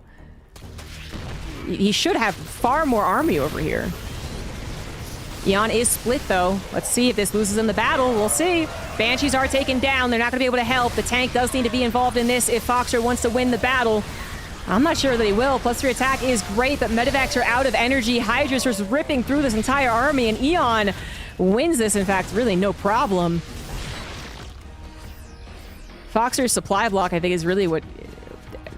is kind of what ended up killing him. Having to build 1,000 minerals worth of supply depots after the base trade, of which, you know, you lost all your economy, meant that he never had reinforcements. And Eon was at least building a couple of army units at a time, even though he was also on a very low economy. He didn't have to rebuild all of his overlords. At this point, Foxer probably just has to try and get these units back home. Which hindsight 2020, maybe he should have done in the first place. When he had 3 Medivacs, he could have gotten a third, maybe, of the army out. Certainly don't blame him for not doing that. Foxer moves out to the bottom left. We'll find the 1 mining base. The one last. Oh, this one still has a lot of minerals, actually. Eon's gonna converge. 2 tanks are going to be involved in this battle. Actually, healthy army as well. And then tries to come in on the top side, too. Fox are going to be in another wild game. Oh, no! Please don't drop. I don't... Was it me? Was it someone else? Did Foxer manage to kill a base and get away? Did he? Did he? I don't think he did. I don't think he did. Tanks at the siege. Okay, both of them were uncertain about that fight. Tries to save the tank. He does save the tank.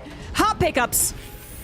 And he's not going to go all the way to his main base. Scuttle, scuttle, scuttle, scuttle, scuttle. And Eon can't quite be confident.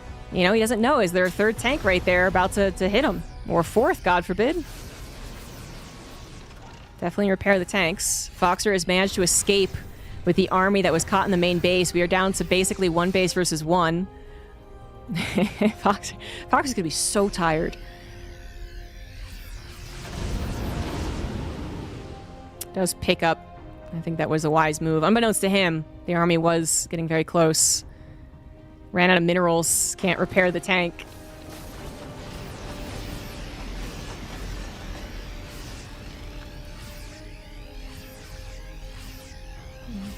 That is a... No, he's going to move out to it. Oh, God. Okay, that is an 80. Supply lead, now 60 for the Zerg. Good concave from them before the Ravagers are ready. Tanks still involved, but the bio is running thin. It cannot stand up to the DPS of the Hydras. And that is going to be it.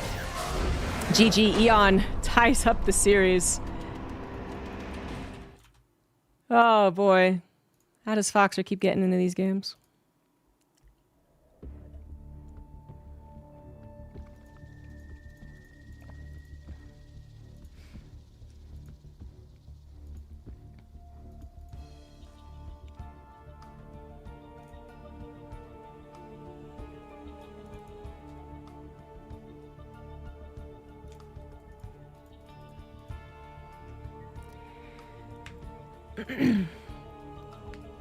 I do think it was in Foxer's favor. But that base trade really screwed everything up.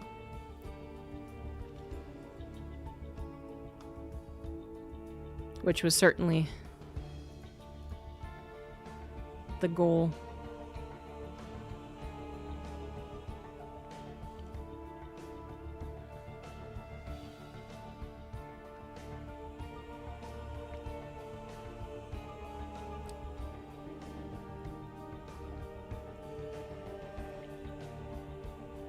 I think the first mistake was the underestimating the Roach Ravager swell, though, I think. Even though the Wintermines got pretty good shots, I don't think they really make up for what could have been more tanks. if he had just consistently built tanks from the get-go as opposed to the widow mines. If he had his army like pre-positioned to defend that as well, where it did seem to kind of surprise him. Nah, Blue Flame Hellions would not have helped versus Hydras. They would have gotten maybe a shot off on the front Hydra before getting ripped to shreds. Game 3 here on Ultra Love. Top right, it is Eon. On the bottom left, we do have Foxer. Eon goes for the Thing Roach Ravager attack, which Foxer was 100% wary of and did a great job defending. But that Roach Swell that comes after did some damage. It did. It killed SCVs. It killed army. It reset an already low tank count. And, perhaps most importantly, it did kill the upgrades, which maybe 3-3 would have been done for far more of those battles. Would have been done for the base trade itself. And who knows what really that would have done. But that, coupled with the base trade, that supply blocked Foxer, it seemed to do the true killing blow. It just took a little while to figure out. Because Foxer simply was not making army for minutes in that game.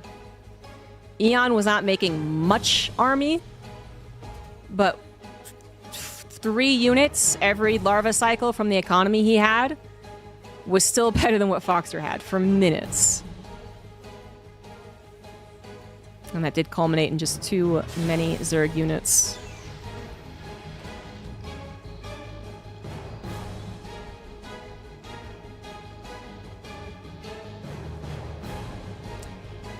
Should that happen again, I do imagine Foxer would be way more on guard and way more even maybe over-defensive against the potential Roach follow-up. You know, bunkers and non-stop tank production.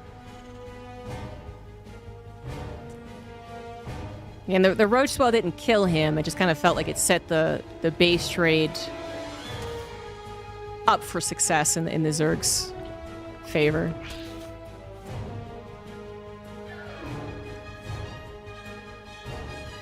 If Foxer had defended it as cleanly as he defended the first all-in, well, there wasn't going to be much of a game. Another SCV Scout into Reaper into Hellion Banshee, probably. The combination of Eon back-to-back attacking and Foxer so clearly playing defensive and scout-heavy against him leads me to believe Eon is well known for being cheesy and aggressive. And more power to him. The type of Zerg we like to see. It creates fun games. Cyril perfectly responding to everything that the Terran does to him can be fun too, I guess. But a little chaos is what I like to see. And well, Eon not going for that third hatch. She is going for a lair on 2 bases. Another Ling-Nidus Worm, or is it going to be some fast Muta, which I would be excited for. I don't know if it's really good. Reaper is going to be killed before confirming the lack of third. Although I think it was checking the entire time right there. And seeing no third, no third, no third. Not even an attempt at a third. So you really gotta put your hairs up. Like, you should know something's weird's going down. There's so many things this could have been. It could have been Nidus Worm. It is going to be Ventral Sack, so we're going to have a drop into the main and attacks with Lings elsewhere, of course. It is another 3CC. It is not a 1-1-1. Huh. Well, okay, here's the thing. Banshees have a lot of firepower, but they would go down to the Queens if he was going into a 1-1-1 Banshee. But then again, Marine numbers are not going to be very high. This is the conundrum. The scan reveals the intent here. He not only sees that it's a lair, he also did see the Overlord. Now he knows what it is. Bunkers are on the way. I would love a bunker in the main too. He might not have anything in it, but if it buys some time, if it distracts some Lings, I think that actually would be good. But, you know, right now the focus is on making sure that they don't just simply bust you in the natural and then game over, everything's dead, right?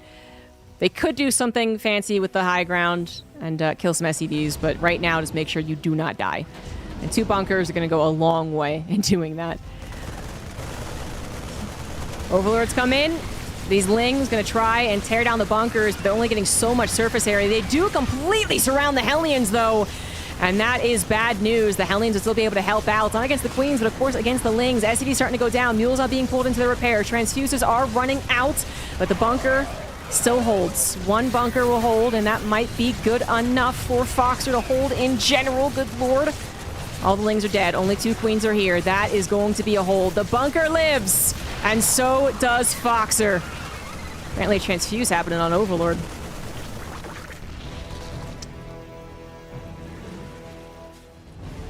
Those bunkers came in clutch. The consistent Marine production also did help. And now we're going to get to a critical mass of Marines, so you don't have to really worry about Lings killing you, similar to that first game. Sim is done. Combat Shields is now on the way. And there's only so much that Eon can do. He did not have a 3rd hatchery. He is trying his best to kill the economy of his opponent, prioritizing some mules, but Eon is not going to try and play this one out. He is going to tap. GG's. Foxer advances to the finals and is on 1 best-of-5 away from qualifying for Safe House 2. Where he will be facing Eggs. A matchup that happened last week.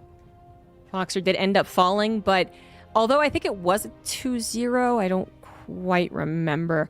Foxer got into positions that I would say he was actually very favored against Eggs.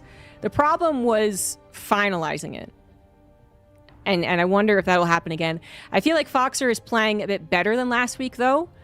Just because last week, when he played TVZ and things did get a little chaotic, or things went beyond minute, like, let's say 10, he was really showing a lot of macro mistakes.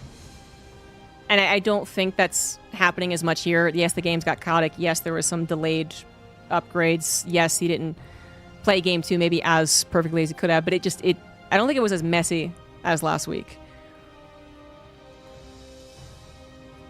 But Eggs is it's one of those Zerg players that kind of there's like a spirit, it feels like, of like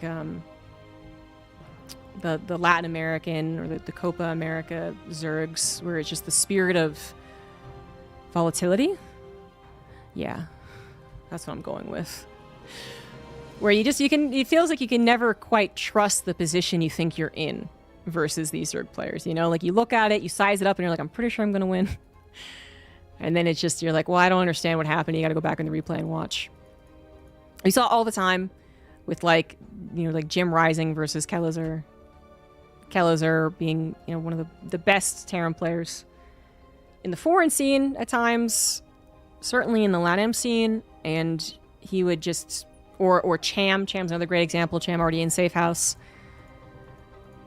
We're just like, well, I feel like usually the Terran would win here, but these guys, they have a way of playing Zerg that just creates crazy games.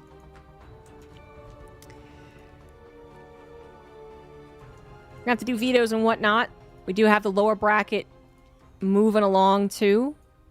So Eon goes down to face Maples. And Vindicta Mute is still happening as well.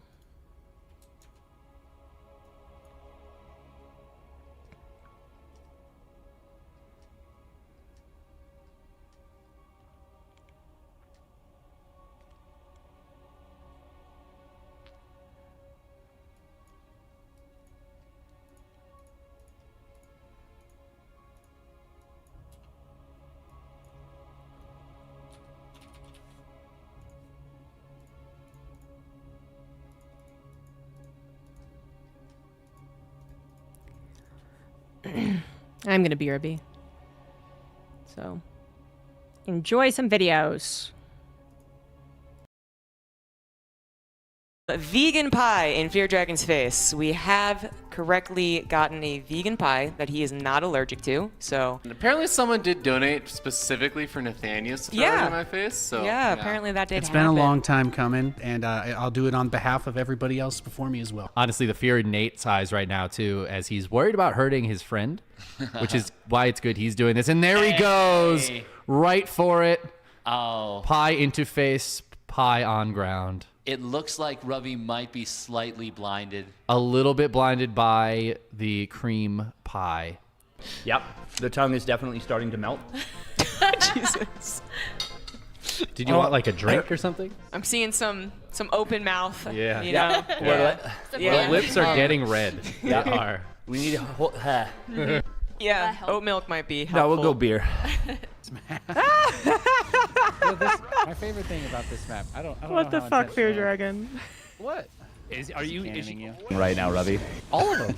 It's everyone. You're not special. It's heavy. Does he usually lift That's this heavy. much weight? Oh my god. Oh, he's not even close to getting through That's it. like halfway. Oh god, there's still so much. There's still so much. There's still so She thinks much. it's done, but it's not done. Oh. All right. Every $15 minimum donation can choose a caster to choose a card from this game here. You laugh, you drink. I don't need dexterity first. All right. Very gently go to the target. Place your hand on their stomach and whisper congrats. I'm glad I could put that inside of you. It's obviously a fucking problem. Look, he's losing the gateway. He's got Robo depowered. Pro's pulled from the natural. What the fuck is he gonna do about it? Triggers up on supply. Huh? Triggers up in supply. What are you on about? What is fucking Probe's gonna come in and win the game right now? You think he's gonna just win with that? Then They're gonna don't get put that fucking in blasted, this. mate. Mate, the fuck are you on about? This bioarm is actually overstimmed all the way to fucking Sydney. And he wants to win this game right here, right now. Yeah, and we got a mind drag attempt coming in right Oh now. my god, Artosis. Oh, so many zealots. The friendly fire. Senseless. Yeah, there's a lot of zealots in this army, and he's got those Colossus. The Colossus really good against the Marines because it's very violent against them. It reminds me of the show Peaky Blinders. Yeah, I'm certainly peeking right now, Artosis. As the Zealots chase him back, the Colossus coming in, and that's gonna be it! GG! Epic wins game number 1. Did you intentionally get that wrong?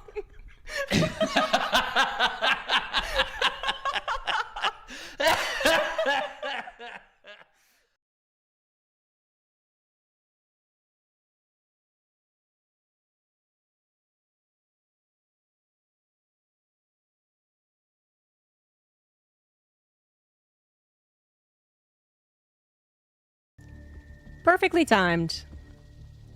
I knew it would be. I didn't. But it did end up being perfectly timed, so good for us.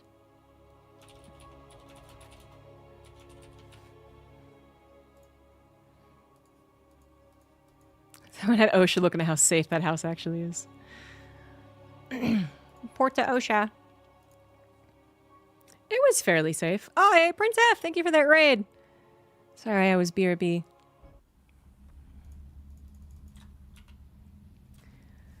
All right, guys, it's a best of 5. Whoever wins this qualifies into the Safe House 2.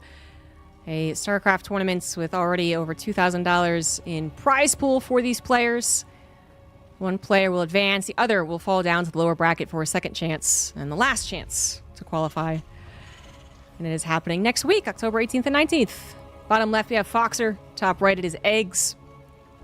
I was saying during the break, this is a rematch. Last week, these two played in the semifinal, I believe. It's a best of 3, and Eggs won, I think 2-0.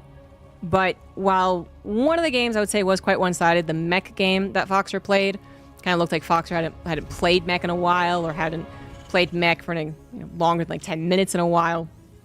The second game was actually very promising for Foxer with a bio Hellbat. It was a Hellbat push, and then bio play after.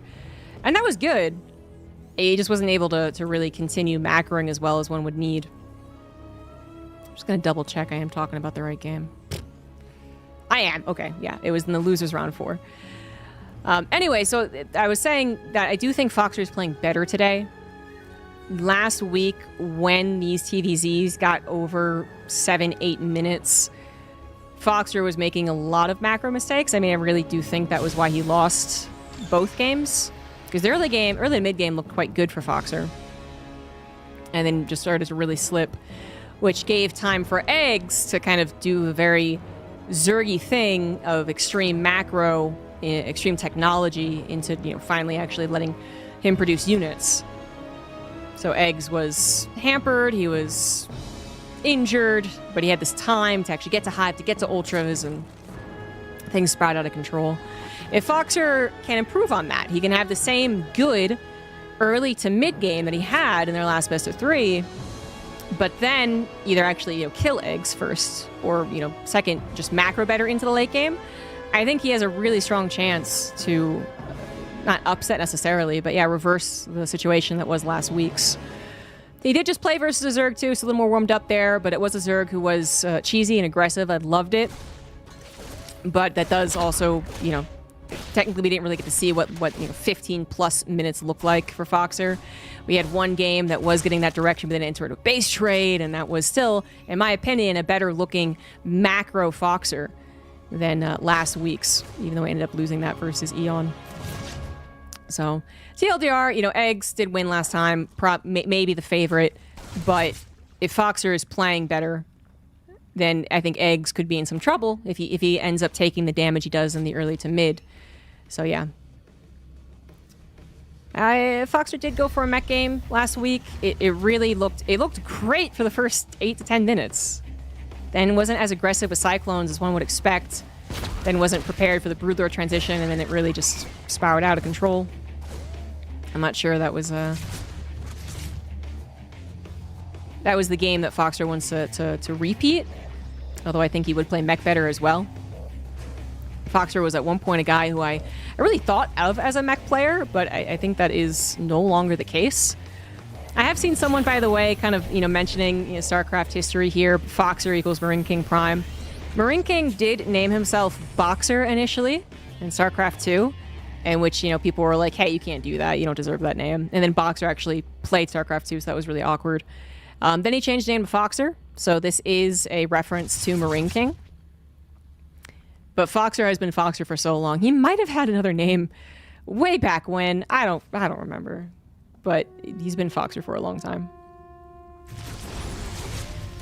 2 Hellion Reaper, now 4 Hellion, and going up to 6 most likely, as you do have Banshees on the way with Pinwheels, so speedy Banshees as the priority. Does grab a Creep Tumor, but sacrifices a Hellion for it. My bad, missing that. Fast Evolution Shaper from Eggs. Fast +1 Carapace. Scouting, not revealing anything quite yet. Overlord is now going to dip in and see the 3rd CC. It might get sight on the Tech Lab. It should. Where is the Marine? Ah, yeah, it should get sight on the Tech Lab. 7 Hellions now. Not a lot of Lings. I don't know if Foxer's really eager to go super aggressive with the Hellions, though. He's thinking about it. He's like, well, maybe. But that is a lot of creep spread to go through with maybe more Lings than he would want behind it. He does go after the Creep Tumors, though. Again, sacrificing another Hellion, but I like that, actually. I think the creep spread so far has been... There's games where you look at the Terran killing a Creep Tumor and you're just like, okay, well, you can say you did that, but does it really matter? I don't know. But I actually kind of like how much he must be annoying Eggs. Hatchery under fire by the Banshee. It's great to send your Banshee here first and foremost, because occasionally you do find this. Just building, which means the Banshee can get the cancel. Even if it doesn't have Cloak, and this does not have Cloak. Cancel has to happen. 1 Banshee, though, might die. That's dangerous stuff, dangerous stuff. Once both Banshees alive, they are useful for the rest of the game. If they had Cloak, could have absolutely stayed in this position. Well, for a little while longer anyway. And then maybe he did have the Hellion Banshee combination that would have threatened another cancel. But without Cloak, not as much. And that is that's now a decision apparently Terrans can make. They can either go into cloak and what benefits that grants them, or into speed and what benefits that grant them, which speed being more of just the kind of hit and run tactics, unless I caught you without an overseer or a spore. Big ol' Ling run by is set up, but this is where Banshees being kept alive is so freaking useful. Case in flippin' point. Banshee on the right, Banshee on the left. Do you want to make Banshees and Banshee speed? Which he canceled, by the way. I was like, wait a minute, they don't look speedy. I like the cancel. Did he make 2 Banshees just to be spotters? Not usually. You know, they already got a cancel and a hatchery, and if they are just spotters from beyond that, then I think that's okay. Obviously, it is Bio up against Eggs going into Ling, Baneling, Hydra. I did prioritize the Carapace, so that's already done. And so working on +2. Looking like a solid setup for a macro game.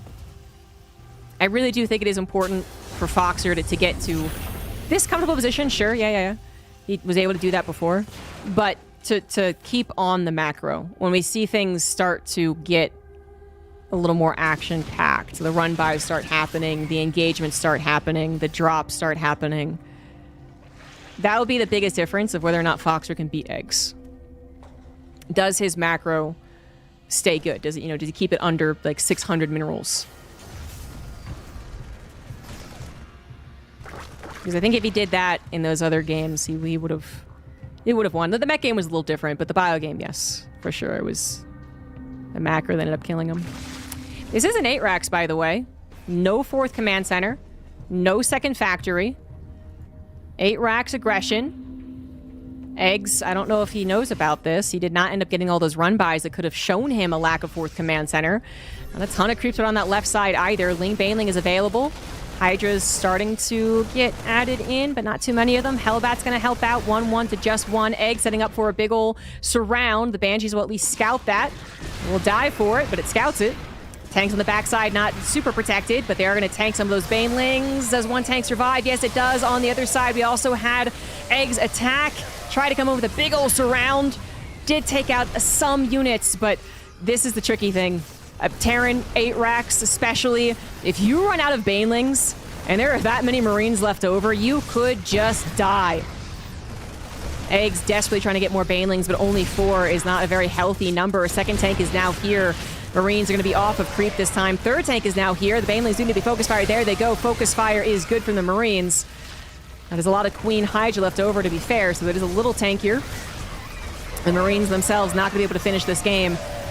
Probably, most likely. I mean, he's trying to make the stand happen, but that +2 Carapace really working some wonders as well. +1 melee now going to finish 2. Foxer is halfway to 2-2. He is on an 8 racks. He will be just continuing to send Marines, hoping to tire out Eggs. But it looks like Foxer might already be tired out. Does decide to go back home. He was building a 4th on location during that. Thankfully, it is done, so he could lift it and he'd beat. Does not have to. This is a very important pause in the aggression. Although it does not kill Foxer, I mean, just because he pulls back once, it does give a lot of breathing room to Eggs, who's managed to defend his 4th, has a 5th, and has his army being built up again. That scary moment where he was desperately getting to Banelings again, no longer a scary moment. He can freely get Banelings when he wants. 2-2 is still going to be a scary timing on the follow-up. Foxer won't have as many factory units as if this was a macro game, though. There we go, targeting the Banelings once again. So that won't ever be a super scary amount. But if he keeps them alive, 5 tanks offensively positioned before Eggs has Hive and Spellcasters. And 2-2 bio. That's tough. Gonna be abusing this ledge right here. Eggs, though, probably predicting that to some sense. Already had a couple of attacks set up himself. Going towards the 4th base, going towards the natural. Foxer not quite prepared for this, does not have enough reinforcements in the natural at all. Is going to be forced to pull back some of his army to deal with it. Planetary barely lives, we start repairing it. 6, 5, 4, 3, 2, 1. Oh, he repairs. Woo! And the Banelings do crash into the 3rd as well. The supply depots go down, but this looks like a hole to me. Foxer loses 24 SCVs, but he's on 4 bases. He has 100 army supply to 68. Banelings not taking efficient trades, although they do make some connections. Hot diggity damn, that planetary. Oh my god. That is such a big difference, too. That is so big. That is so many Banelings that are kind of wasted. Yeah, you have to spend money to repair, too, but Planetary once again going to be under fire. Repair is going to have to happen again, but it will happen. Target firing the Banelings. Is he going to be able to hold on to it? Just barely not. This time around, it does fall. Foxer has got to go for the counter at this point, though. There has never been a better opportunity. Eggs sacrificed a lot of army for the first attempt to kill the Planetary. Now, the second attempt worked, but he lost so many units, down 40 army supply. Up against 2-2 bio with 3 tanks. That is a lot. He is certainly going to lose this base. He probably will lose that hatchery. And the question is, can he survive? Good lord, on creep. The Banelings try and make connections, but it won't be good enough. Foxer is going for the win. He sees the opportunity, and he is going to barely be able to get it. One last second split is all he needs, and he is going to win. Eggs does not have enough of an army at this point. He is going to be reinforcing into the Marines, and that is not going to be good enough. Foxer drastically improving from the last week, I gotta say. He looks so much cleaner. He looks really on point on the macro. He handled two-pronged aggression quite well, and he is rewarded with game 1.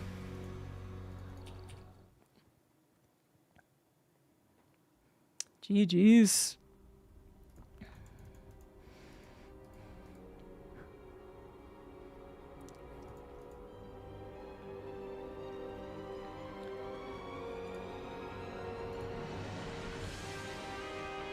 Yeah, one infestor would have been pretty sweet, but...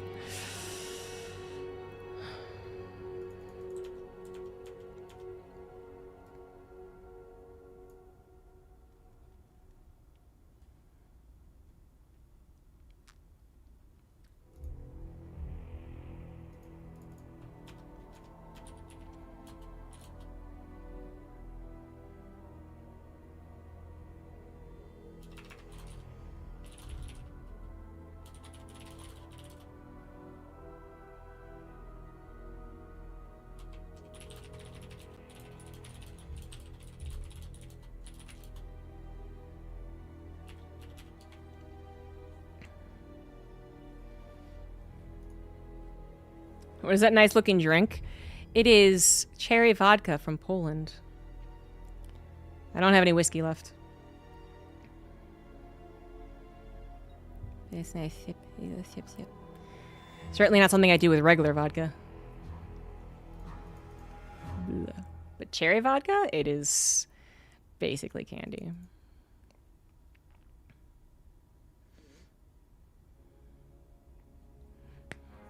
It's 5 o'clock somewhere.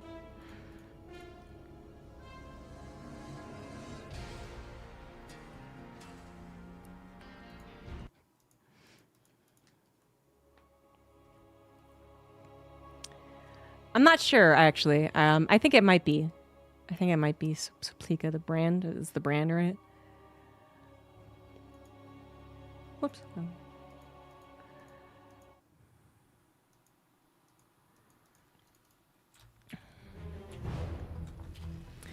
In the top right, showing the power of the 8 racks, he is Foxer. In the bottom left, we do have Eggs. Eggs played that well, too. I loved his setups. I feel like that was, like, this is, like, the way that Eggs played is a good way to copy as far as, you know, prepping for the mid-game. Making sure you are mindful of always having a run-by. Obviously, doing everything macro-wise, you have to. Drones, hatchery, creep spread, sure. But making sure you had those run-bys. Making sure you had something that might have caught the reinforcements, which did happen at least once. I didn't highlight it. And then I love the counter-aggression. I do think at the end of the day, it ended up failing Eggs a lot because that Planetary didn't fall with the first round of Banelings, though. But I really liked what he was doing. It's just that I think last week, Foxer would have done well against, like, the first run-by, but then mishandled the second, then just lost all his limes on the attack on his Planetary, you know, wouldn't have saved it. Like, he just was, I think, last week not playing his absolute best macro TDZ. And then this time we see very few glaring spots, right? I mean, last week, you know, I don't like to just be here and be like, well, Foxer, you banked 300 minerals instead of 0 minerals. But last week it was pretty extreme. You know, you would look during some of the chaotic moments and there'd be like 1,500 minerals. And that's just, that will kill you at this stage. This is a much cleaner looking Foxer. I think Eggs has to be quite scared. Because Eggs was playing, I think, about as what I expected from him from last week. Certainly wasn't expecting the proxy hatch, but with the drone, there was really no other option. No one drone scouts to do nothing with it in this matchup. So that's interesting. Foxer, obviously seeing it, should know about it. Like, again, there's no other way. There's no other reason really to drone scout. You would only ever see a drone scout if the Zerg player was 100% almost that they were going to 2-rax them, you know? And this... I think a bunker is worth it, yeah. Okay, he's making a bunker. You could also try and pull the SCVs and then out DPS the building of the hatchery. I don't really think that's... I mean, it is an option, but I don't think it's worth it, the lost mining time. It's obviously a different case when you talk about Protoss in this hatchery, because Protoss can't build their Nexus and then lift it. So they do need to kill it as soon as they find it. And in this case, making sure that this dies in a good amount of time, making sure that there's no follow-up that is scarier to this, I think is the next thing you got to be worried about. Eggs chooses not to complete it, as that's a wide decision. Will not keep the drone alive for very much longer. Foxer might as well just keep the bunker here. I don't think it doesn't block the command center. Of course it doesn't. It didn't block the hatchery. So yeah, just leave it.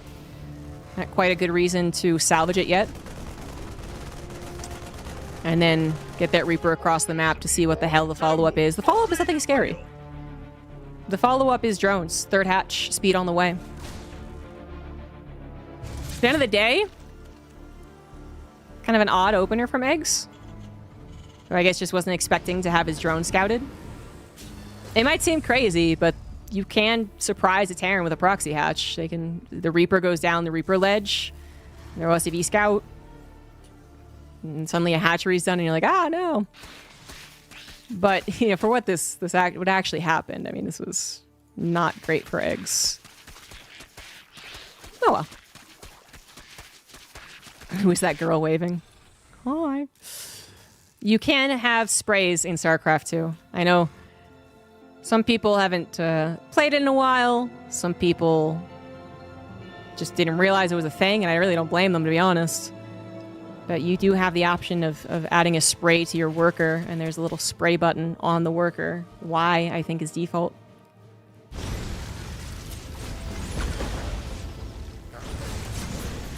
Little Hellion Reaper micro. 2 drones being killed and no unit lost on the side of Foxer. I gotta say, he's playing very well. Fast Evolution Chamber once again for Eggs. It looks like fast Carapace. Viking is coming out for Foxer. So it doesn't look like he's gonna... Yeah, he's definitely not gonna be going into Banshees after this. So the Viking's gonna open up the drop pathways. Be a little bit of a nuisance that Zerg players don't typically deal with anymore as well. So sometimes they do lose, let's say, 3 Overlords instead of just the 1. I don't know if that's going to happen here, but it can. You can't add custom images to the spray. No. Right? No. Right?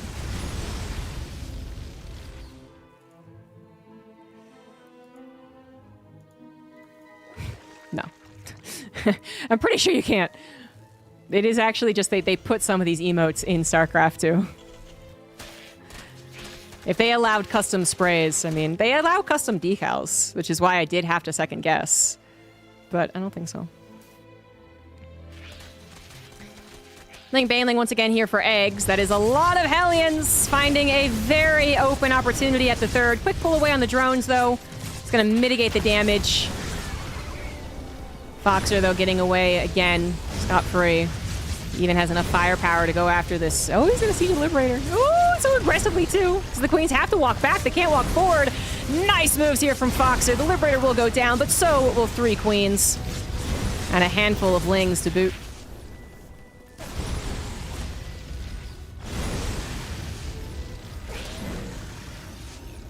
That's a lot of Hellions. Even trying to get a surround against this is a little scary for the Zerg player.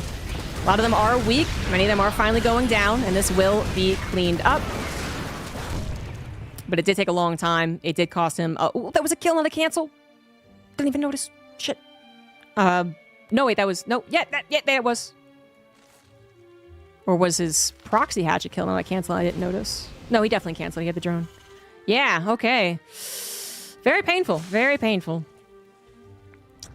Eggs not having a good time in the beginning. Again, this happened last week where Eggs did not have a great start. Foxer was unable to still finish the game though. So I'm not counting Eggs out at all. But this is a very rough start. Because even after he killed the Hellions, again, it took so long. It's not like he gets an immediate counter in which the Marine counts low and the SCVs are vulnerable. The Hellions really, frankly, they did their job. Do you want the Hellbats for the 8 racks? Which it looks like Foxer is doing again. Yeah, if you had a choice. But say, Livy, you still got a killed hatchery. Hopefully not another one. This one is just building, but it's a little healthier, and Eggs is clearly paying attention. He's going to go ahead and cancel it, though. Does not want to risk it. It's a very dangerous hatchery to take, however. You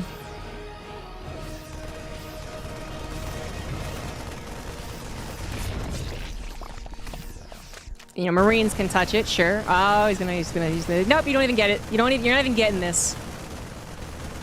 This will kill the blue and leave the gold. I feel like... Okay, this is about to be a cat fight. I'm gonna have to get up and take care of things. But anyway, like that base seems like such a difficult one to actually protect, whether it's an 8 racks or not.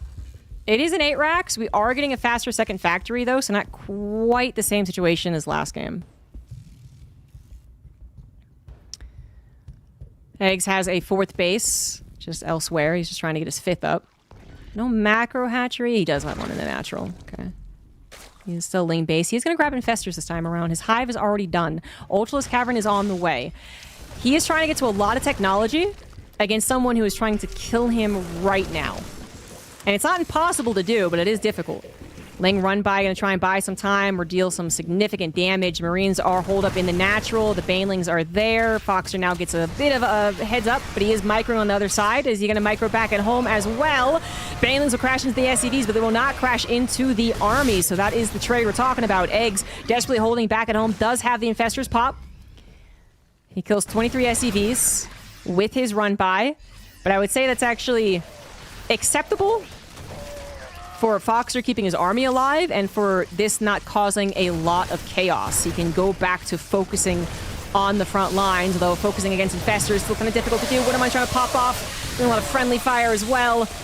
And that was not the fight that Foxer was necessarily wanting. He's going to try and just hammer this with units, you know, like not so much the finesse of the units, but just enough units. And I don't know if that's working here. Lings, not without the upgrades, but without Banelings, are not going to be good enough. Foxer, maybe he was right. Continuing to rush forward. This is the army that was not killed by the Baneling run-by. It is coming in and potentially killing Eggs right here. What might helps to lead the Banelings that are in production. 1 Ultra is on the way without chitinous plating. Just that +2 Carapace. Queens are dying. Last Infestor's focus fire down. Foxer once again sees the open opportunity to win this game, and he is not going to let it go. Killing every last Baneling, and the 1 Ultra should not be enough. Not against the Marines. In this number, although it is a little scary, a hatchery is going to fall. Drones have fallen. Foxer is... He's already rebuilt the SCVs that he's lost, and he is building a 4th command center, which is now done. Overlords are falling too. Eggs going to be supply blocked. 1 Ultra and Dream. Foxer seems to have found the secret ingredient to defeating Eggs, and that is the 8 racks. Well executed. Is overstimmed, is injured, is forced to pick up, but Eggs is on only 3 base, 57 drones. How many Ultras can he afford? Not that many. And since this is an 8 racks, Foxer already has 3 extra barracks that can add on tech labs, so at least he can get to a healthy Marauder count. Ghosts are going to be a ways off, sure, but right now, I think he just needs Marauders.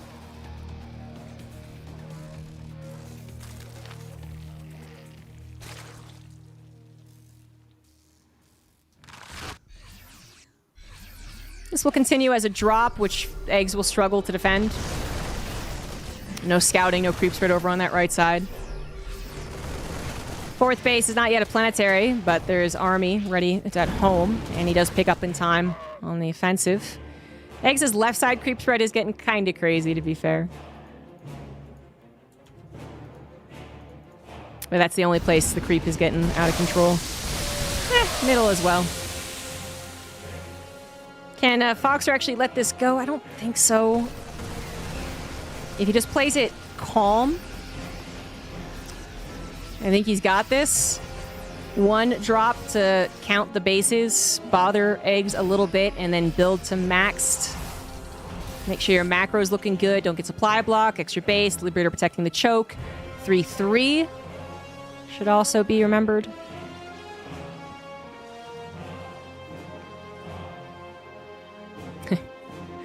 He's like, do I use the fungal?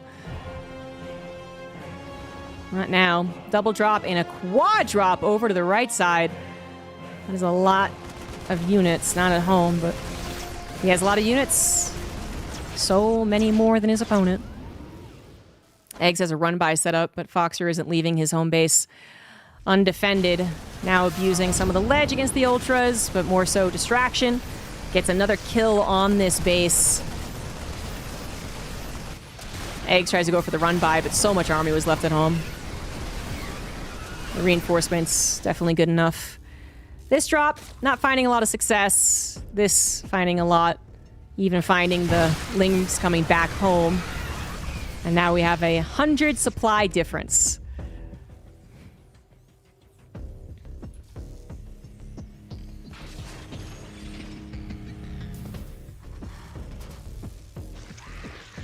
Creep spread, ultras, infestors. That's what Eggs has got. That's what he's going to use. Scan ahead reveals really not a very big army. We do finally have the Ghost Academy on the way. I certainly don't think he needed to expedite that. Liberators were also going to be a great addition against this army. And frankly, I feel like an easier addition. Don't have to wait for the Ghost Academy. Don't have to get to a decent number of ghosts. One Liberator and a choke is already pretty damn scary. Spire's on the way for Eggs. He tries to play out this macro game. He is back up to 4 bases, but only at 47. Make that 49 drones. Gets Burrow. Overlord Speed. I mean, maybe... Yeah, the Widow Mines and maybe the Ghosts eventually are going to be a problem for the Overseers. Grief Spread finally getting cleared. Very... It looks like an aggressive planetary. It's not. Foxer's maxed out. He's getting all these upgrades. He's getting the Fusion Core upgrades as well. He does want to push at some point before Eggs is also maxed out. We're nowhere close. We're nowhere close, but just throwing it out there. Would he win if he just hopes that Eggs throws army at him? Yes. Would he win if Eggs just threatens to throw army at him and then actually gets, 80, 90 drones, 7 bases behind it? Well, that's where things start to get a little more questionable. It would still be the Terran turtling far ahead of the Zerg player. Like the pace of this game, just out of control in favor of Foxer. But it's a question basically of you could kill him now, most likely. Barring any extreme slip-ups. You could kill him now. Versus... You could try to kill him in an elongated turtle TVZ in which he would be able to get to a max out supply with his own upgrades, his ability to tech swap, and his own, theoretically perfect army.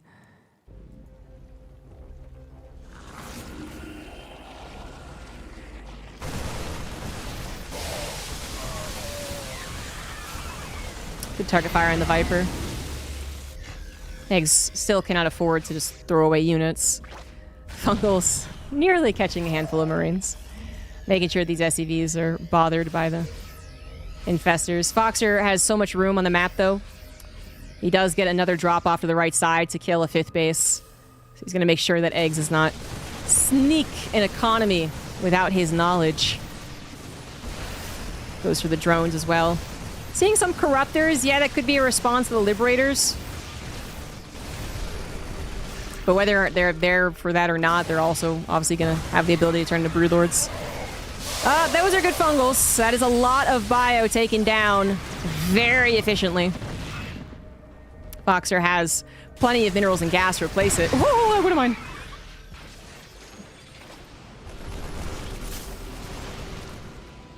Finally, this creep spread well and truly being cleaned up. Are Broodlords the scariest thing in the world? Well, isn't that a hot topic for debate? Isn't it? Isn't it? No, I don't think they are.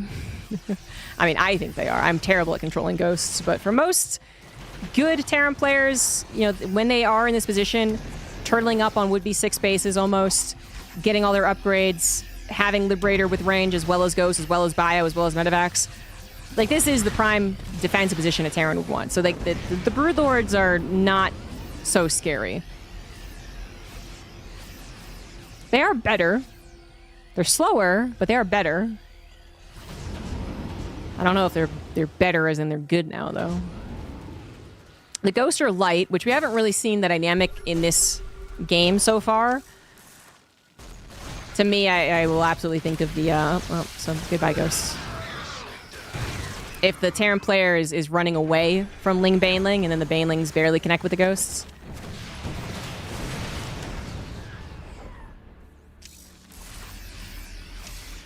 Foxer does kind of officially now, right? He's definitely going for like the turtle into win. So unfortunately, like the fact is there was 100 supply difference at one point, and that would typically be an A move. But Foxer is a bit hesitant going against. There was a lot of creep spread on most of the map, just not the right side. There were spellcasters. He has lost a very good game in the late game versus Eggs before. But it does give Eggs, I would say, more chances of winning this game than if he had just moved out. He couldn't have known there was a 100 supply difference, just to be super clear. But, yeah. The longer this game goes, the more opportunities there are for Eggs to make up for the first 18 minutes. If it gets a 45-minute game, it's less about the first 18 minutes, I guess. It's not totally without it, but it's less about it. And if the Zerg player does end up getting, you know, all the bases they would want, even maybe taking the opponent's bases too, they do get to 10,000 resources. Like, they are scary.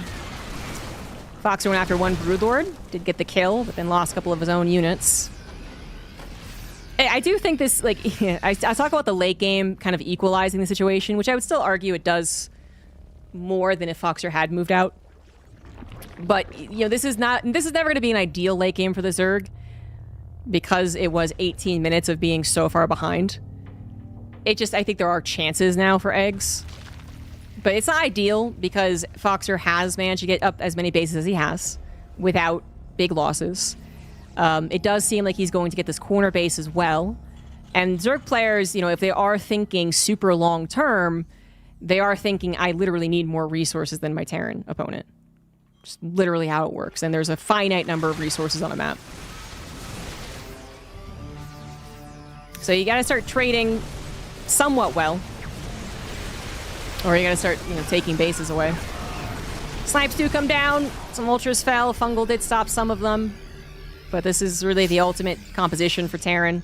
Maybe some Hellbats, honestly, actually. But yeah, pretty ultimate composition. We even have Vikings, which you could say they're not really necessary versus Broodlords, but in this case, they're bullying the heck out of them. Double Knights Swarm in the main base. So far, undetected. Foxer with no reinforcements. He is entirely capped on supply.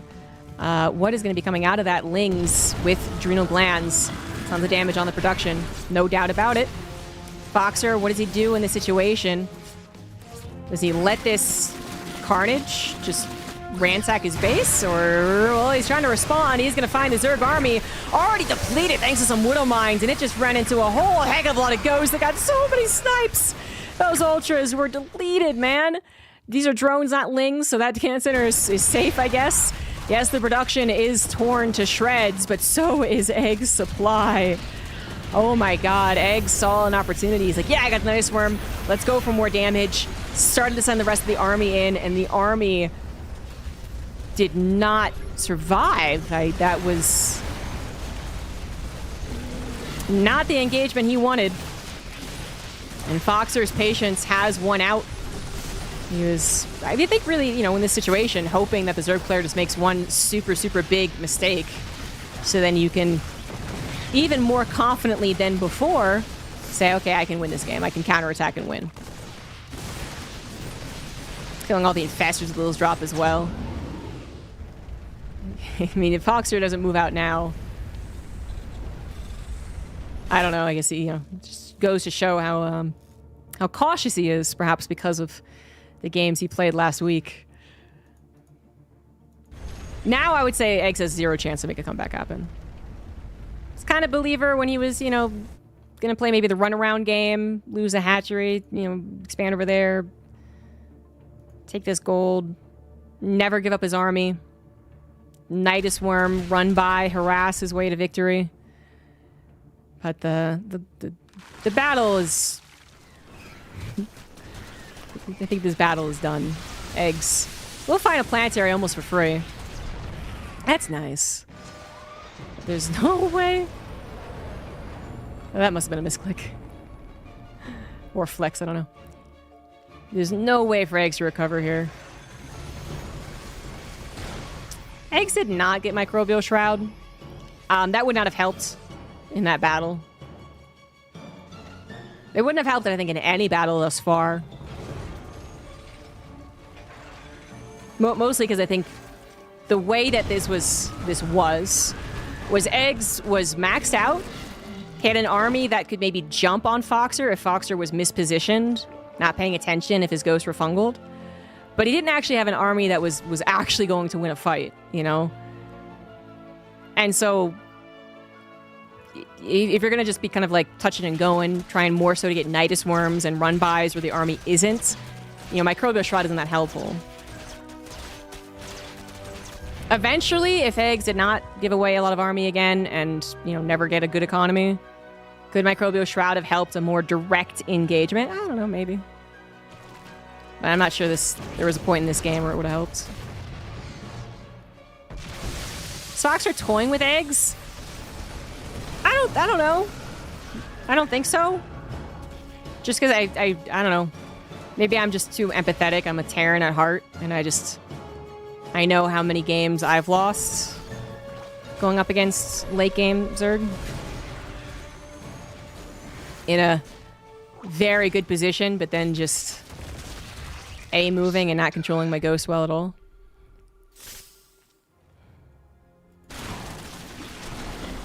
Another Nidus Worm. Production was replaced, so this is no longer the gotcha. All these buildings go down.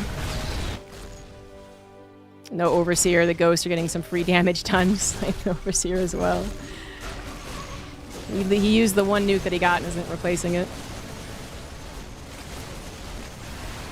If the ghosts had to win me a battle, I've already lost. That's also where I'm at.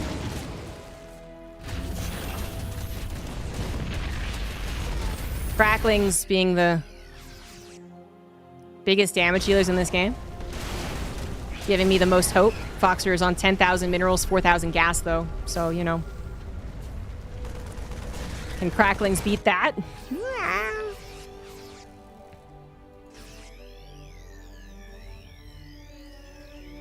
Foxer will not have to worry about rebuilding for quite a while yet. He saves the command center with some mules. Will not save this command center, nor will he save the Liberators. But Eggs is still 70 supply down. Eggs refuses to give up, and Foxer refuses to get out on the map, basically. I mean, just does not want to be wombo comboed.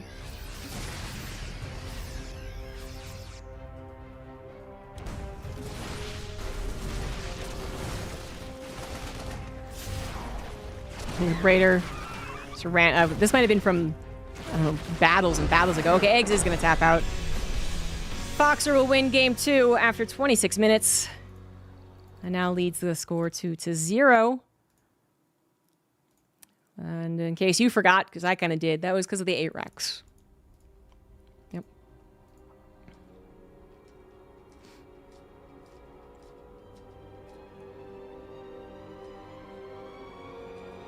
Foxer has a lot of turtle games under his belt.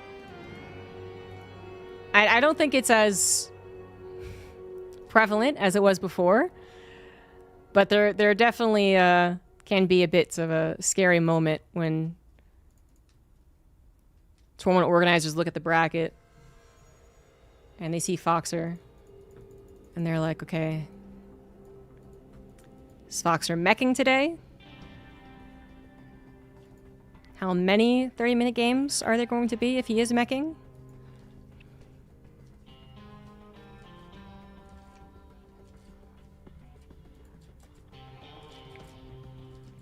And that wasn't mech, and like I said, I think he does mech a lot less nowadays, but...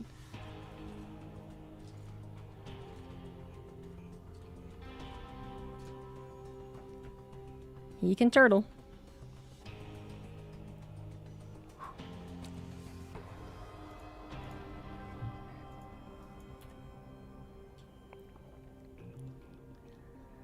Maples did win 2-1 over Eon in the lower bracket. Mute Inexorable still going on.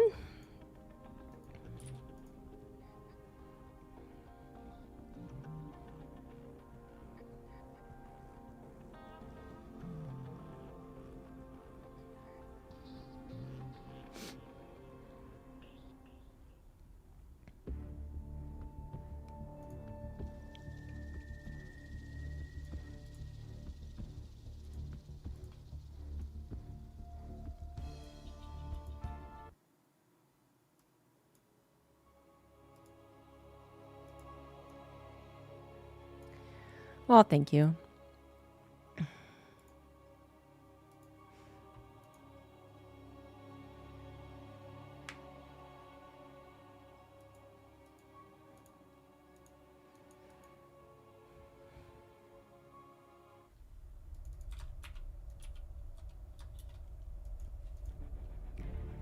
This could be the final game. Top left, it is Foxer up 2-0.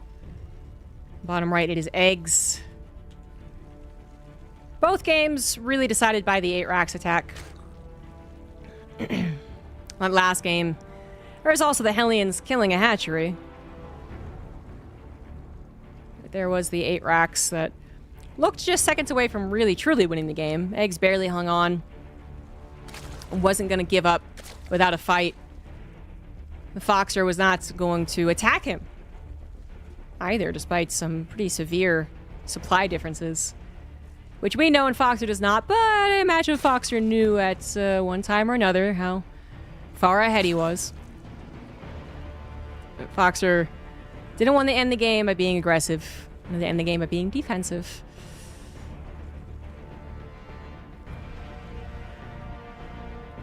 Feels like Egg kind of cut his losses towards the end of that last game too. There was no way he was making a comeback happen.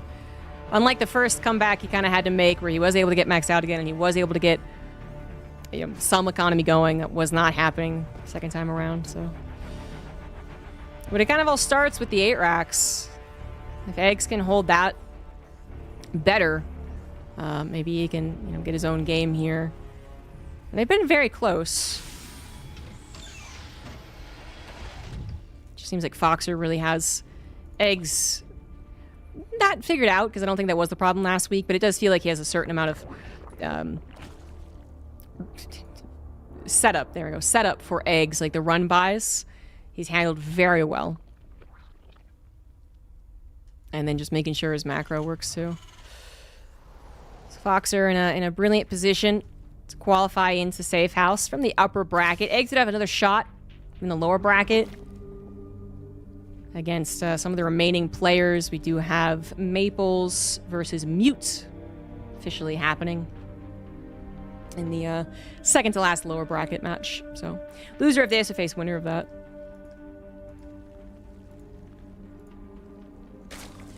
Oof. Quick third hatch. Foxer did SCV scout. Reaper goes in the main, not gonna find a drone.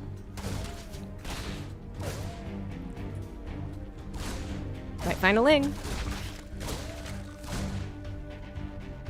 Another third CC build from Foxer as well. He did add in a Hellbat attack in the last week's best of 3 versus Eggs. That was pretty good. I think it was 2 base though, not 3 base. Oh, this was the scouting SCV, just rallied back home. Second barracks is already on the way. So he's going to go into a quicker 2-on-1 follow-up after 4 Hellions. And with Eggs, not showing much early game aggression. He did do a block hatch or proxy hatch attempt maybe in the last game. Didn't work out. Otherwise, not much in the early game. So I don't think Foxer is that worried about being attacked. But he is making sure to scout appropriately. At the SEV scout with the Reaper still alive as well. Heading over to the Zelnaga by the looks of things. A little damage being done on the hatchery, as well as a little scouting. See how many drones starting to populate it. One Ling got in and was able to see Hellions, and that is it. Overlord saw a third gas. Doesn't reveal very much. I'd rather be able to see the main base. Which, without any supply depots, he knows it's the third CC thanks to that Ling, but he doesn't know if it's a 1-1-1, 2-1-1, if it's bio, or if it's mech. Foxer literally left one Hellion back at home. Interesting. One Hellion hardly does much, but I guess it's better than nothing if they do send some Lings across. Pairs everything up now. It's only 4 Hellions, really not scary. Why is it only 4 Hellions? Well, because we've already moved on to barracks production. A Ling managed to slip in as that 4th Hellion, I guess, ran off from its natural. Want to do bigger and better things. This is going to be an offensive Hellbat attack, not again on 2 bases, but rather on a 3rd with the 2-1-1. It's just that little extra to the attack that can technically win a game. Shouldn't win it straight out. Was this what he did? It might have been. This actually might have been the version he did versus Eggs last week. I can't remember now. But either way, we'll see if it works. We'll see if Eggs is a little underprepared. He might be starting to prepare for the 2 racks itself, because he did scout that with the Ling getting in. Or the 2 racks, the 2-1-1. But he doesn't know about the armory. Thank you, MadMark13, for the Prime sub, by the way. And I also suspect this will be going into an 8 racks. Just because it ain't broke, don't fix it. Eggs is up to 65 drones. He's got 1-1 on the way. He does not know about the drop or the Hellbats again. So he knows about the drop. He knows the 2-1-1, hitting around 530. He knows about that. He does not know about the Hellbats. And those so far are undetected. Now they transform. And does Eggs have the appropriate army to defend against this? I would say not. 6 queens, 23 lings, 22 more on the way. That hatchery is going to have to be canceled. At least buying the time. So this isn't going to go for the throat so much. Still no Banelings help defend against this. It's kind of sucky, though. Not unexpected. Needs that Ling surround, need the queens to help out. You can see Foxer knows that this might seem good for him. Nothing but Lings and queens against Marine Hellbat, but that's a lot. It is a lot of Ling Queen. The fight would not go totally his way. He is going to preserve the units rather than forcing more damage done. Happy with the canceled hatchery. But you feel a lot more confident dealing with that with Banelings now they are done. That's kind of what the attack is hoping to find, is that the Banelingness is not done. And they do not react in time. Is it the 8 racks again? We got 2 more barracks on the way, so TBD, drilling claws off of just the 1 factory. Interesting. Priority on that. And then also armory upgrade already. I don't know, I'm feeling the 4th CC actually this game. Hellions are alive, and that is going to be helpful. Clearly Eggs. He's been setting up the run-bys every single game, and I think those are all great ideas, but Foxer has been handling the run-bys really well. And he is once again going to be handling them well. Those Hellions staying alive is super helpful. Great attack over on the left side where Eggs had replaced his 4th. Now that's dead and gone. Gonna have to wait even more for a 4th base to actually properly saturate. 67 drones is okay for now, I suppose, but again, it's not actually even appropriately saturating, and he will want more very soon. 1-1 is done for the Zerg. 1-1 on the way for Foxer. Foxer just taking what he can get. Still no 4th CC, but the 2nd factory does come down. I think the 4th is on location. There you go. Yep. So not going to be the 8 racks. He wasn't feeling it so much after the opener that he chose. And if it's not the 8 racks, I wonder if he will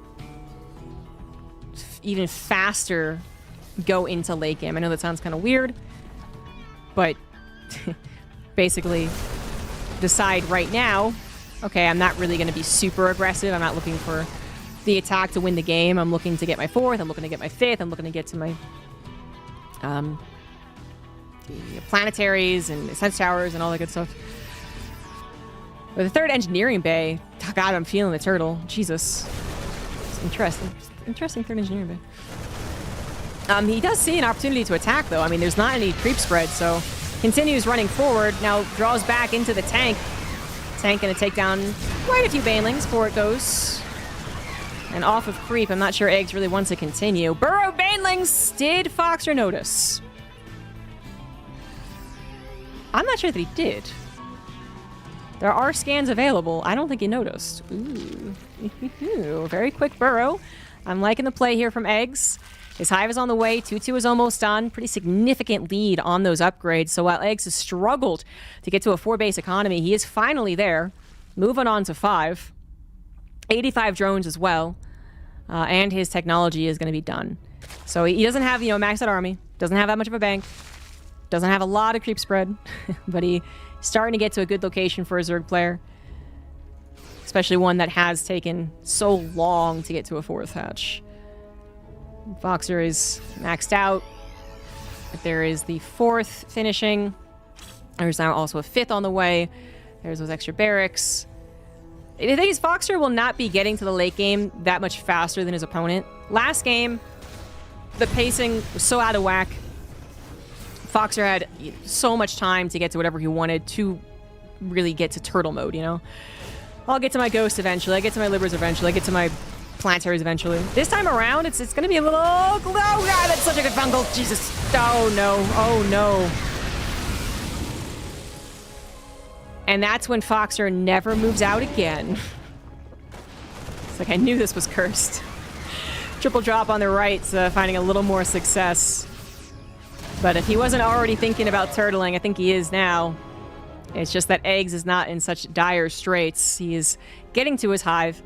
Ultras, Spire, Greater Spire, all the upgrades. Chitinous plating, not as a desperate tactic, but rather preparation into getting into the late game Ultras. Foxer is on 4 bases. Great. He's not going to easily get to a 5th, easily get to a 6th. This is going to be far more of a contest. And now we're going to really see what the late game looks between the two. Is Foxer's late game turtling better than Egg's late game breaking turtle? And this is also something that the patch has tried to kind of address as well. Not sure it actually has, but it's kind of tried. 2-2 versus 2-2. The Marines do decide to stand their grounds. With more banelings forming, or those I think were the burrowed banelings popping up. And he's forced to flee. Kind of rushing in a little too eagerly, so he's always like running back and losing some widow mines and stuff. It is important that he keeps this up, although I think ultimately his plan is to turtle similar to last game. I think it is important to keep up the double drops. Make sure that the Zerg players do not out-expand and out-drone and just take the whole map. And the double drop's starting to find a lot of success. Right side gets another hatchery, left side gets a couple of drones. All while Foxer continues to expand, forced to scan, but he is getting a 5th base at this point. Banelings finish up and that drop on the right. Not quite done. Not quite. Foxer. Ooh, little micro. He's close to max, and he's kind of feels like he's setting up for the long haul, so using some of his energy into the micro. Wouldn't mind splatted around, getting some decent shots. More importantly, they are scouting, so may want to get the heck out of there. Ultras on chitinous plating, not quite 3-3. About 40 seconds away from that. Ghost count, 0. 2 are on the way. Liberator count, 0. 2 are on the way. Foxer feeling a little late to getting to that true late game technology. That is so many changelings. Attacking on the 3rd as well as onto the 5th, but Foxer actually was able to scout that by the looks of things, or just either he scouted something or he noticed the lack of army on the front. But good split of the army right there from Foxer, who is now trying to tackle this Ultra army with basically just Bio that is getting increasingly more injured. Medivacs are out of energy. Foxer, though, he did handle the right side run by and decides to use that defensive army to then attack. Gets another cancel on the hatchery, decides to go for a little bit more. Eggs forced to pull entirely back is a nice thing for Foxer. He gets room to breathe, room to build Liberators, siege up Liberators, room to build Ghosts, have them in the hotkeys and ready to snipe. Maybe even add even more Sim City. His 5th planetary not quite done. Maybe another command center here as well. Foxer's actually going to be more aggressive. Maybe he did think about that last game and say, I think I had more opportunities. But I don't, this actually is, it's like, last game I would have loved if he had moved out more like this, but this game I'm like, I don't know. And yeah, he moves out and gets immediately repelled. Eggs does have a bit of a bank, does have the ability to reinforce, and does have an army that is pretty good about jumping on a Terrans. Why did that Ultra die? Did anyone see that? I don't know. Moving on from that one. Planetary is here, and it might hold. Foxer has a lot more army on the right side to deal with. His army responding to the right as he sees the Planetary holding on the left. He does lift the bases, or he could lift all of them. Yeah, he does. He's going to save every single one. Oh, it was sniped? Really? Oh, you're right. Yeah, I didn't even notice that ghost. There's an Ultra, then suddenly there was a carcass. Foxer saves his bases. Loses 22 SCVs, but bases alive is very important. Does need to get to gas. Replacing SCVs. Shark Festers. Shark Festers. Oh my god, the Shark Festers! Oh, barely do not get the fungal. Immediate EMP on them as well. That could have been game ending. Instead, it turns around. Egg's forced to flee. And Foxer will probably build a missile turret or two. Obviously is trying to scan ahead to make sure he doesn't get fungled, but even with all the command centers, only so many scans. Back on the left side, that Planetary is under fire. Love the additional Sim City to try and help against the Ultras, but enough failings this time ensure the destruction. The Ghost's going to take down the Ultras, however, so certainly not for free from Eggs, who is not out of control in the economy. But he does just take down another Planetary, and that is maybe worth it. It is a question, though. I mean, if Eggs was 2,000, I'd say definitely worth it, but it's kind of the fickle position for both players right now. The Terran is definitely not totally turtled in yet, and the Zerg player is not totally ready to just go wave after wave after wave of engagements. And it can happen where the Zerg player is like, yeah, I got him on the ropes, let's fucking go, and then they try and rebuild, and there's nothing in the bank. You don't want that to happen. Foxer, not able to preempt these engagements anymore is really his main problem. His army is not ready. It's much later to responding in these last couple of fights, too. And, that is a lot of the reason why Eggs is finding these moments. Fungal is going to cancel all of those snipes, and that is a lot of ghosts to lose. He can't save any. The Corruptors take down the medevac that was trying to save them anyway. And Eggs, he is managing to find all the weak points. Stop Foxer before he gets 5 bases with Sim City. Another orbital is going to bite the dust, although a lot of army is as well. Egg's going to lose some more Ultras. Only 4 medevacs. This army is always so weak. All those ghosts that died means that there's not that incredible ghost count on the counterattack. I think Eggs is very close to winning this game.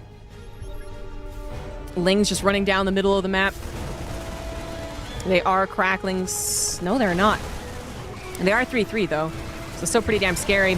Foxer full sends it. He does get a base. He does tackle some of the army. Don't forget, Eggs has Corruptors in the sky, which I think are helpful for now. They can help kill the medevacs, of which there are already so few, but they can sometimes look like useless supply as well. Gotta be careful. This is a very injured bio army. A Shark Fester is just waiting for that scan to deplete to go in for the fungal. More fungals on the backside. He is going to get a fungal. 2 fungals. Yes, indeed. And that army was so weak from earlier that it's all it really needed. Foxer. I feel like he was centimeters.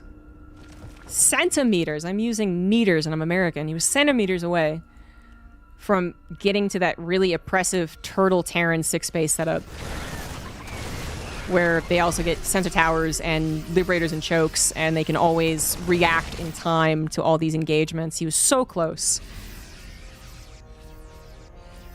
And Eggs was right to continue pushing. Did not give up the aggression. Started taking better and better fights, started dealing more and more economic damage. And now he just needs to finish it off. It's 70 supply difference. I'm no longer as concerned about Eggs running out of army, running out of bank.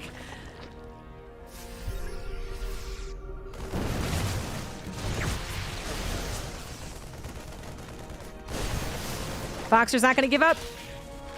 Only a 30 armor supply difference. Still has orbitals, bases to spread around, and that's exactly what he's doing. Knows that he's been able to keep eggs off of these 2 bases to the bottom left as well.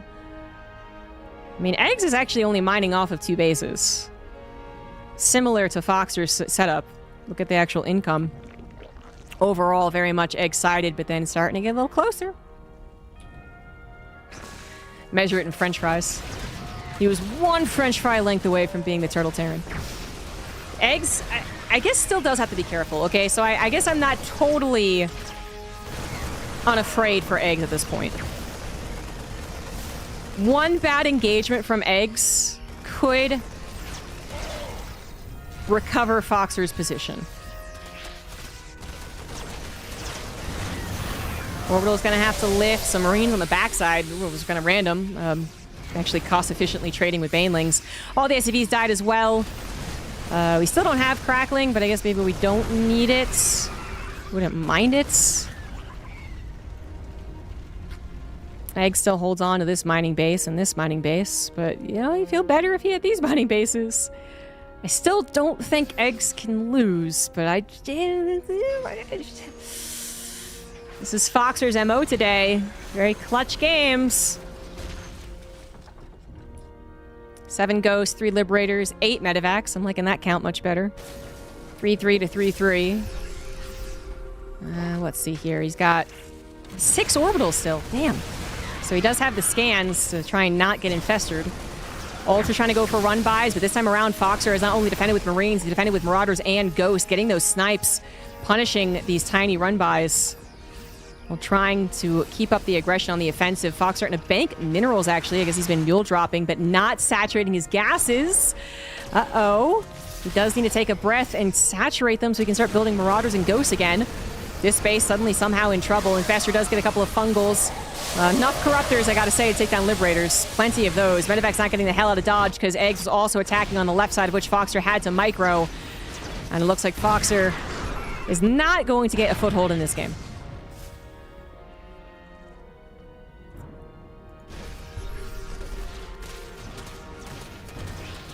I can't believe this feels like a game in which a Terran is desperately only on 2 orbitals. And he does have 6. Managing to save them every time. Top right base now taken by Eggs. He's getting the corners, and I think Eggs is now maybe... Well...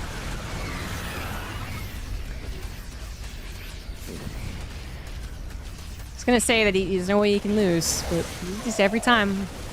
I'm like, but what if? But what if? I mean, how much army supply are in Corruptors? There are 14 Corruptors on the field. Now, Medivacs are important, and the Corruptors are, you know, kind of countering the Medivacs. It's a weird phrase, but sure.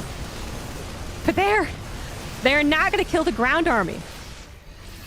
If Eggs loses his ground army, which I guess is possible, 2 Ultras, 4 Infestors, 2 Banelings, 32 Lings, the Corruptors do not beat the ground army. They do not shoot down. Way? Is there a possibility? Is there really? EMP instead of the snipe that was going to fail anyway. Yeah, Banelings, Concave, Jesus. Oh, the Light Ghost. Oh, the Light Ghost. They don't tank like they used to. Fungal goes down. Some Infestors will escape. Foxer, he's going to kill so many Corruptors. Not even, actually. The Corruptors are like, well, fuck that. Let's go pee on some buildings. We're super cool.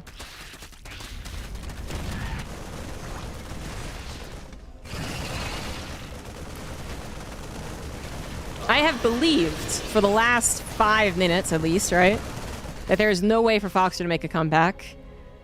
I still believe that. There is no way for Foxer to make a comeback.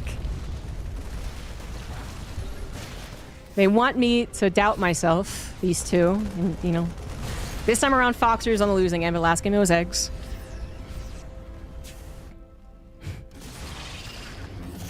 You look at the supply. There's really only one answer. And this is it. This is finally it. The Zerg Swarm is here. Foxer will not get his 3-0. And we are going to go into a game 4.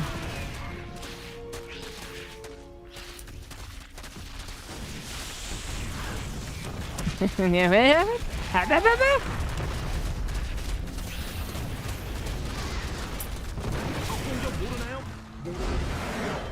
like Foxer was just thinking about life for a second there. GG's. Fantasy GG timing. Well, not going to disagree, but Fantasy was a great player. Both of them getting their own Fantasy GGs. Both of them getting into the super late game with a disadvantage. I don't think Foxer got to the late game with a disadvantage. I just don't think he had an advantage, which was, you know, game 2 he absolutely had an advantage. Game 3 it was much more even. There was absolutely going to be a chance for eggs to break open the turtle shell. And in that game, Foxer was not turtly enough for the Turtle Club.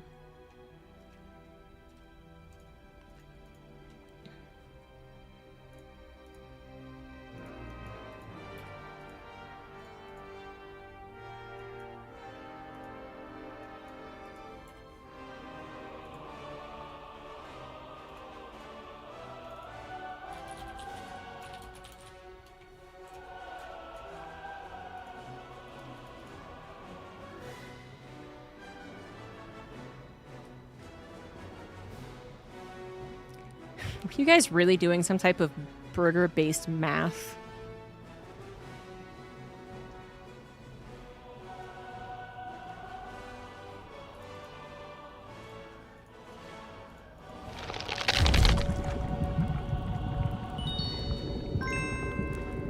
Hey, there's a bitty boost. The bitty boost, thank you.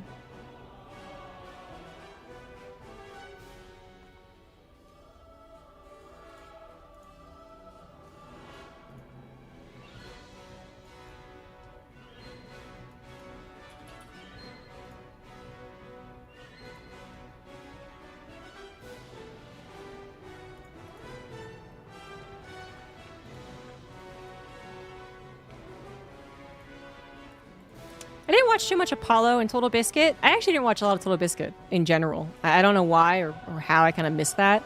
I also didn't really watch as much Husky as everyone else did. Maybe I was a hipster StarCraft 2 content consumer. I followed lesser known people like Force Strategy and oh man, he was a Zerg player, North American Zerg player. His name was like Poison or Toxic or Venom related or something. Oh, it's been a long time.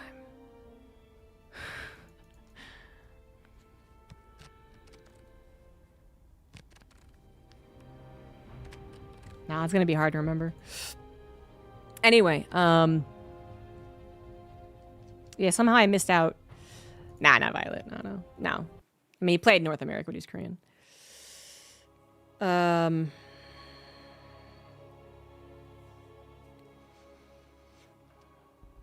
bet Fear Dragon might remember.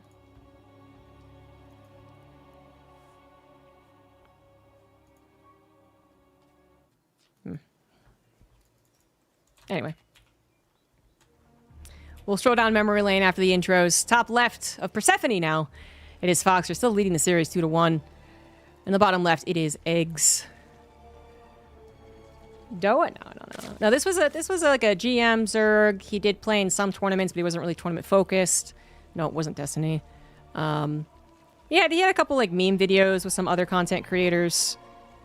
But I feel strongly like his name was related to Toxin or Venom. Anyway, doesn't matter. I remember Force Strategy quite a lot though. I watched so many of his videos. This guy also wasn't a caster, by the way. So, or he wasn't like I guess like an on-stage commentator. But yeah, somehow I missed I really did miss the Apollo Total Biscuit. I kind of was like, I definitely was watching like Bitter Dam. As I said, I didn't really watch a lot of Husky or HD. And not because I didn't like them. I just don't remember watching them. I don't remember particularly like strong feeling about it. It wasn't Vibe, no. This was before Vibe. was I guess a content creator himself.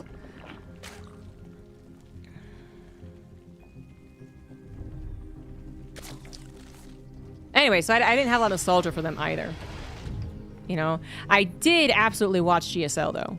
I mean, like most people, you know, like Tasteosis are my favorite for a while. And then oh my god, I mean, what was the next wave of commentators?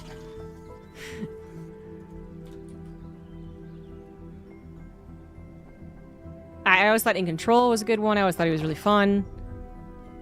When I start watching more, you know, of the mainstream like broad, when things started to consolidate, right? Like it became easier to track the bajillion tournaments that were happening. I did start to watch a lot more Apollo. Obviously, I thought he was great. God, who else? I thought Total Biscuit was great, but I never like subbed to his YouTube or anything. Oh God, I'm trying to think of all the casters from the good old days. The ones that actually appeared like on stage at least a little bit, you know. As we have Totally Normal, TVZ happening before us. Foxer is going to go into third CC again.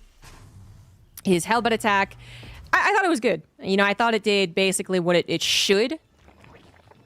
It wasn't great. It wasn't bad. It did what it should, I would say, and I even liked his follow-up quite a bit. I think he was keeping track of Eggs' hatcheries quite nicely. I really thought he was suppressing Eggs on that 4 base, stopping him from getting to a 4th base, and it just was a matter of kind of letting it go to a certain degree, a little over-aggression on the non-creep points, so that while the creep was missing, Foxer didn't always have the prime engagements anyway. And Infestors. I mean, Infestors really did help make that kind of comeback that was necessary for that particular point.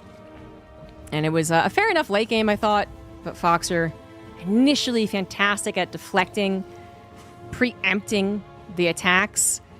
One attack not preempted turned into another attack not prepared for, turned into another attack not prepared for, and it really did snowball from there. I don't know if we'll have as long of a game on Persephone, but it is possible. Another 2-1-1 follow-up for Foxer. Is it going to be the Armory follow-up as well? I actually wouldn't mind it, but you know, you don't usually do that twice in a row.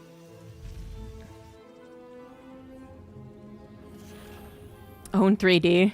Don't click the... I mean, I don't know if it's now spam or something, but good old Own 3D. I liked Great Open Throwdown, actually. I liked basically all the NASL guys. I wasn't as in love with the... Thing is, like, here's actually... I kind of could summarize things, couldn't I? The thing is, I was such a Korean fangirl that I was also like an elitist, snooty Korean fangirl when it came to everything. The Korean players were better. The Korean broadcast was better. The Korean casters were better. All you other guys suck. Another, you know, the international person I followed was the guy who even had this opinion himself, Idra. He was like a Korean light. So that definitely like skewed my early years of StarCraft, because so many people were very like attached to the international stage. They weren't as attached to the Korean one, and I was all on the Korea, man, all in on it. It is going to be the Armory build once again. A little mess up on the build though, hey. But also different. Eggs, very importantly, is going into a Roach Warren. Big change up from Eggs. Also, unfortunate news for Foxer, who has decided to go into the Hellbat attack again. The one that wants to find Ling Queen, and not a lot of it, and certainly no Banelings, is instead going to find some amount of Roaches, which, you know, 16 Marines could still kill, sure, but it's usually not the ideal setup. Roaches are going to show themselves in just 1 second. I don't know if Eggs realized what build it was. You know, it was the 3rd CC. He did not know the exact build, but he was probably preparing for 5.5 minutes. Does need a couple of extra Roaches, though. That is just a lot of Terran. He's now supply blocked. That's a little concerning. Nah. No combat shields, no 1-1. The Roaches and the Queens all packed together is going to be enough. Foxer acknowledges it, gets the heck out, manages to save the Hellions as well. Use them for something else in the future. Drop in the main, better than nothing. Use it now as the drop and not as the attack.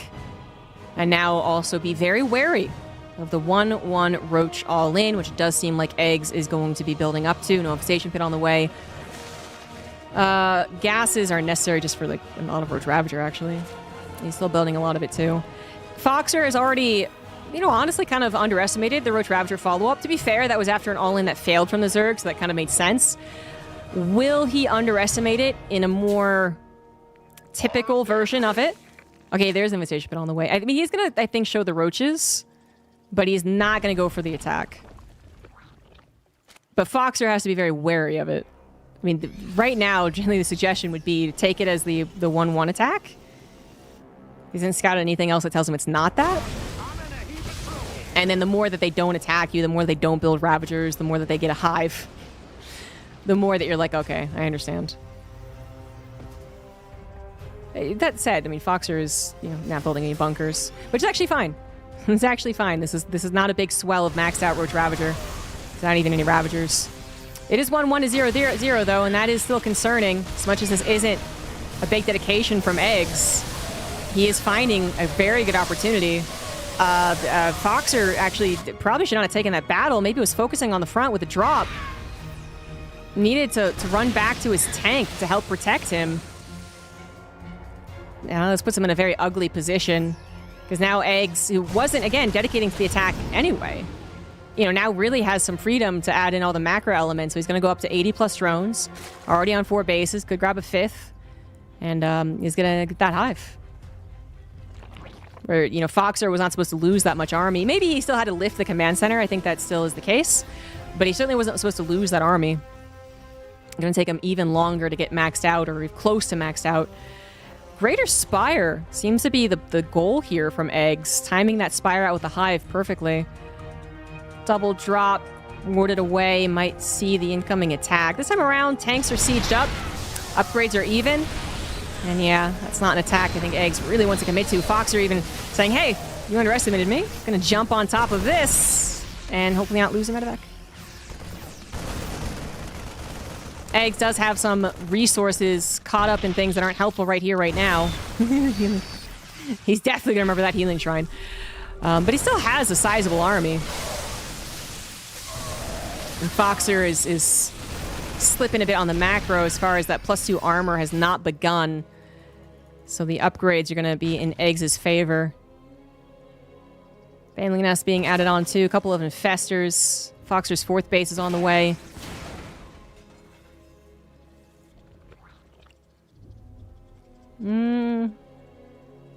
Roach Ravager Infestor is just so good at holding. If anything else, it just buys a lot of time. Especially if you're going to do some run buys. Foxer's 4th command center was canceled because of that. It was a cancel, not a kill, but still a lot of lost time.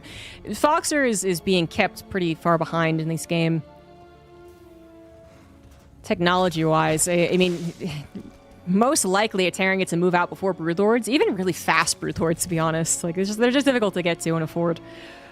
And it's kind of questionable if Foxer will have that opportunity. Well, a little less questionable now. He decides to pick everything up in the medevacs that he has and just gun for it. That is a decision. That is a fucking ballsy decision. Corruptors are on the way. He did not know the Spire was already done, and that is a unfortunate sight, although it is only 2 Corruptors. And now he knows, probably, hey, you're going to go into Broodlords. Trying to take command of that high ground. The tanks, not all of them are going to be able to fire on this ramp. Banelings now crashing through, even without their speed, still with the help of the creep spread. And this is going to be taken care of. Foxer, what damage did you really do right there? He did end up trading supply, so he says he's only down by 50, which should say it's actually better than what it looked like. Also gets just Marines running on down the right side to find a freebie hatchery. The more army goes down on the left. Medevacs are forced to entirely flee. 50 supply difference, talk about Roaches, really isn't too bad. Although the upgrades are a sore point as well. But where the hell is it? Oh, there it is. There it is. There's the rest of Fox's army. Okay, that's not bad. That's not bad at all. One tank on the front is going to go down, but another tank has sieged up. And with that much army still ready, the Marines that sniped the hatchery also having returned home. Eggs is not going to find a counterattack. But he is going to have time to get to Broodlords. And currently there are 0 answers to Broodlords. Planetary is going to come up on the 4th for Foxer, but what does he do against Broodlords?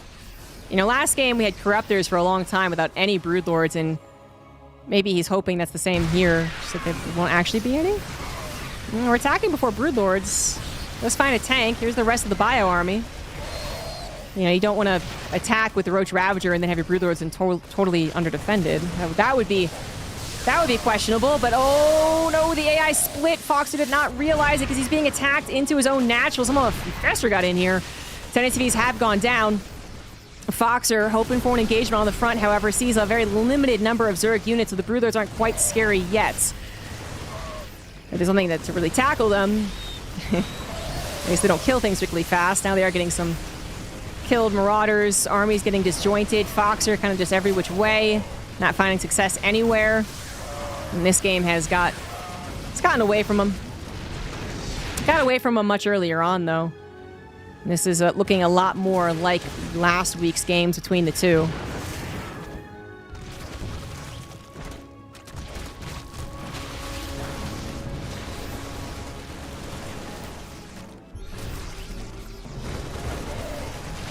Technically still on 4 bases, but Foxer has no answer to the Broodlords, of which there are now 7. So they're dealing enough. They body block too. Fungal there in case they are ever vulnerable. And this series will be tied up. And Eggs has displayed a new way of tackling Foxer's mid-game. His roaches have worked out quite well. GG's. Eggs ties up the series. 1 game to decide who qualifies. Meanwhile, the lower bracket, Maples and Mute, have been allowed to go. So they're currently battling it out in a best of 3.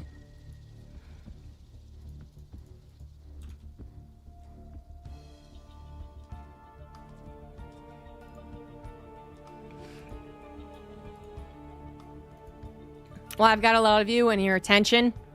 Just a reminder that this is all for Safe House, which is happening next weekend, October 18th and 19th, and that there are contribution codes, claim code right here. There's still some remaining. Honestly, it'd be very easy to use all these codes. All you got to do is sign in to Matcherino with whatever here, and then press this button, and then it works.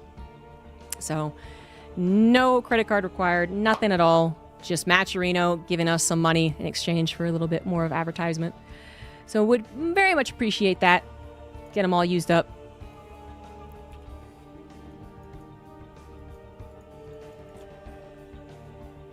And the last map is going to be in Corporeal.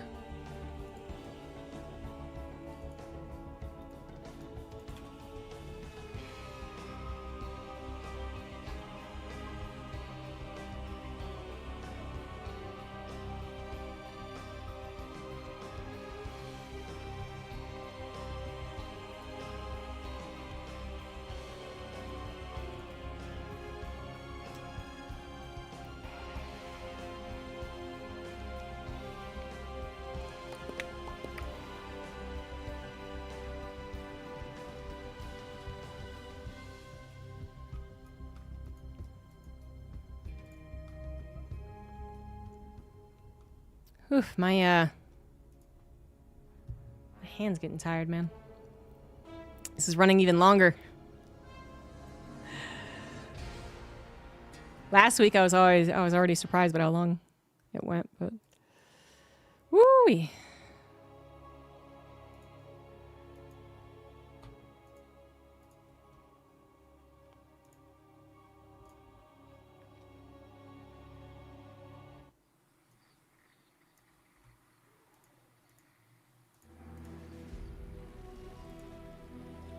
So we had some big contributions to the Matcherino as well. Just want to shout that out after the introductions, assuming there's no 2 racks.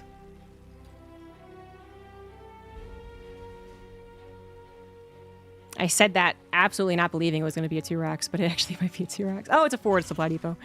So 2 racks, not the one I was thinking of. In the top left, it is Foxer. In the bottom right, it is Eggs. Tied up 2-2. Foxer is going to change up his build. Could be a 2 racks, could be a 3 racks. Find out. But yeah, thank you very much to people who are actually donating with their hard-earned cash. We got Grimmin, $25 contribution. Mango Rock, SC2, thank you so much for $100 into the Matcherino, all going to the players. Hopefully encourage them to keep on playing StarCraft and giving us great games. Bolstering that prize pool. Also, Athena Minerva, thanks for buying a Good Luck Have Fun t-shirt. Might be giving some of those away at the main event as well. Just something to really prove that you're a super StarCraft nerd. It's a very comfortable t-shirt, first of all. My number one priority was getting the exact t-shirt that, believe it or not, Frost Giant gave us. There's one thing they did really well, was choose the shirt material. And then a bunch of StarCraft 2 phrases that only real StarCraft 2 fans would understand. You're a real StarCraft 2 fan? Name 10 random references from the StarCraft 2 pro gaming scene.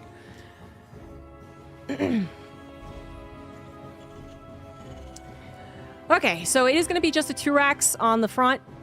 So 3rd racks would have been a cheese. Honestly, wouldn't have minded it though. But yeah, it's not going to be that.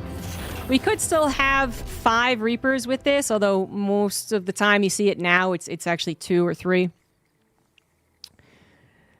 All are actually, like, we've seen the full gamut, which I now know is different than gambit. I have learned, I am a learned person. Anyway, of what the 2 racks can build, because Ben did it a billion jillion times. Eggs sees this opener and decides to go into a Roach Warren. This is interesting. Because it absolutely seemed like a response, the timing-wise. This isn't actually that good versus the 2 rocks. Bjorn, when he was only ever forward 2-raxing, he, you know, initially, when he was, like, experimenting with the build, initially he did die to some early Roach attacks. But then he basically figured it out, because people were like, oh, you're doing 2 racks, I'm going to do this. He had to figure out how to defend against early Roaches with this opener, and he did. So then it became kind of a trap. Zerg players would build Roaches against this, go and attack him, and he'd be like, aha, no, I'm totally fine. Now, it's still a question, does Foxer know how to defend it as well as Bjorn? He scans, which I love the scan. Something was up, while the Reaper opener can stop the 3rd hatch. It didn't go for that priority. Just kind of checked once, didn't check again, so it didn't stop that. But if the Zerg player is doing something sneaky, you want to know, and maybe not sacrificing a Reaper in the process. I mean, nothing really told him on the front, I would say, that it is something sneaky, but it's good that he scanned. 2 bunkers are coming down on the front. This is kind of the trick to it. Like, I think initially there was defenses behind the wall, and then the Ravager player would just be like, well, fair enough. I guess I'll just kill your wall and make it really gross and weird. And then Bjorn started to just build the bunkers on the front. And then, yeah, obviously Reaper control, grenades to buy time, and then whatever else he could muster out of the production that's already here. So this is not really committed anyway by Eggs. He's been building drones alongside some army. So I'm not really worried about Foxer's ability to defend. If anything, I'd be more worried about Eggs doing this. You know, such an early Roach Warren and actually building Ravagers and not finding anything to do with it. Technically, 2 bunkers were created in response, so that's a delay on something. Gas was more of the restriction for the starport. 3rd CC, probably further delayed. You could salvage these at this point. He doesn't know if there's a bigger follow-up, though, to be fair. He technically never saw there was a 3rd hatch, actually. Doesn't want to be bamboozled. Gonna go into, I mean, not a quick lair, but lair follow-up. And, yeah, Foxer could. He just doesn't know it. He's gonna play this very safe. He's gonna grab a Banshee. Thing is, I say safe. Even without the interruption of building the bunkers and getting 2 Cyclones, like, the build kind of calls for something to do with the starport before medevacs, because you just don't have 16 Marines a lot of the time. In this case, he would, but... Oh, he's going to go into a Raven. Interesting. Huh, okay. 3rd CC is on the way. Marines... It looks like they're scouting for a Nidus, although technically they're still missing something. There he goes, he fixes it. Yeah, definitely looking for a Nidus. He doesn't want to use a scan again. Because if this is Eggs macroing, I mean, we are talking about hurting your own macro with a scan.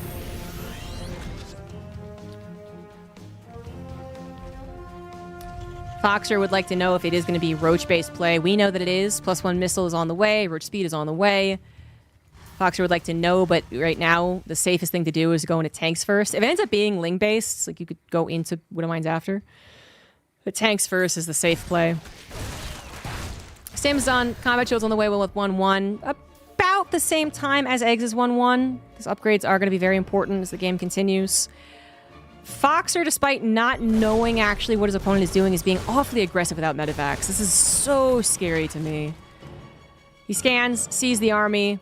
Yeah, it's not very mobile. But, this is the type of courage I do not have, I guess. Does supply block Eggs as well. Overlords are on the way. Once these Cyclones get some great lock-ons. Not able to kill anything as of yet. And the Raven is being used to clear up creep spread. Auto turret's also decent. Anti-armor missile actually could be very, very good. Very good against the Roach attack. This is almost looking more and more like he is specifically gearing up for the Roach play. It's a good thing it is Roaches, because this is, I think, all good signs for Foxer, who was the one that struggled last game. Eggs went into the infestation pit. He did not go into the full supply max Roach 1-1 attack, but I think this time he is going to go for it. He is continuing to build Roaches, Foxer needs some defenses around his third. I would love the bunkers. He is supply blocked right now. The bunkers are coming in, but are they too late? We got Lings going into the natural too. Foxer, he does get the anti-armor missile off. That is so freaking effective. 2 tanks now firing away. Medivacs, not very high number, but apparently good enough. The anti-armor missile just made those Roaches disappear so much better. Foxer, though, still light on the unit count. Cyclones coming in to try and help out. Lings in the natural were cleared. 10 SCVs have gone down. Foxer losing too many units by the looks of things. He's going to have to lift his third CC. This is something he did not want to do. He wanted to defend at that third, and he is not capable of doing so. Now he's just rallying units in to certain death. Foxer gonna be broken by the Roaches once again. And Eggs has found the solution. What a best of 5, man. This tank's a goner. Foxer, unfortunately, is a goner. He has played so many super long games today, and he will be forced to play more.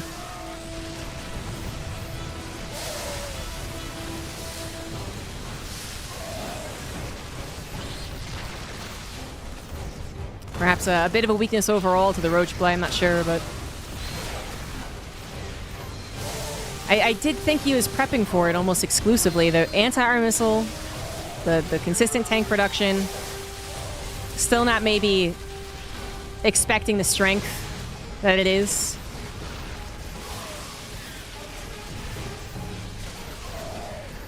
You know, generally we see more so like you kind of detect it is Roaches. Your first fear is that it's the all-in. So you set up very defensively. Tank here, tank there. Marines behind, you know, waiting for the bunkers to finish. All like, you know, a Sim City to protect him as well. It was kind of an earlier attack from Eggs. He didn't wait till he was maxed out. He didn't wait till he had a bajillion Ravagers. So that probably screwed with Foxer's timing too. But then Foxer, you know, did dedicate to the engagement rather than saying, okay, let's just play it super safe and back away, which maybe was the right call. And that is going to be it. Eggs takes the qualification spot. Will once again be in Safe House. And Foxer has to go face the winner of Maples versus Mute. Microbial Shroud was not used at all.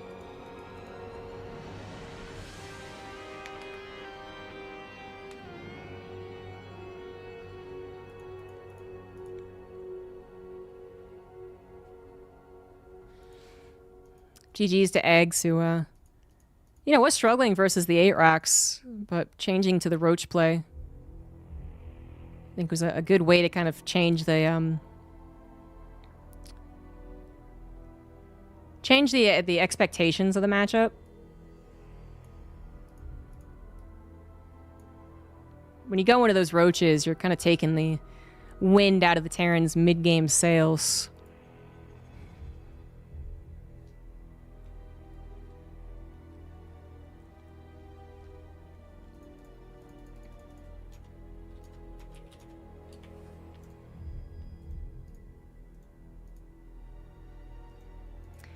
Maples defeated Mute 2-1. So now it'll be between Foxer and Maples. The NA representation. I am going to BRB. I need water. I need to stand up. Maple also needs some break. I'm sure Foxer needs a break. So we're going to show some videos, and I will be back in a few minutes.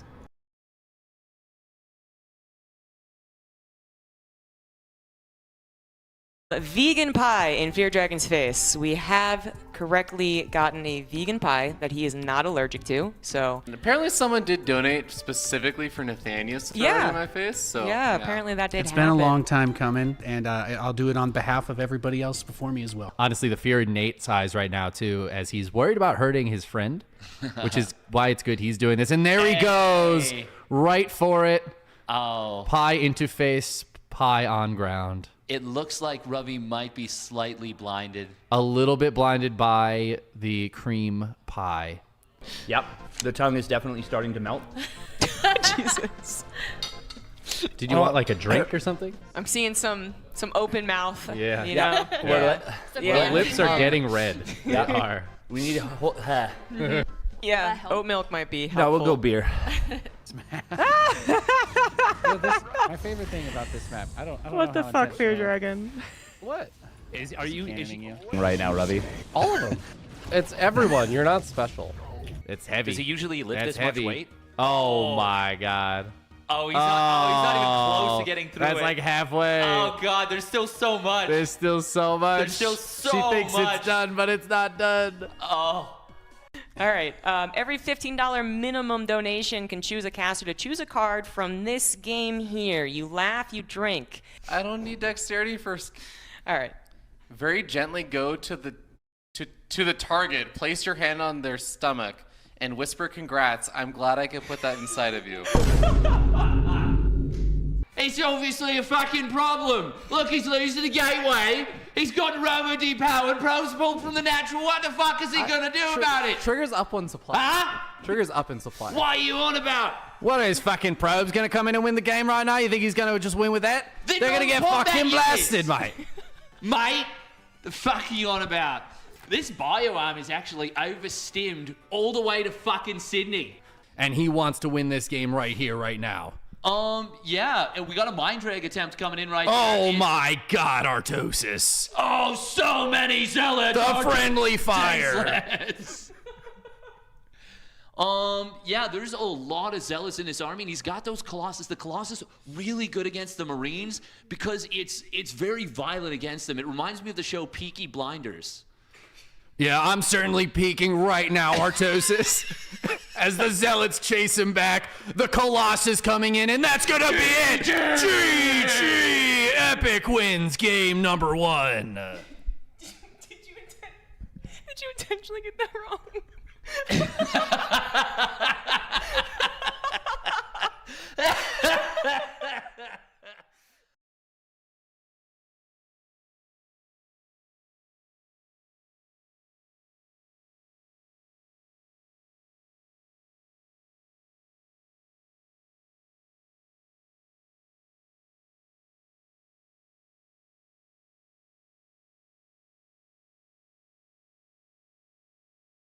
Safe House is back with more silly match arena goals, and yes, we're going to throw another pie in someone's face. This time, you get to decide who gets the pie. When you donate to our match arena, you're not just supporting StarCraft, you're deciding which caster gets a pie in the face. Will Fear Dragon get the short stick again? Or will one other caster have the unfortunate job of pretending to be okay with getting pied? Every dollar you donate is one vote. You can vote for or against a caster getting pied, and by day 1 of the tournament, we'll know who gets pied live on stream. Support Safe House 2 and StarCraft 2, and while you're at it, make a caster get pied for the crowd's enjoyment. Head to matcherino.com/t/safehouse2 and cast your vote.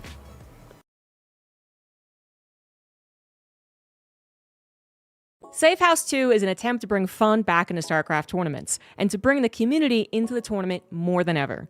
With your help last year, we made Fruitland map 1 of the finals. Was it balanced? Probably not. Did the players even know how to play the map?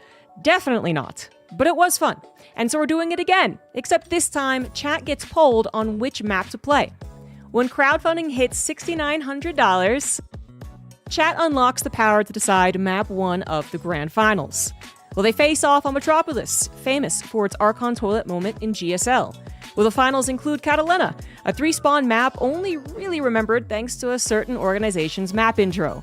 Will Cactus Valley make an appearance in StarCraft again, after it arguably debuted Blink DT, thanks to Nightmare in a game versus Gumiho? Can Arkanoid be played on? Like, actually, can the players figure out this map? Or will we decide to all take a chill pill and play the finals out on cozy, comfortable Belshire Beach? There's absolutely no guarantee these maps will be balanced for the current state of the game. With the donation goal met, a poll will play out for day 1 and 2 of Safe House up to the finals. Whichever map has the most votes will be the battlefield for game 1. Support the prize pool and unlock the poll, and decide how the finals begin. Head to matchuno.com/t/safehouse2 and help shape the tournament. Hello, everyone. Oh boy. Thank you, Enki, for that raid.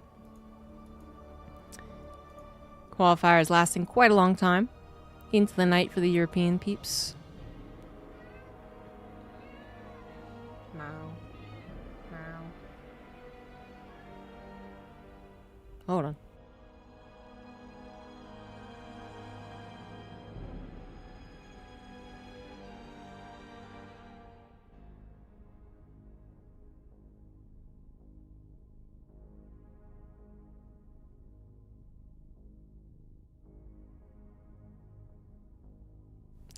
All right. Sounds like I'm missing out on a sushi time. That's okay. Meow. Meow. Dimitri's very needy.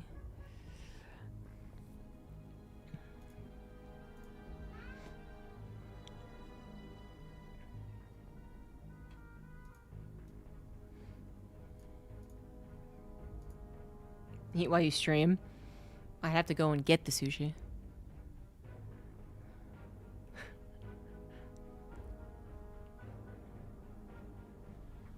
Oh, he's a big boy. He's a hungry boy. Hey, jabu, bobo, jabu. Hey, jabu, bobo. You're putting up with me.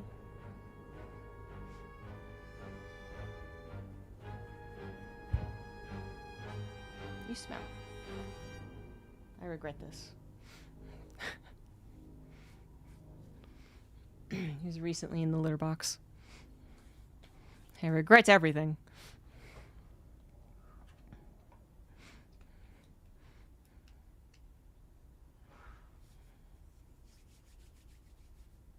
Foxer self-admitting to being tilted. I do not blame him. Victory was within his grasp. After so many super long games, and now he has to face Maples in a best of 5 TVP.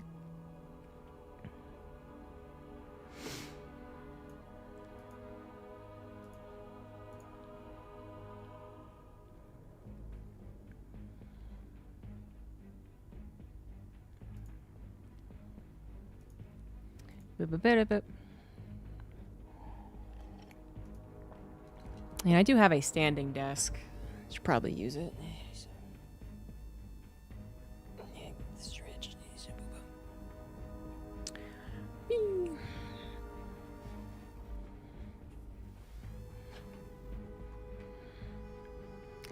Maybe since I have to disconnect everything to pack it all up, I'll be able to organize my desk so that when I raise it, I don't send everything off of it. My stream deck is being pulled currently. Whew.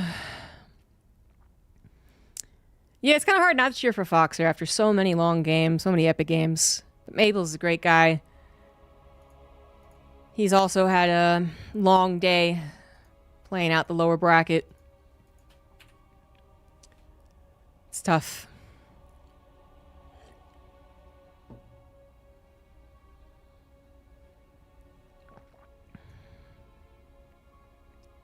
They are now doing the vetoes. Hopefully he's able to, I don't know, do some meditation, some mantras.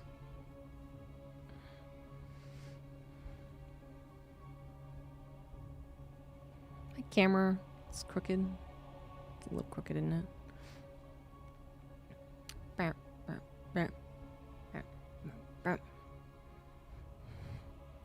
Damn.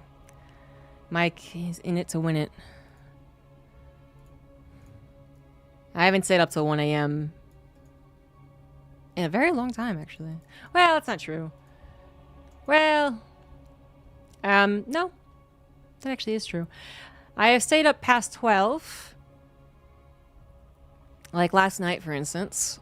Because I ended up editing video until like 11. And then I wanted to read. So. And then my body was like, it was a great time to wake up after going to bed at 12:30. 5 o'clock. I was like, great. Thanks.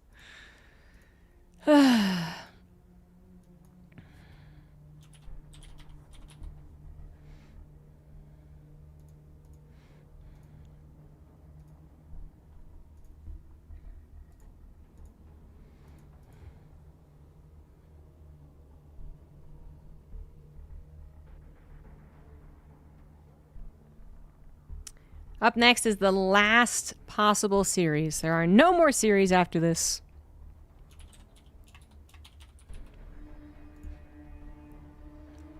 Whether Foxer wins or loses, we'll be patting him and soothing him as he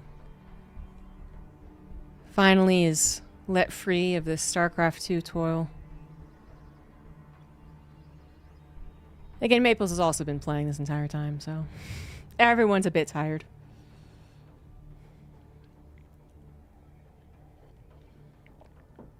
You know what they say when you're tired, though? Drink more alcohol.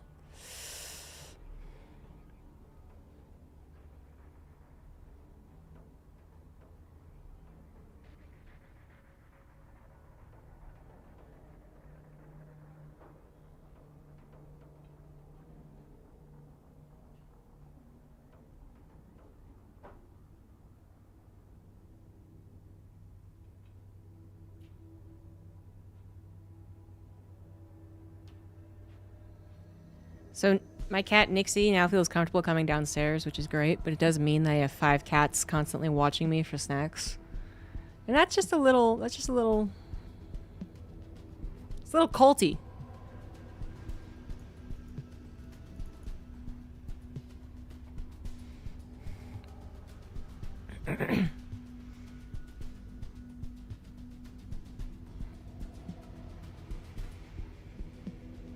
Eggs with a reverse sweep, yeah.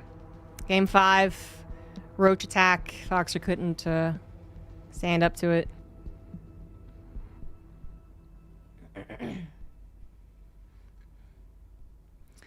We are in lobby. We are almost ready to go.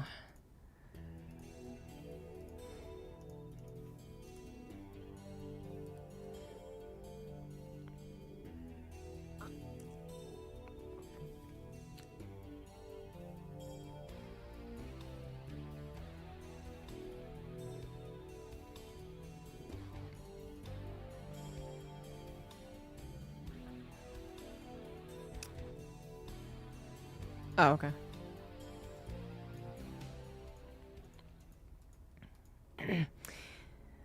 Cherry vodka. This is also a best of 5. Yes. Ooh, boy.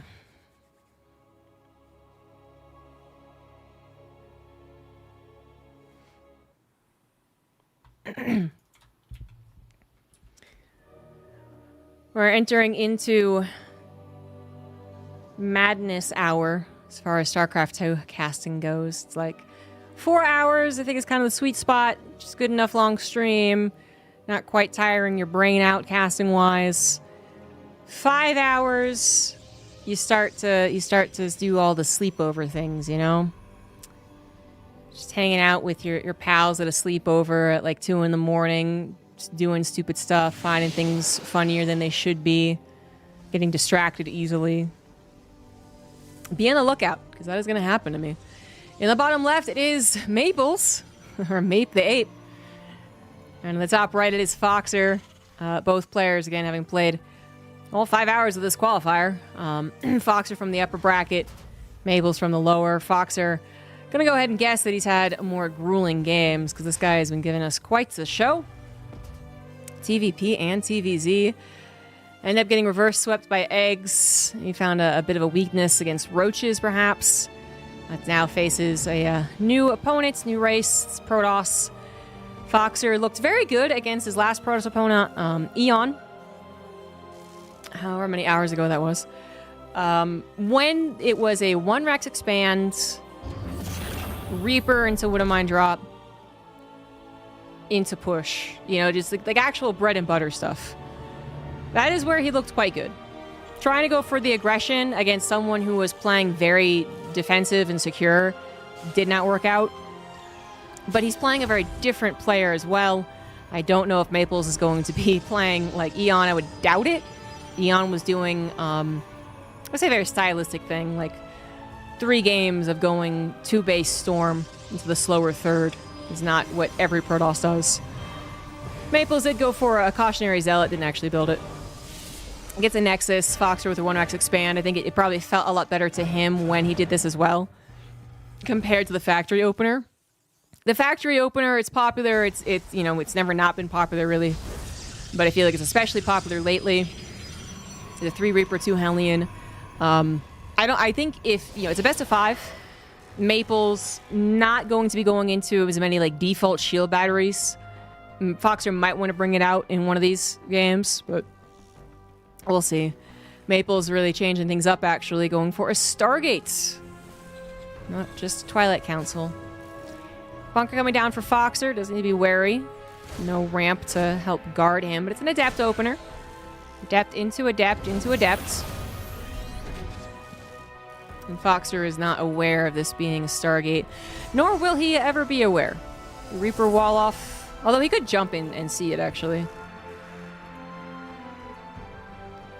One of those, if he knew it was going to be there, obviously he would do it, but all he knows is that the Reaper's been walled off. He's going to try and get in through the natural. Adepts are constantly threatening the main, and even to an extent, the natural, yeah.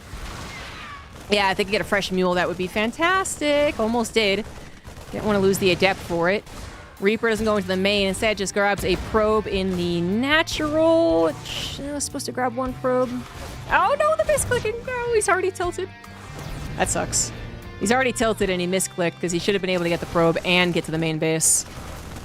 2 probes, or 2 SCVs go down as the Adepts do continue to shade into the natural. They didn't kill the mule, but they might as well have. The mule is not mining, and that just sucks. I mean, if you knew they were going to build Adepts and you knew they were going to do the aggression, you maybe would have built the mule in the main. But you don't want to mine out your main as fast, and well, anyway. Mule will get a couple of trips. Mape the Ape. I love the name. Gonna go into Phoenix Colossus by the looks of things. Whoa! A Protoss player who doesn't go blink into Storm and or Colossus off of 3 bases? Oh my god. There's variety. Thank you, Maples. Thank you. Stargate just such a... I'm not gonna say underused because I think it's you know, the state of the game does, and Twilight Council is a fun build, but it's not used very often. It's not. And then when it is built, and we're like, oh, what if it's something else? It builds like 1 Oracle, and then they go into Blink anyway, and you're like, well, why did you do that? But that was very clearly a Phoenix opener. The scan saw a Phoenix before the Phoenix moved away. Unless Foxer wasn't looking at that time, he should know. It is Colossus with the Robo. That's something that Foxer was not able to scout, so there's really 2 options currently. Phoenix Colossus or Phoenix Zealot. Phoenix Zealot could happen. I don't know. I don't play against Maples. Foxer probably does quite a bit, so he would know all of the ways that Maples could play. But I can't give any more insight to that. Mape, he's really... It's something to call him Mapes instead of Maples. Maples is going to just look around with a Phoenix for a while. I mean, he is just looking for any opportunity to find damage, and if that was, for instance, a Widowmine drop that's been just hiding somewhere, he would have taken it. There is a Widowmine drop build, but we just didn't use it. Not a very good idea against someone who has a bunch of Phoenix. And instead, Widow Mine was placed to defend against the Phoenix, more likely, but the Adepts end up tanking it. Missile turret to defend against the Phoenix combines together to make that attack really do nothing. Just 3 Adepts losing their lives for nothing in return. And the attack is about ready to go. Maple's Phoenix have not found any damage. They're still useful. They will be very important for the defense. Foxer, how confident does he feel moving out? Because again, he doesn't quite know that it is Colossus versus Charge. I mean, if he runs out, there could be 20 Zealots waiting for him. No, Widow Mine placement working out well for Foxer. Does lose a couple Marauders, however, and a Medivac to the Phoenix. It's just so annoying. And Maples, by doing this, isn't only getting bits of damage, he's also ensuring the army stays at home, although loses a Phoenix. Oopsie daisy. So he has plenty of time to get up his defenses here. Because he needs that time. He does need the time. 1 Colossus is not quite enough. 2 Colossus, that's a shield battery. That's going to feel a lot better. Don't lose the Phoenix. Foxer finally unleashed from his own base. 30C finishing up. Production looking solid. Maples, though, has gotten to those 2 Colossus with shield batteries at the 3rd. Now to the natural, he realizes maybe this is a little vulnerable if he comes in from this direction and is going to just barely miss the actual direction of the army. Now that means the shield batteries are going to be gunned down. The pylon, okay, good. That's also a good target. Yeah, exactly. 2 Colossus, though, against no Vikings. The Phoenix are coming back as well. It's going to be a... you know, maybe you take the fight with the Concave, but no, not really. Marines, I love this. This is actually where the damage is really being done. 12 probes go down, 14 probes go down, as just 5 Marines segment themselves off from the main army, snickering to themselves, yeah, I'm gonna get these probes, yeah. And they do. They get every last probe. 19 go down. Foxer also manages to save some amount of army on the retreat, as Foxer is kind of just like, you know, moving every which way. Looks like Phoenix died. More Phoenix die, actually, to a Widow Mine shot. That was supposed to be a pretty good defense, all things considered. You know, he did lose the shield batteries. That was the only kind of concerning thing. But then his army was there in time to defend it. It just, you know, 5 Marines. That's all it was. Foxer, though, is in some trouble. Where are the Medivacs? Where's the rest of his army? The Medivacs were not built fast enough. 2 of them finally popping out. But those Colossus, they have no counter. And they are going to be able to abuse now Foxer's own choke. 3rd CC has to lift and leave. SCVs are going to be goners. Maples actually does back away from the choke. Maybe Foxer could try something. Pull the SCVs on the backside, for instance. But he still needs a healthier army. He's going to pull all the SCVs from the natural and from the 3rd. Is this going to be good enough? He's going to gun it after Colossus. He jumps forward into the arms of the Zealots. There weren't that many, though, and that might have been the play. So many SCVs have gone down. Archons do form. Foxer is not going to break out of this. And Maples will take game number 1.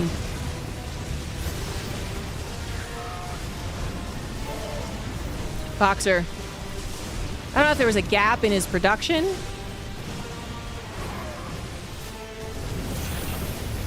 Or maybe he just really did lose too much on the offensive, but yeah, too underprepared for the counter. GG's.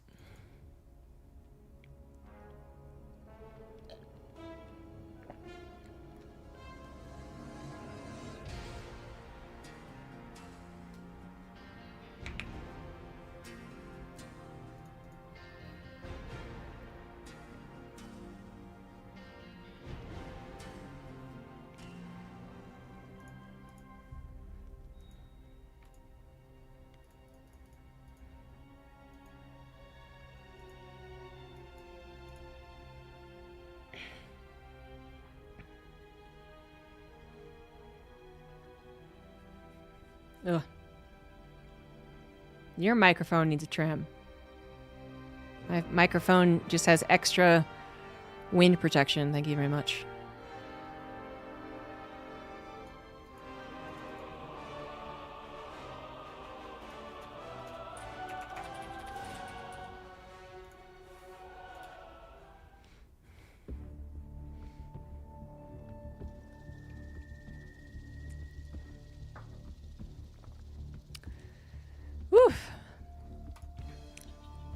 And I don't even get to relax after this. I gotta pack the car, make sure I'm not forgetting anything to take to safe house.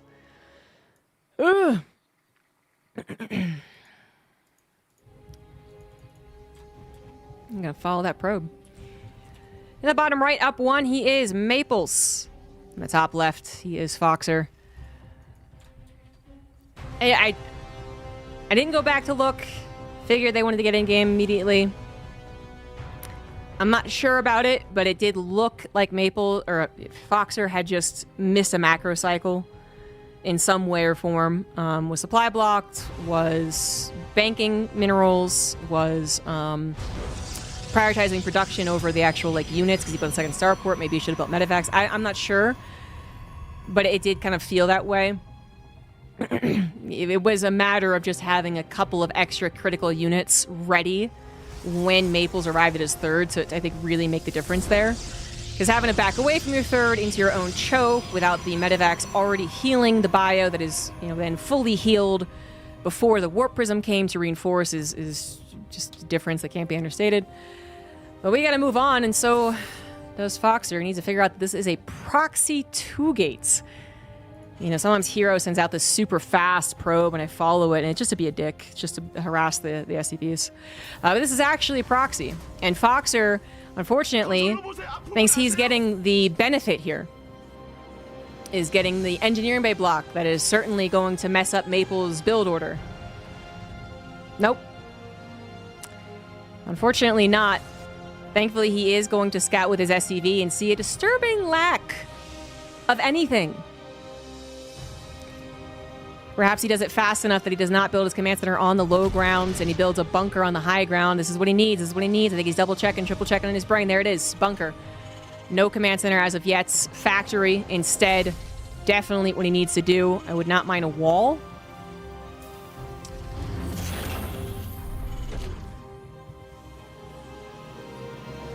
So, like the alternative is he builds the supply depot and then an add-on. Or he could have repositioned his barracks, I guess, too. But either way, that would have been lost production time. Actually, I think this does end up being better. Because the add-on, you can't repair it while it builds. And it does tend to fall. I think this is better, actually. Foxer ends up holding. This is a proxy 2 gate. I mean, I haven't cast one of these in forever. So, just to be clear, this is very dedicated. This does no damage. So far, Foxer is in a wonderful position.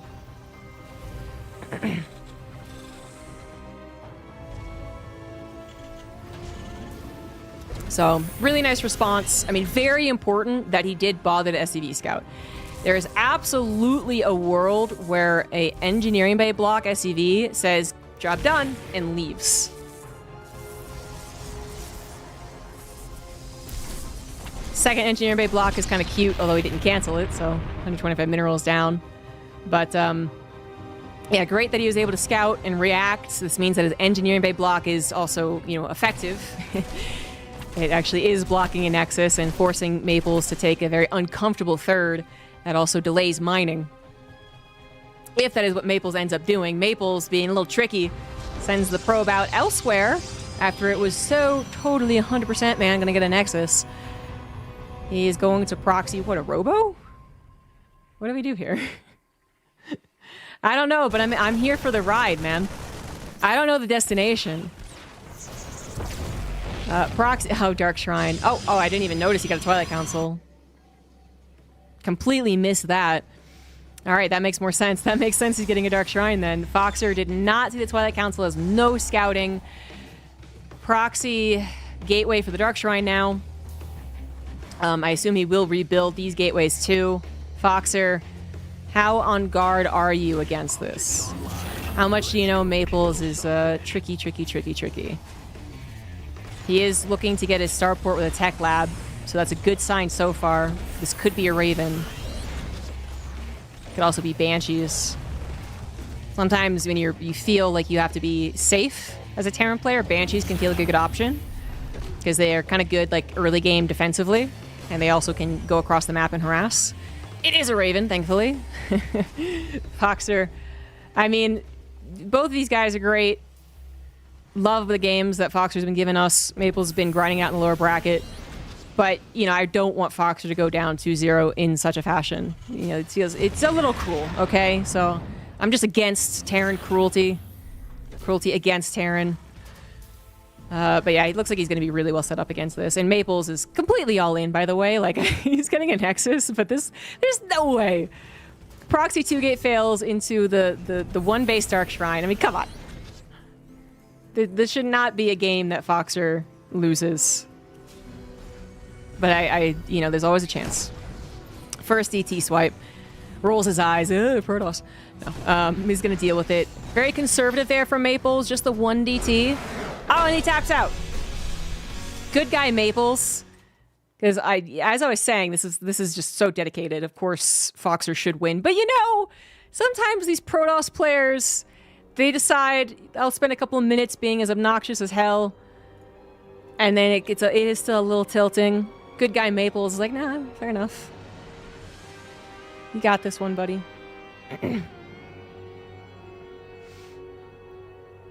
Played enough NA ladder, know you always get a Raven after failed proxy 2-gate. It is very good advice. Just like I was saying, the Banshees can feel like a safe option. You actually you really don't need, even if they're rebuilding the proxy gate or you're repowering them and actually going into a 4-gate, you have the factory production, you have a bunker at the natural. That would probably also hold without the help of the Banshees. So you really should just get a Raven after.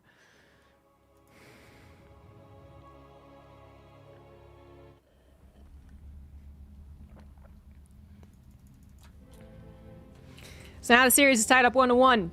Top right, Maples. Bottom left, Foxer. Maples gets a great, you know, macro game 1 and tries to be cheeky in game 2. I like the process. Didn't work out. Foxer's SCV scout, as I say, is very important. If he had just left, he puts Commander on the low ground and the Zealots show up, he has to cancel. It's already chaotic. Then the higher ground doesn't have a wall. Then he might be building a tech lab or a reactor rather on the barracks. Then he has to cancel that to get any type of production. I mean, it really would have snowballed. Foxer, I like it. Gonna proxy a barracks. Will that be it, though? The way that he has positioned the barracks, I almost want to say that it won't be it. But, I don't know. In higher league games, you don't usually see a barracks factory both proxied alongside a starport, but it does happen. There was a meta where it happened all the time back in 2018. There are cheeky buggers on the ladder who will absolutely do it. Is Foxer one of those guys, or is this just for the Reaper? More likely than not, right? The Protoss will scout, so this is not something you're hoping not to have happen. Maybe if he didn't scout, that actually could change your plans. You maybe would go for a proxy factory if there was no probe scout, but in this case, he's still proxy factoring even with the probe scout. Maples knows that something is up, obviously. The more that he doesn't see a factory at home as the probe is still alive, the more he realizes it's one base. Yeah, they're going to proxy the factory, we're going to proxy the starport too. Although, maybe right now there also could be a bit of concern for proxy 2 racks. Well, I've seen as much gas. Yeah. You still don't know exactly what's going to be coming out of these proxies. What is the barracks being used for? What is the factory being used for? What is the starport being used for? Currently, Foxer adds on a reactor. Then a tech lab. So Marine tank, Liberator. Even Viking, actually. Vikings are a little bit cheaper and grounded. They're very good against gateway units.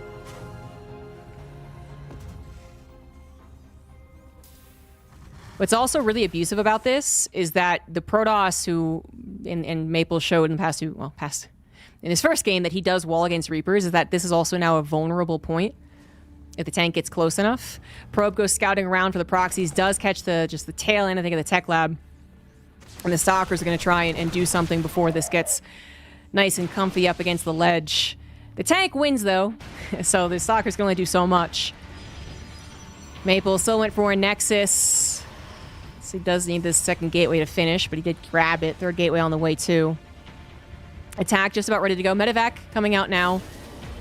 Into Liberator, perhaps. Does siege up the tank. Maples has to walk into it just to kind of get the scout.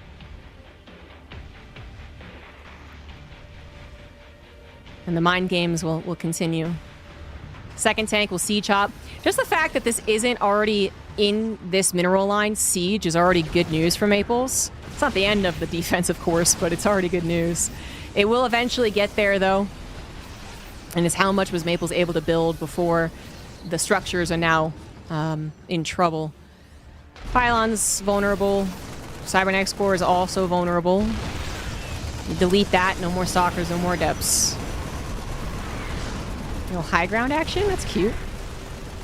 Repair is good. Not good enough against this many Stalkers. The Marines, they all lifted up, actually. And I'm not sure that was the... well, what with bunker hopping in the main base? Wait a minute. Is this actually a thing?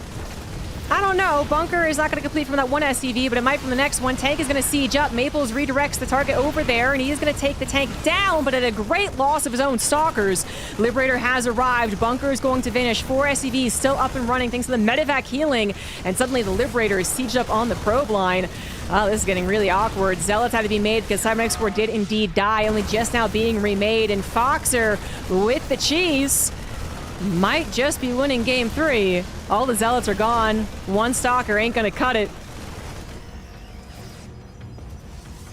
Units entering into the natural. I mean, only 2 Marines. Probes could take care of that. Cybernetic Core is done. Stalkers are being warped in. That's the good news. The bad news is more siege units are on the way. Foxer could get another Liberator. Guys decide to go for a tank. I think that is the good call, but he might still be able to afford a Liberator. And Maples is going to tap out. Foxer now up 2-1. Once again on the brink of qualifying.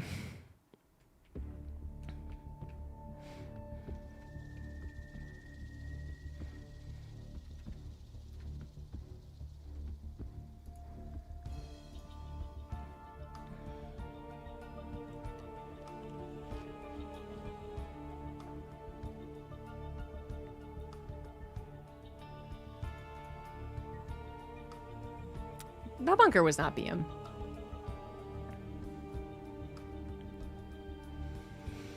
No way. I've been streaming for 5.5 hours.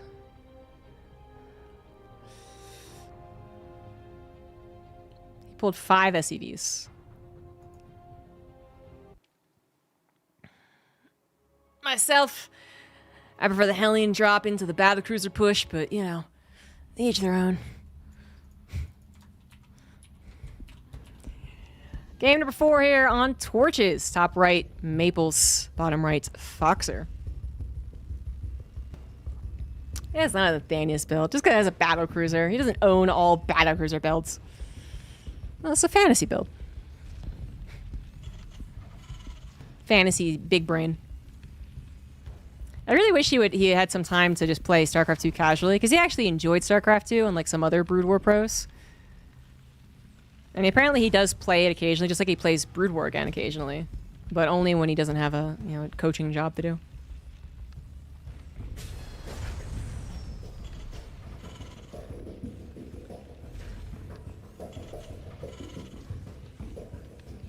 You like the squirrel? I assume this was for Koreatown, but then there's an extra K, so I don't know what this actually stands for. I was listening to Pigcast, and he had a whole thing about it being Cracktown.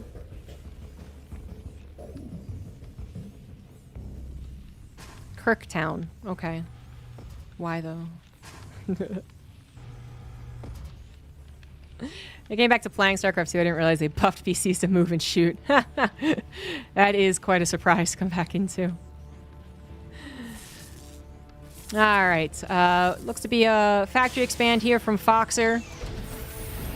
Maples. Nexus after Cybernetic Core. Foxer, I said in the first game, the factory expand didn't really work out against Eon so much, but he was getting the double shield battery caution play. And if Maples doesn't do that, which so far he hasn't, then there's a little more potential to the Reaper Hellion opener. Probe barely gets out.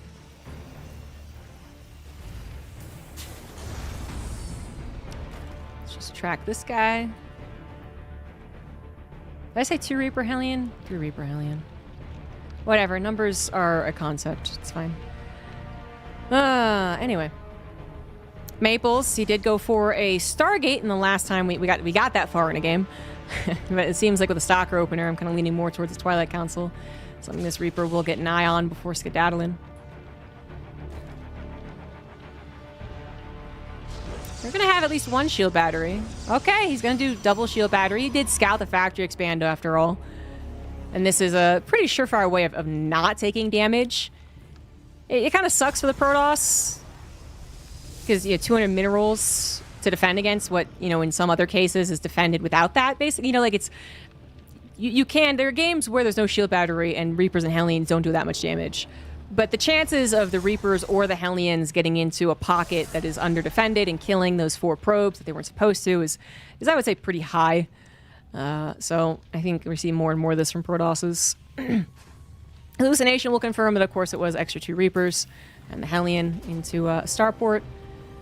And with the ramp, plus the shield battery in the main, again, there's, I think, very little that Fox's opener can do.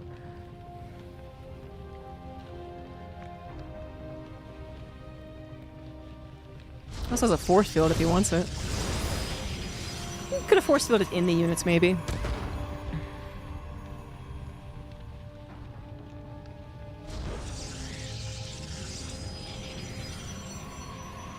Two gateways, Twilight Council. Foxer wants to make sure that's not a 4-gate. Currently it is just sizing up to be a 3-gate. Another hallucination is the priority.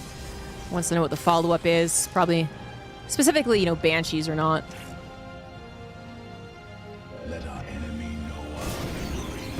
Stalkers actually came out to tackle the Reaper Hellion. Hallucination sees, Tech Lab added to the starport, but the timing was kind of odd. It definitely looks like it's just going to go on to the barracks. Stalker's still chasing after the Reaper Hellion. Poor little probe's looking to die, though. Womp womp. And the Stalkers are actually pulled quite far out of position. Wouldn't mind dropping to the main. Oh, boy. Pulled away fast enough. This one wouldn't mind. Still a bother. Does eventually go down. Natural base? Anything? Nope. And that's when the Terran usually cuts their losses. Just tries to get away with the medevac. He could escape to the left, I think. It's awfully close. Yeah, okay. And he killed a pylon, which is actually quite annoying. So far, the Protoss is doing, let's call it, like, the build. There's not a lot of, brain hurts. Oh, God. You haven't had to change many things about your build and, like, compensate for a lot of things as of yet, so you're just kind of, like, going along with the build. And part of that build is the pylon at the 3rd, so, yeah, you get supply blocked. It's still early on in the game that these are the things that actually really, I find tilting anyway when I play Protoss. I build a pylon that gets killed by Lings or Reapers, whatever it was, and I'm like, well, how are you going to expect me to compensate for that? God. Anyway, 3rd Nexus finally taken, which was also slightly delayed because of all those shenanigans. And I say slightly, I feel like it is more than slightly. Not a bad delay at all in the Nexus, but it's now on the way. Reaper, one more probe, not going to find it. And the medevac does chill over on the healing shrine. Stalkers are just waiting for anything on the front, which I don't think Foxer is going to be quite ready to go, even though he's got 2 medevacs. Stim is a long ways off. Charge is on the way. Templar Archives is going to be the choice. So storm, and more storms. Where are the probes going down? The auto turret harassment. Raven is going to tuck itself into a corner and come back. You might try and tear down the shield battery.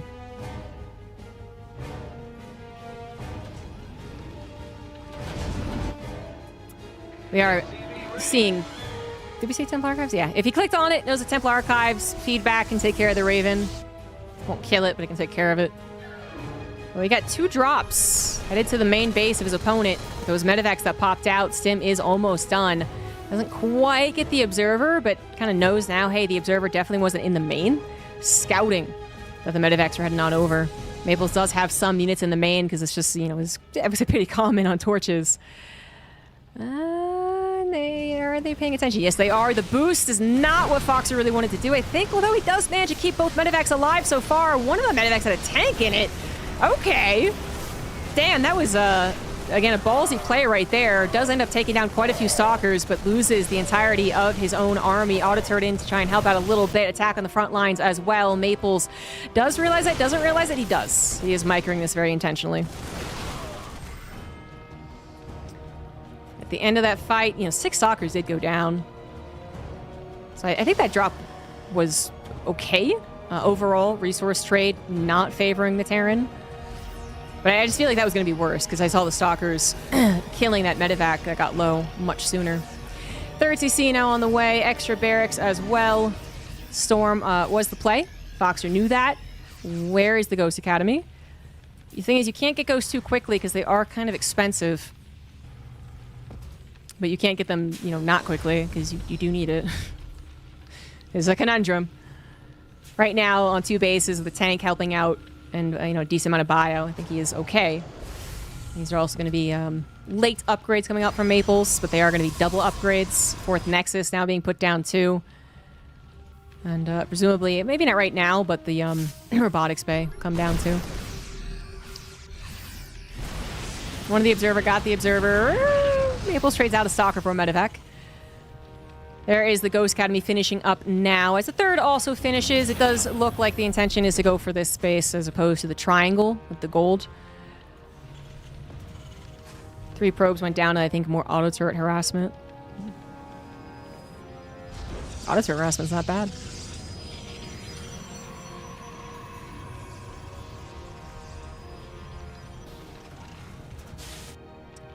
Stalker scouting for the drop. Observer back on the front. Pylon scouting for a drop on the left. This is where I would expect the 2nd Robo in a robotics bay. Maples, how many High Templars? 4 High Templars. Another auto turret was slapped down, killed 1 probe. 1 Medivac picked up. Pretty good idea. A couple Zealots waiting as well. There is the 2nd Robo and the robotics bay for Maples. Foxer's going to have 1-1. Not moving out. Not going to get a timing with that. Also doesn't recognize the Observer over his base. It's moving now, though.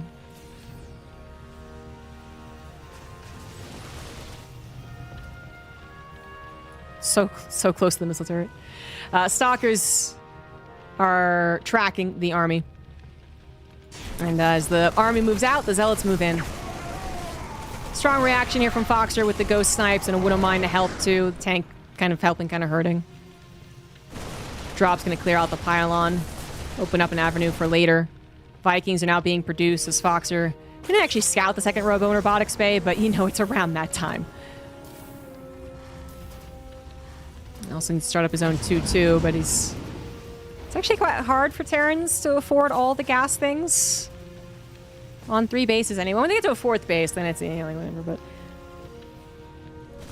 our reputation is not needing gas is overblown. Medivac drop does end up taking down some Stalkers. Is not being microed now. We got other things happening. Warp Prism in the main for Foxer. Foxer also going for a quad drop into the main of his opponent. Eventually will drop out of those, and yes, he does. Oh, the 1 storm did kill the Medivac. Warp Prism taken care of by the looks of things, but the drop, well, how much damage does it do? Goes for the upgrades. Gonna grab both upgrades. Made sure to get both upgrades, and is going to be able to escape with 2 Medivacs, perhaps. Maybe no.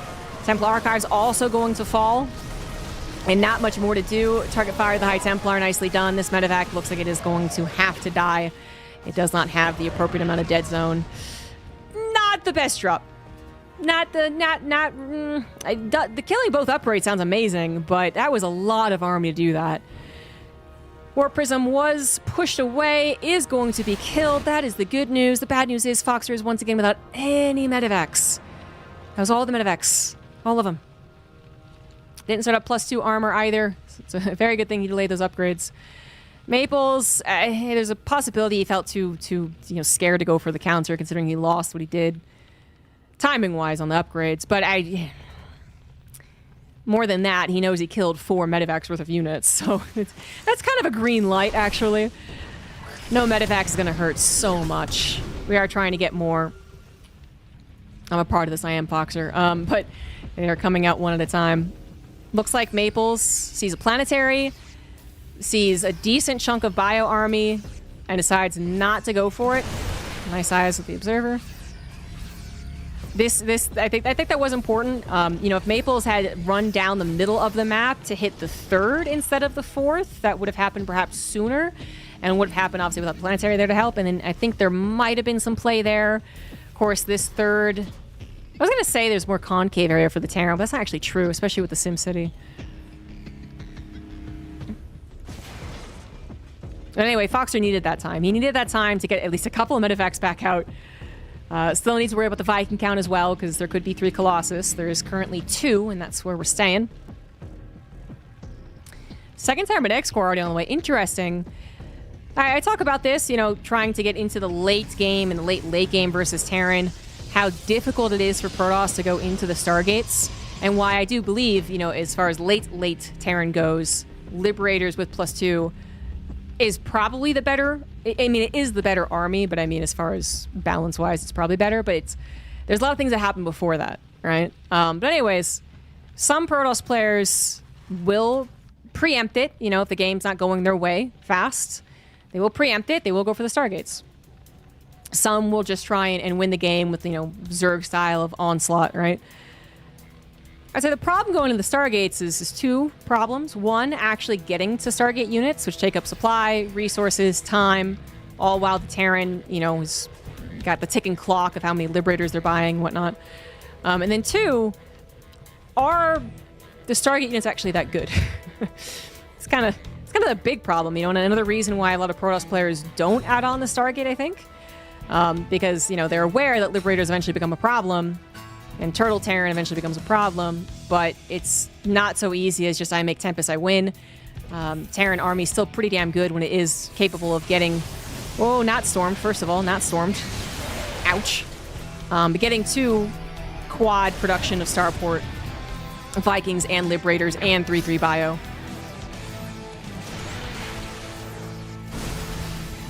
Before EWC, we saw Estrella kind of force, late game into late, absurdly late game. And I don't know if that's Maple's plan as well, but it seems like his plan right now is to just get a big ol' attack into the main base after already bullying the main army of Foxer.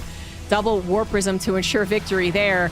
Foxer trying to micro on multiple fronts is going to struggle, but so far handling things. I mean, it's not the quickest reaction anywhere, but it's a good enough reaction everywhere by the looks of things. Oh my god, that's so many DTs. EMP doesn't realize it. Oh, there's the EMP. That's so many DTs. That was actually so expensive. And not probably worth it. But both players are banking a little bit. And so I guess Maples can do that and not not lose too much, I guess. There was still so many DTs. He does have a bank. He is already in transition to the carriers. He's got double upgrades on the way for Simon X Course. But as I said, Foxer wasn't the quickest reaction, was a good enough reaction every which way we looked. On 5 bases, with the planetary up to the in the bottom corner. Maples stays ahead by... Wait, no. They're equal actually. Yeah, equal bases. Which I would say, is kind of scary for the Protoss, actually. But getting into the super late game, Foxer doesn't quite have those Liberators yet. It looks like the Fusion Core was targeted, because I do believe I saw that in production tab earlier. How about the Armory? Armory is safe. Okay, so getting to +2 ship weapons, but a little delayed on the range. Another attack coming in from Maples. This time on the 3rd. Foxer does not have a maxed out army. Seems like he's waiting for something. He's got the supply. He's got the minerals and gas. But I don't know if he's realized it. He actually decides to go after this. This is looking like a small enough army now that it's been mass EMP'd as well. As the last storm available, he really wants to take the fight, but I don't know if this is quite it. It might be. Another couple of EMPs demolish those Archons. The Colossus running away from the very limited number of Vikings. The Viking shots will get both barely one more shot. Meanwhile, a nuke did go down, but I think it was denied. Maples denying the nuke while also trying to micro the front battle. Ends up staying ahead in supply. Yeah, the nuke was over there. Didn't work out. Also trying to get his own DT hit squad. Planetary is being repaired as fast as possible, but not killing the DTs quite fast enough. It was so close. 1 or 2 DTs went down, and that might have just been saved. But thank you very much, Patch. Am I right, fellas? Anyway. The Planetary falls, and it's going to be annoying to replace, but the DTs will be found and killed. Eventually. Both players holding on, now both having depleted all of their bank in reinforcing. Maples has all these carriers. How many Vikings is Foxer left with? Only 3. I don't think he hasn't actually known about the Stargates. No, he hasn't. Yeah, he doesn't know about it. So many ghosts, by the way. That's 16 ghosts, 10 Marines, and 3 Vikings. That's what shoots up here. Marauders do not, in fact, shoot up. Scan ahead reveals a mothership. That's okay. Mothership just 1, not that bad. Okay, well, there's a couple carriers as well. There are 5 carriers on the field, but where are they? Foxer, while he's got the moment, take it, kills the Nexus. Now we got Cloak activated, EMPs reveal. That's what happens. Maples. This army is it good enough? I mean, not for both armies. I'm really not sure. As far as the Stalkers, they were not matching up against the Terran army, but the carriers came in with their interceptors, and there's not a lot of anti-air. They all full on interceptors as well. They've got 2-1 upgrades. Here's the EMPs. Here's just a direct fight, but the carriers are the real problem. The Stalkers are all gone. Storms, how many more do we have left? 0. No, 1 more. That is going to be it. Still the Ghosts are alive. Some Marines are alive. All of the interceptors are dead, most importantly. And Maples down 40 supply, losing the carriers as they are just paperweights in the sky. Foxer might have just done it. A grueling 6-hour qualifier. 50% of those games have gone over 20 minutes, swear to God. And he might have finally done it.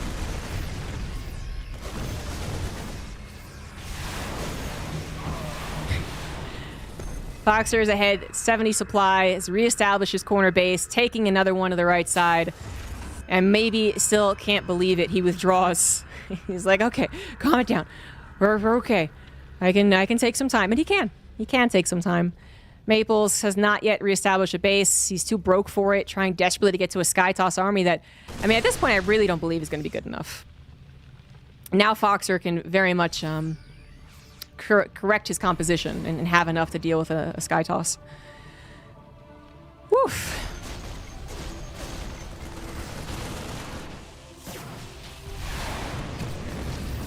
Yeah, at this point, it's actually very much not good to go into Skytoss. 17 Vikings.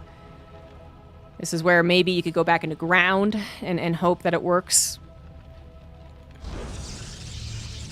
It's not what he did, though.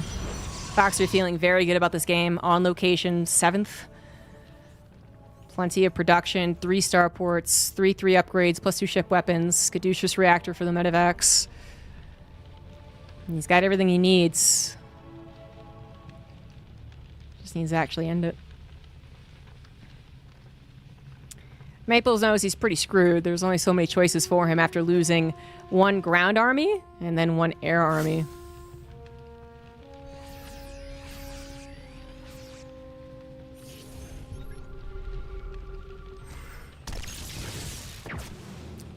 Storms have brought back a couple of games. Maybe they could bring it back here. Of course, there's plenty of ghosts, but I actually don't see... How many EMPs do we have? I think all the ghosts don't... They cloaked too long. None of them have an EMP. Okay, some of them do. That's a good storm.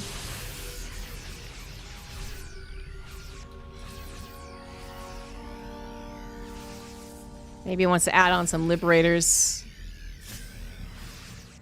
To range out the units in case the EMPs don't quite connect. Couple more EMPs. The last few storms being drained on the Vikings to try and hold the Skytoss.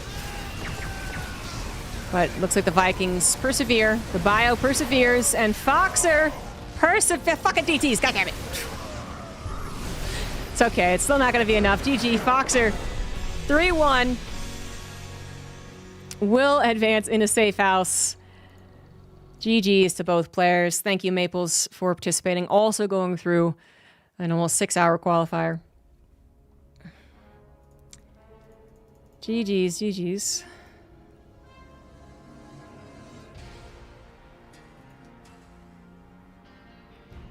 I'm not crazy, right? That was 3-1. Icecar made me panic. All right, that is it. Foxer and Eggs will qualify into Safe House 2, which is happening next weekend. Oh, I am ready to take a break at the very least. I gotta get to packing though, like I said. Snooze an ad. Yeah. What else do I have to talk about? Just one last shout out for the actual Matcherino. Trying to get as much money into the player pocket, maybe a little covering of the actual production cost as well.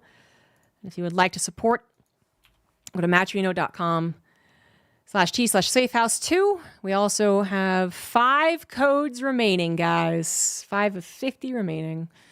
Oh, wait, no, we have more than that. We have 100 codes. Should use all the codes. It's free to do so. Just log into Matcherino and press the claim code button, which is now gone from me, but still. Hopefully you guys can figure it out. And then support the players. Thank you to everyone who donated. The Ollie McGee, holy shit, $200.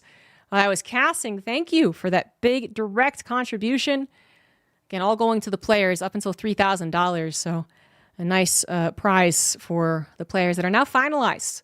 We got Trigger, Dolan, Estrella, Cham, Special, Master, and then Eggs and Foxer. So that'll be our 8 players playing Saturday and Sunday. We casters do stupid stuff to entertain you. All right. Nothing else to announce, I don't think. Very close to pie and donations choice face, but no one's being evil. No one's commenting on who they want to have a pie in the face. So we'll probably play some. Maybe whoever loses the game of bullshit has to get the pie in the face. And that's it for now. Thank you all for watching. I will be back Monday and Tuesday, and then I am off, flying to Las Vegas to get everything sorted before the weekend. Thank you to Icecar, as always, for being an excellent admin. And we'll see you guys. I'll see you here on the stream for a couple more days, and hopefully many of you for the main events next weekend. Bye, guys.